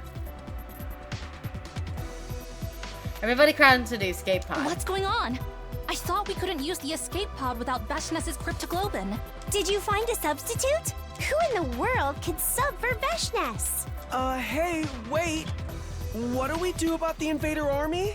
I glanced out of the window as we were running here, and the wall of fire was gone. The school's completely defenseless right now. Isn't the wall of fire powered by the baby in the defense room? If the wall is down, something must have happened to the baby. And here's the escape pod suddenly ready to take off. Does that mean the fuel being used to power this pod is... Takumi! You didn't! The jig was up. My friends had figured out I had done the unforgivable once more. I closed my eyes and kept silent, fearful that they would turn on me. However... Tsubasa and Yugami each took one of my hands into theirs and squeezed hard. Tightly, without saying anything. I'll share your guilt with you. That was what it felt like they were trying to tell me. I'm sorry, Takumi. You did that despicable deed? For us? That makes us accomplices. You should have just let me tank bad guy roles like this. One by one, the others started commemorating with me. The moment it hit me that they weren't going to despise me, tears of relief started welling up in my eyes. I made my desire to go to the artificial satellite with these people even stronger than before. Commune? How long until takeoff? Just a little more. The takeoff sequence is proceeding smoothly. We just have to trick the AI into thinking today is day 100. As soon as she said that, the inside of the pod started shaking, making it difficult for us to keep standing. To your seats! This is gonna be a rough launch. Expect at least 8G. What the heck's 8G? I didn't know phone tech was that advanced already. Isn't this like hundreds of years in the future? I would hope they would have 8G by then. I think she means the gravitational force pushing against our bodies when we take off. How strong is 8G? Strong enough to rip your heart out of your body if you don't strap down. Get to your seats, everyone. We quickly found our seats and buckled up. At around the same time, An omnidirectional attack will launch in 400 seconds. Leading up to the omnidirectional attack, all defenses will be rerouted to the intercept system. Special Defense Unit members, please board the escape pod in the schoolyard immediately. The announcement that was supposed to play at day 100 blared out from the hangar speakers. Kamyun has successfully hacked the system and tricked the AI into thinking it was day 100. My heart was racing and my breath became faster. Finally, we were returning to the artificial satellite. All of our dreams were going to come true. I want to make something like this for the street kids once we get to the artificial satellite. Feeding hungry kids on the streets is going to be our way of atoning for what we've done. Next time, I'll be on the life-saving side. It's the only way I can atone for what I've done. Maybe my story can even be something that brings comfort to others. Then I'd be just like Mistress Hideko. I intend to do for Kamyun everything my mom couldn't do for me. It felt like so long. Yes, but everything is over now. Once the next announcement plays, this pod will be ejected to the schoolyard. After that, it goes directly to the artificial satellite. An omnidirectional attack will launch in 390 seconds. As the second announcement played, the shaking in the escape pod became even more intense. It's finally time! Let's go! Special Defense Unit members, please board the escape pod in the schoolyard immediately. To outer space we go! Wow! I'm actually starting to get excited! An omnidirectional attack will launch momentarily. It's over, Takumi. Yeah. It feels like it's been a really long nightmare. Please depart immediately after boarding the escape pod. This long and hellish nightmare of ours is finally ending today. We were going to the artificial satellite. Something I'm curious about, why is Takumi's sprite shown with everybody else's? Are we seeing a different POV? Repeat. An omnidirectional attack will launch moment. Huh? The announcement got cut off halfway. It wasn't just the announcement. All the mechanical noises around us had stopped. The inside of the pod was eerily silent. What's happening? The reserve power ran out. What's going on? We out of power? Has the takeoff been reset? Commune, what is this? I don't understand. Why was the takeoff aborted at this stage? Commune stood up from her seat with a fluster and booted up the internal PC to check what had caused the disruption. What? Insufficient propellant energy? That is impossible. Not even the baby's blood is strong enough to power the escape pod? It can't be. His cryptoglobin was supposed to be in a league of its own. Exactly. For it to be insufficient is inconceivable. Just 1 second ago, the power was so strong, I was having trouble keeping it in check. Takumi's on the ship. He refuses to let it fry. Commune could stop staring at the screen, completely stunned. The energy in the propellant keeps going down even as we speak. It's almost as if it's deliberately refusing to allow us to take flight. The moment Commune said that, I suddenly remembered what had transpired before. The promise I made to the baby just before he died. But I needed to promise me one thing. What is it? I knew something was gonna go wrong. I don't mind using my cryptoglobin to power the escape pod for the others, but... You can't get on that pod, Takumi. Was the escape pod being stalled from taking off because I broke my promise? Was his will preventing me from reaching the artificial satellite? I should have gotten off the pod the moment I realized I was the one holding it back. Everyone would be saved then. Everyone except me, but... I just couldn't give up on my dream. Being roommates with Tsubasa, Igamu, and Darumi on the artificial satellite, happily living day to day despite being dirt poor. I did the unforgivable so we could all attain that dream together. Killing all of those people would be for nothing if I died here. I couldn't bear to get off the escape pod. Weighed down by my hopes and dreams for the future, my body simply refused to move. Isn't there anything we can do? We just need cryptoglobin, right?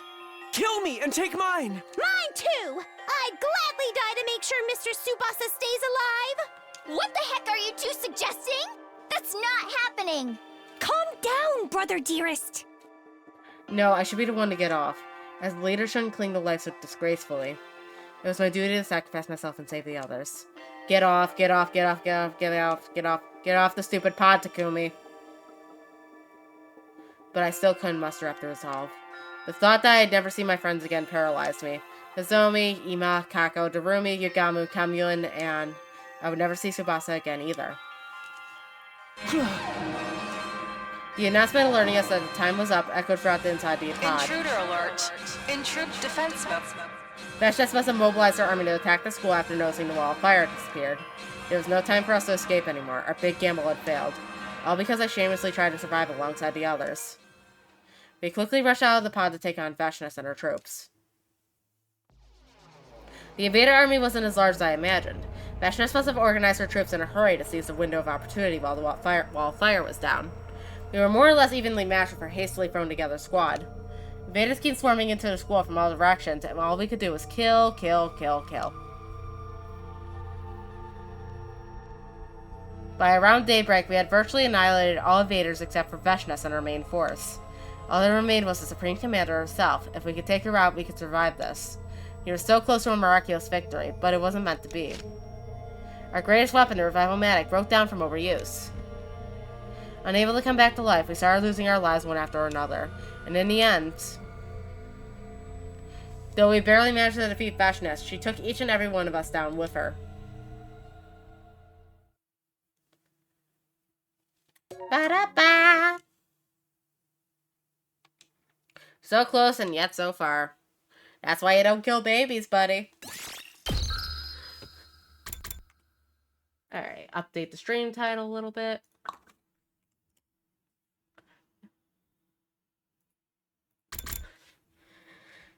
Yes. Last Defense Academy. We're going back in time literally fucks everything more than it would if you just fucking didn't bother.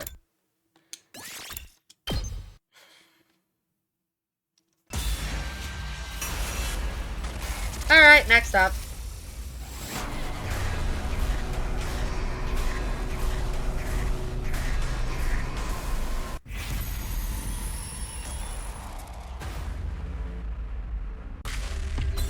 Nope.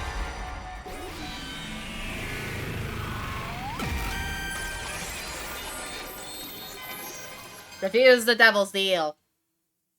I don't need your help. I'll find more school invaders myself.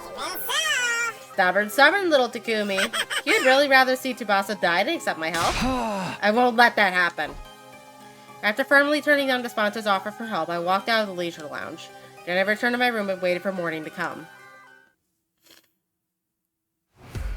I went outside to hunt for invaders with my usual party and the newly recruited Darumi. We got on the bus and Tsubasa drove us out far into the wilderness as she could.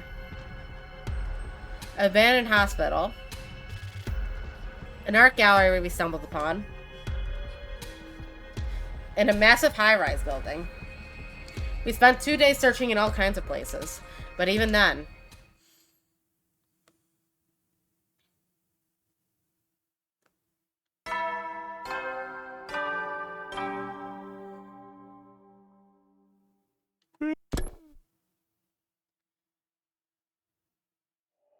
On the night of day 77, we still hadn't found any invaders, let alone killed them. Damn it, why aren't there any invaders anywhere? The enemy must have recalled all their troops still loitering around in the vicinity of the school. Probably so that we can't hunt them anymore. What do we do now? Mr. Tsubasa's in last place. I don't want her to die. Just kill me for the points now, please. I already said no to that. What's the point of you dying to keep me alive? Make me sad like that one more time and I'll never take a bath with you again. They're bathing together. Wait, don't get distracted by that. Tomorrow's the last day of the 3rd round. If we can't earn enough points by tomorrow, Tsubasa will be executed at midnight. I guess having a rematch with Delsha is the only way out now. Yugamo quietly made the suggestion. That's super strong, Commander. I didn't even have time to move during the last fight with him.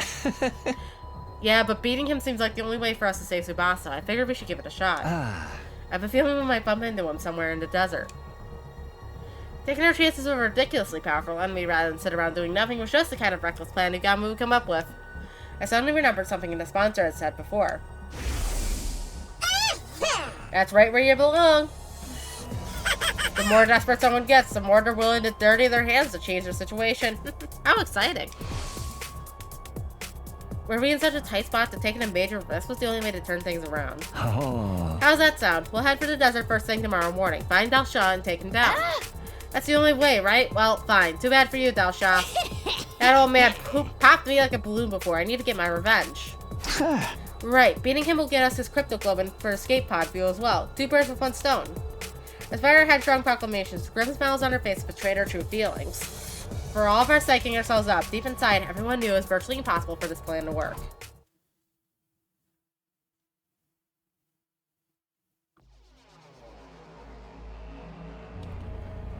I found myself unable to sleep even as the clock ticked over from midnight into the new day. Is this really gonna work? Once morning came, we would be seeking out the powerful warrior Delsha for battle.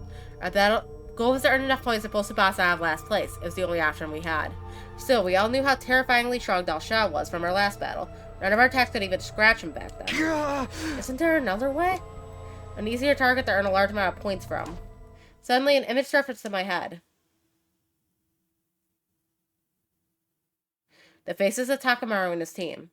And since everyone in the special defense unit were targets as well, if we killed them, Tsubasa would be safe. No, what am I even thinking? I shook my head vehemently in an attempt to shake that horrifying thought from my mind. How could I abandon my scruples like that? Am I really that desperate? Trying to solve this by killing other friends was out of the question. I'd be playing right into the sponsor's hands. I'm on, think, what are our other options? Something with a high success rate that didn't involve harming our allies and ensured Tsubasa's survival. I tossed and turned in my bed, thinking the problem over all throughout the night. There had to be a better way to save Tsubasa from certain execution. For a long morning had arrived. Wait, that's it! As morning sun lit up my room, a light bulb lit in my head. I had found a way to save Tsubasa. Not just that, this method would prevent all future deaths in the game as well. I quickly went about getting things ready for my newly hatched plan. Well, once I was done...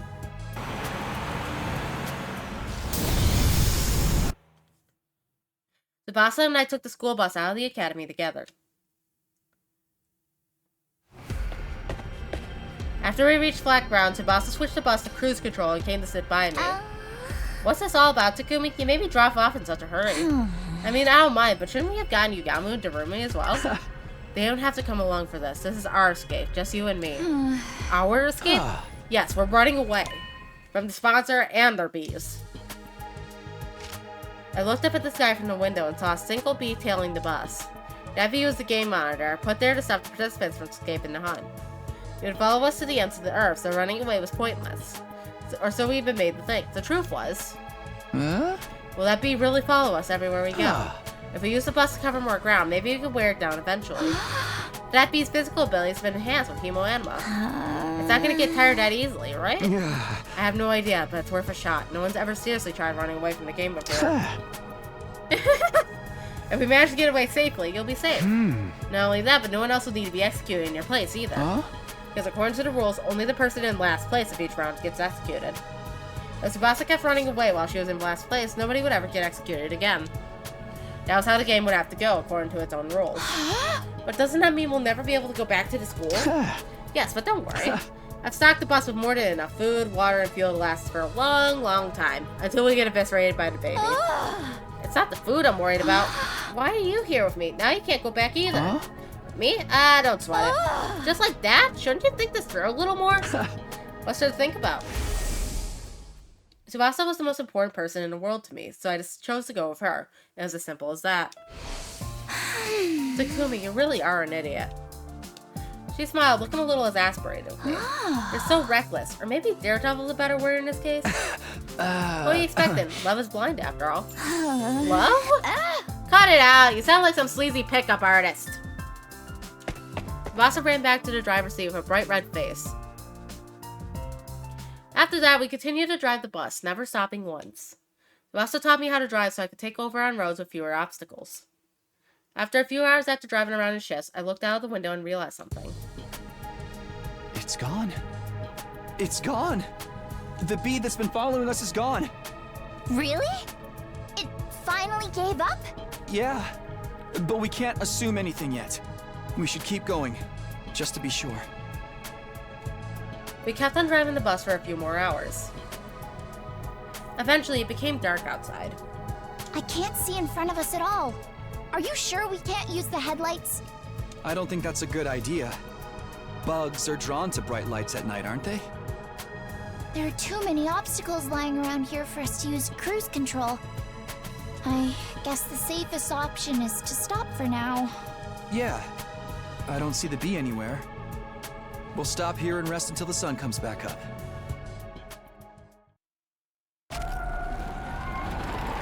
We found a spot behind some ruins where we could park the bus and nap until morning. We huddled together on the same blanket, just like the last time. Our great escapade went pretty well. The sponsor must be panicking. Now they can't execute you for being in last place. The execution had been scheduled to take place at midnight, but it was already long past that time. We had successfully escaped from the invader hunt. Oh boy, this is honestly a huge relief. I don't think we could ever have beaten Dal Shah. I was so sure today would be my last day on Earth. I couldn't sleep a wink last night. You're so silly. I promised I wouldn't let you die, remember? I'll always be there to protect you.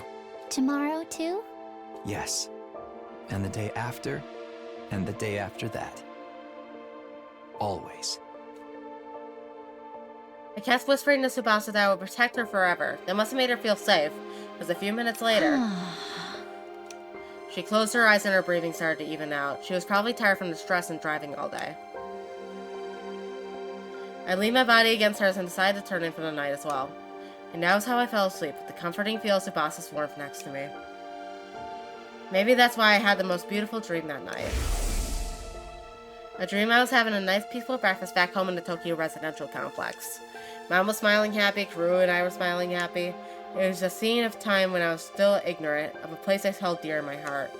I had a burning desire to take Tsubasa there. I promised to do that for her before.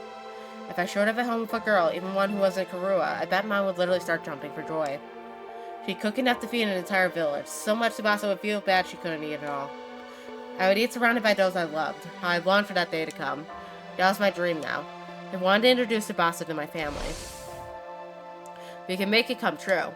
I was sure of it now that we had safely escaped from the killing game. I no longer had to live in fear that my loved ones might die. And she's getting fucking sucked dry from the next to him. Tsubasa and I would always be together. I would always be there to protect her. Today, tomorrow, and forever until the end of time.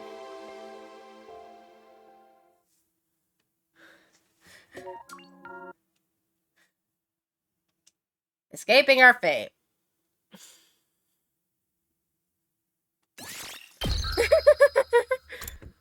There's no saving Takumi's sanity at this point.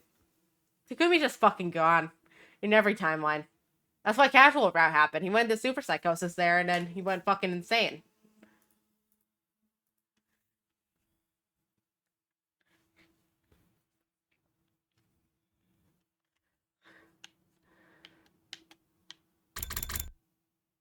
Alright, next up.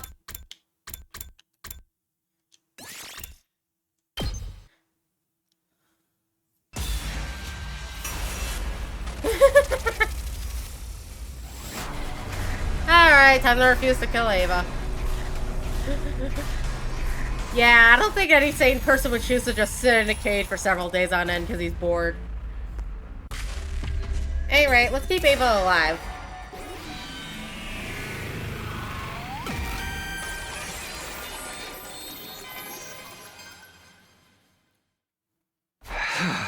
No, I can't do it. I can't kill you, Ava. You're not thinking clearly, Takumi. If you don't kill me now, Nozomi will die. But I just can't. You're basically an ally to us at this point. Listen to me. You need to do this for Nozomi. You must kill me. Press that button now. You too. What's this killing stuff all about? It's like this, Nozomi. I explained the situation. I told her how Ava was offering to die in order to save her. You can't be serious, Ava. I would never kill you to keep myself alive. But being able to see you again was good enough for me. I'm ready to die now. Do not speak of death so easily. A kind-hearted child like you deserves to keep on living. I'll say it again. Kill me now. Quick, before it's too late. Ava kept yelling at Nozomi to kill her, but Nozomi wouldn't give in. You have to do it. You have to kill me. Why won't you listen to me? Her loud shouts slowly softened into anguish cries. Please, Nozomi! Please, kill me! Her desperate pleading was suddenly interrupted by another voice. You want to die so much, Ava? You won't mind if I kill you myself, then. Takamaru! Didn't think Ava would be here, too. You get to hunt 2 commanders at once. Lucky us. The Squad 4 commander's already dead. Killing Ava, too, will put us in a safe spot for a long time to come. Damn it, I forgot about him.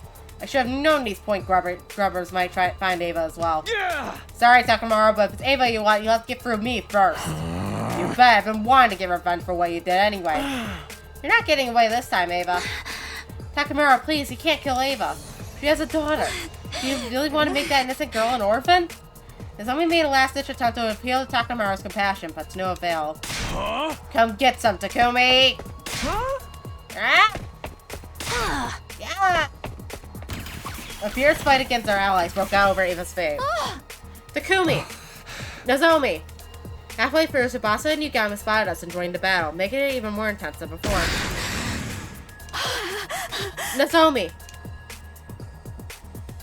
When Nozomi got injured, Ava lost her cool and transformed, throwing everything into greater confusion. We don't even get a fucking CG for this item, it's just Ava's commander form on a black background. You dare hurt my daughter. Duh? You're no mother, just a freaky school invader. We kept fighting each other to the point that we became unable to clearly discern who was on whose side. Nice JPEG. Finally, in this enemy base far away from the academy, the special defense unit was completely annihilated, but not by the enemy, but by each other.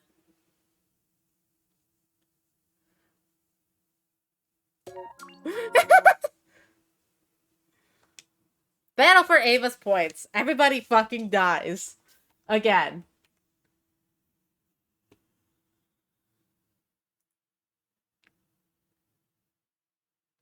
Oh, we already know that. I did conspiracy as my second fucking route.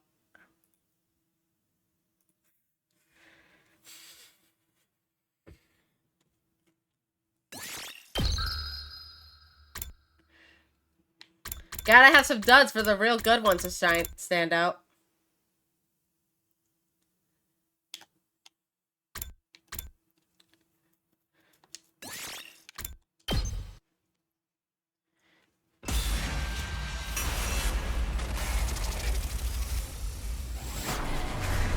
I mean, that's literally what happened. Kodaka was crying that he was gonna lose his house on Twitter if this game didn't succeed.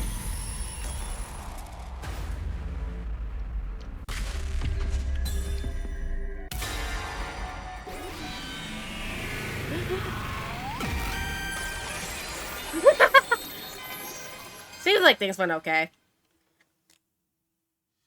Yugamu was right. If the anti-sponsor alliance got wiped out now, all hope would be lost. The best we could do is survive and carry on Hiroko's well. As I made a leap, my gaze fell on her, now on the verge of death. I'm sorry I couldn't save you, Hiroko. But we'll definitely bring down the sponsor. I promise. Yugamu and I turned around and started running as fast as we could. I'm sorry, Hiroko. I'm sorry. I mumbled words of apology over and over again under my breath as we dashed across the town ruins.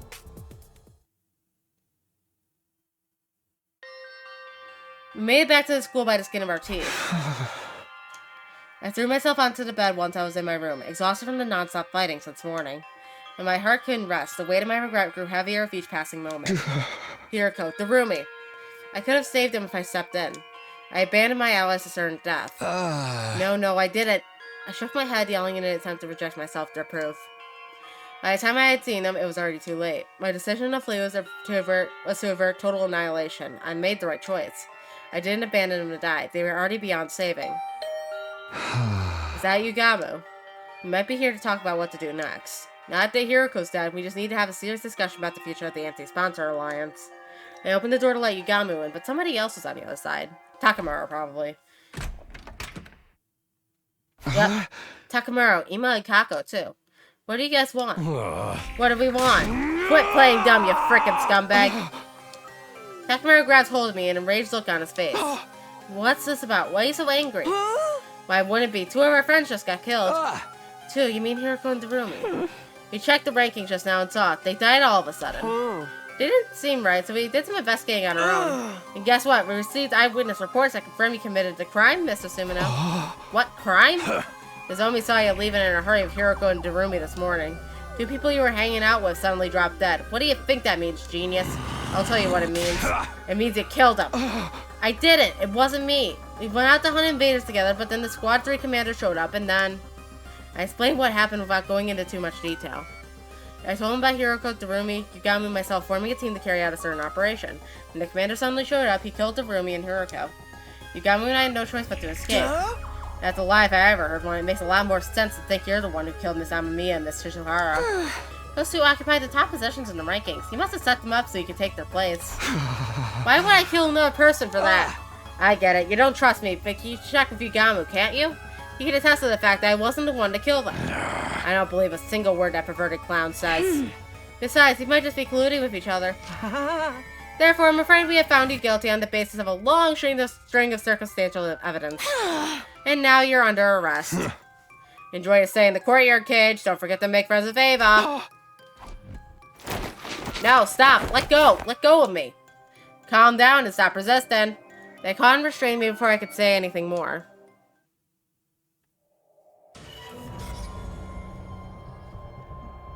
I was thrown into one of the cages in the courtyard. I didn't kill them! You got it all wrong! Let me out of here! No matter how hard I tried to protest, Takamura refused to listen. I was left to languish in the cage.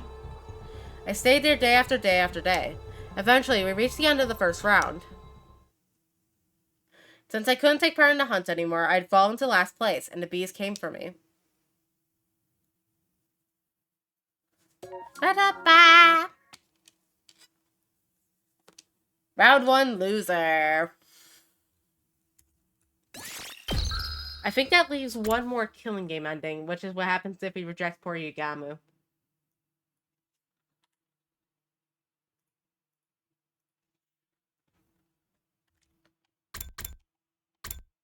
Yep.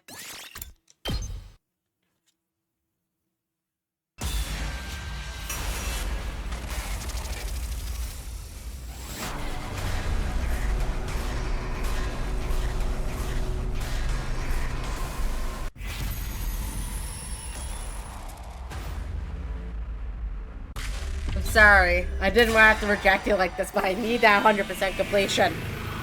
I'm sorry, my pretty. I'm sorry, my little pervert.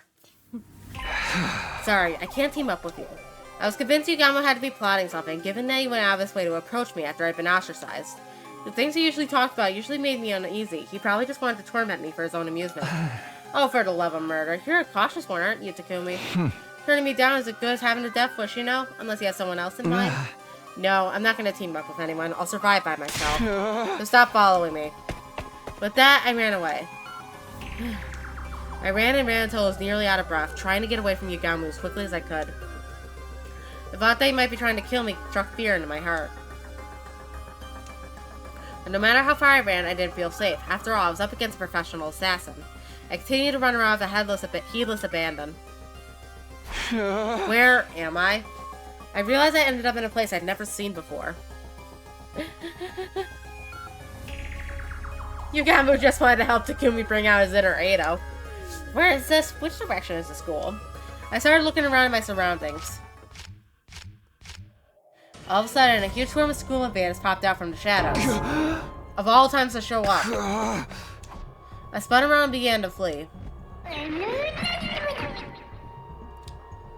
Despite my best efforts, I was unable to shake off the pursuing invaders. They kept coming after me relentlessly, trying to intimidate me with their weird cries the whole time. I had been running for what felt like hours, but they were so hot on my tail. In fact, there were now even more invaders than before. And then, it finally happened. The invaders managed to completely surround me. I saw no way out. The only thing I could do now is fight, but I can't possibly beat this many invaders by myself. Somebody, help me! Of course, it was pointless to call for help. Yugamo! Are you out there somewhere? He wouldn't come to help me now. Not after I slapped away his offer to work together so flawlessly. Sorry, I can't team up with you. Why did I turn down his offer to help? Oh, right, because I had gotten so paranoid. I had lost my mind after falling out of favor with everyone else, and took that frustration out on Yugamo. But all he really wanted was to save my life. It was too late for regrets. I was truly alone now. The invaders are getting more and more excited, like animals licking their lips before a big meal. They had found me isolated from the others, and now they couldn't wait to start tearing me apart. Slowly and steadily, they inched closer. And the closer they got, the stronger the smell of death became. My breathing quickened. My body was trembling. I instinctively understood that this was the end. As I looked death in the face, I finally understood how powerless someone who was completely isolated could be. Somebody who had lost the trust of others, who had lost the ability to trust others.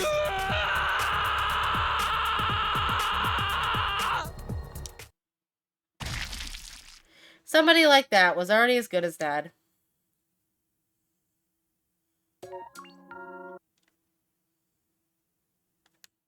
As good as dead. Completed all the killing game routes.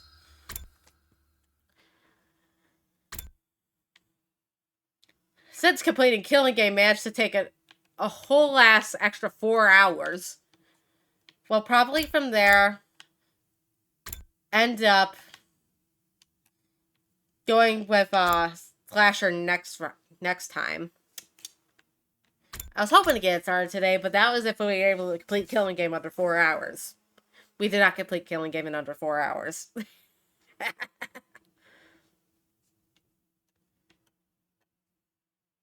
So we'll be doing Slasher tomorrow. Thank you everybody who joined in tonight. And have a good night.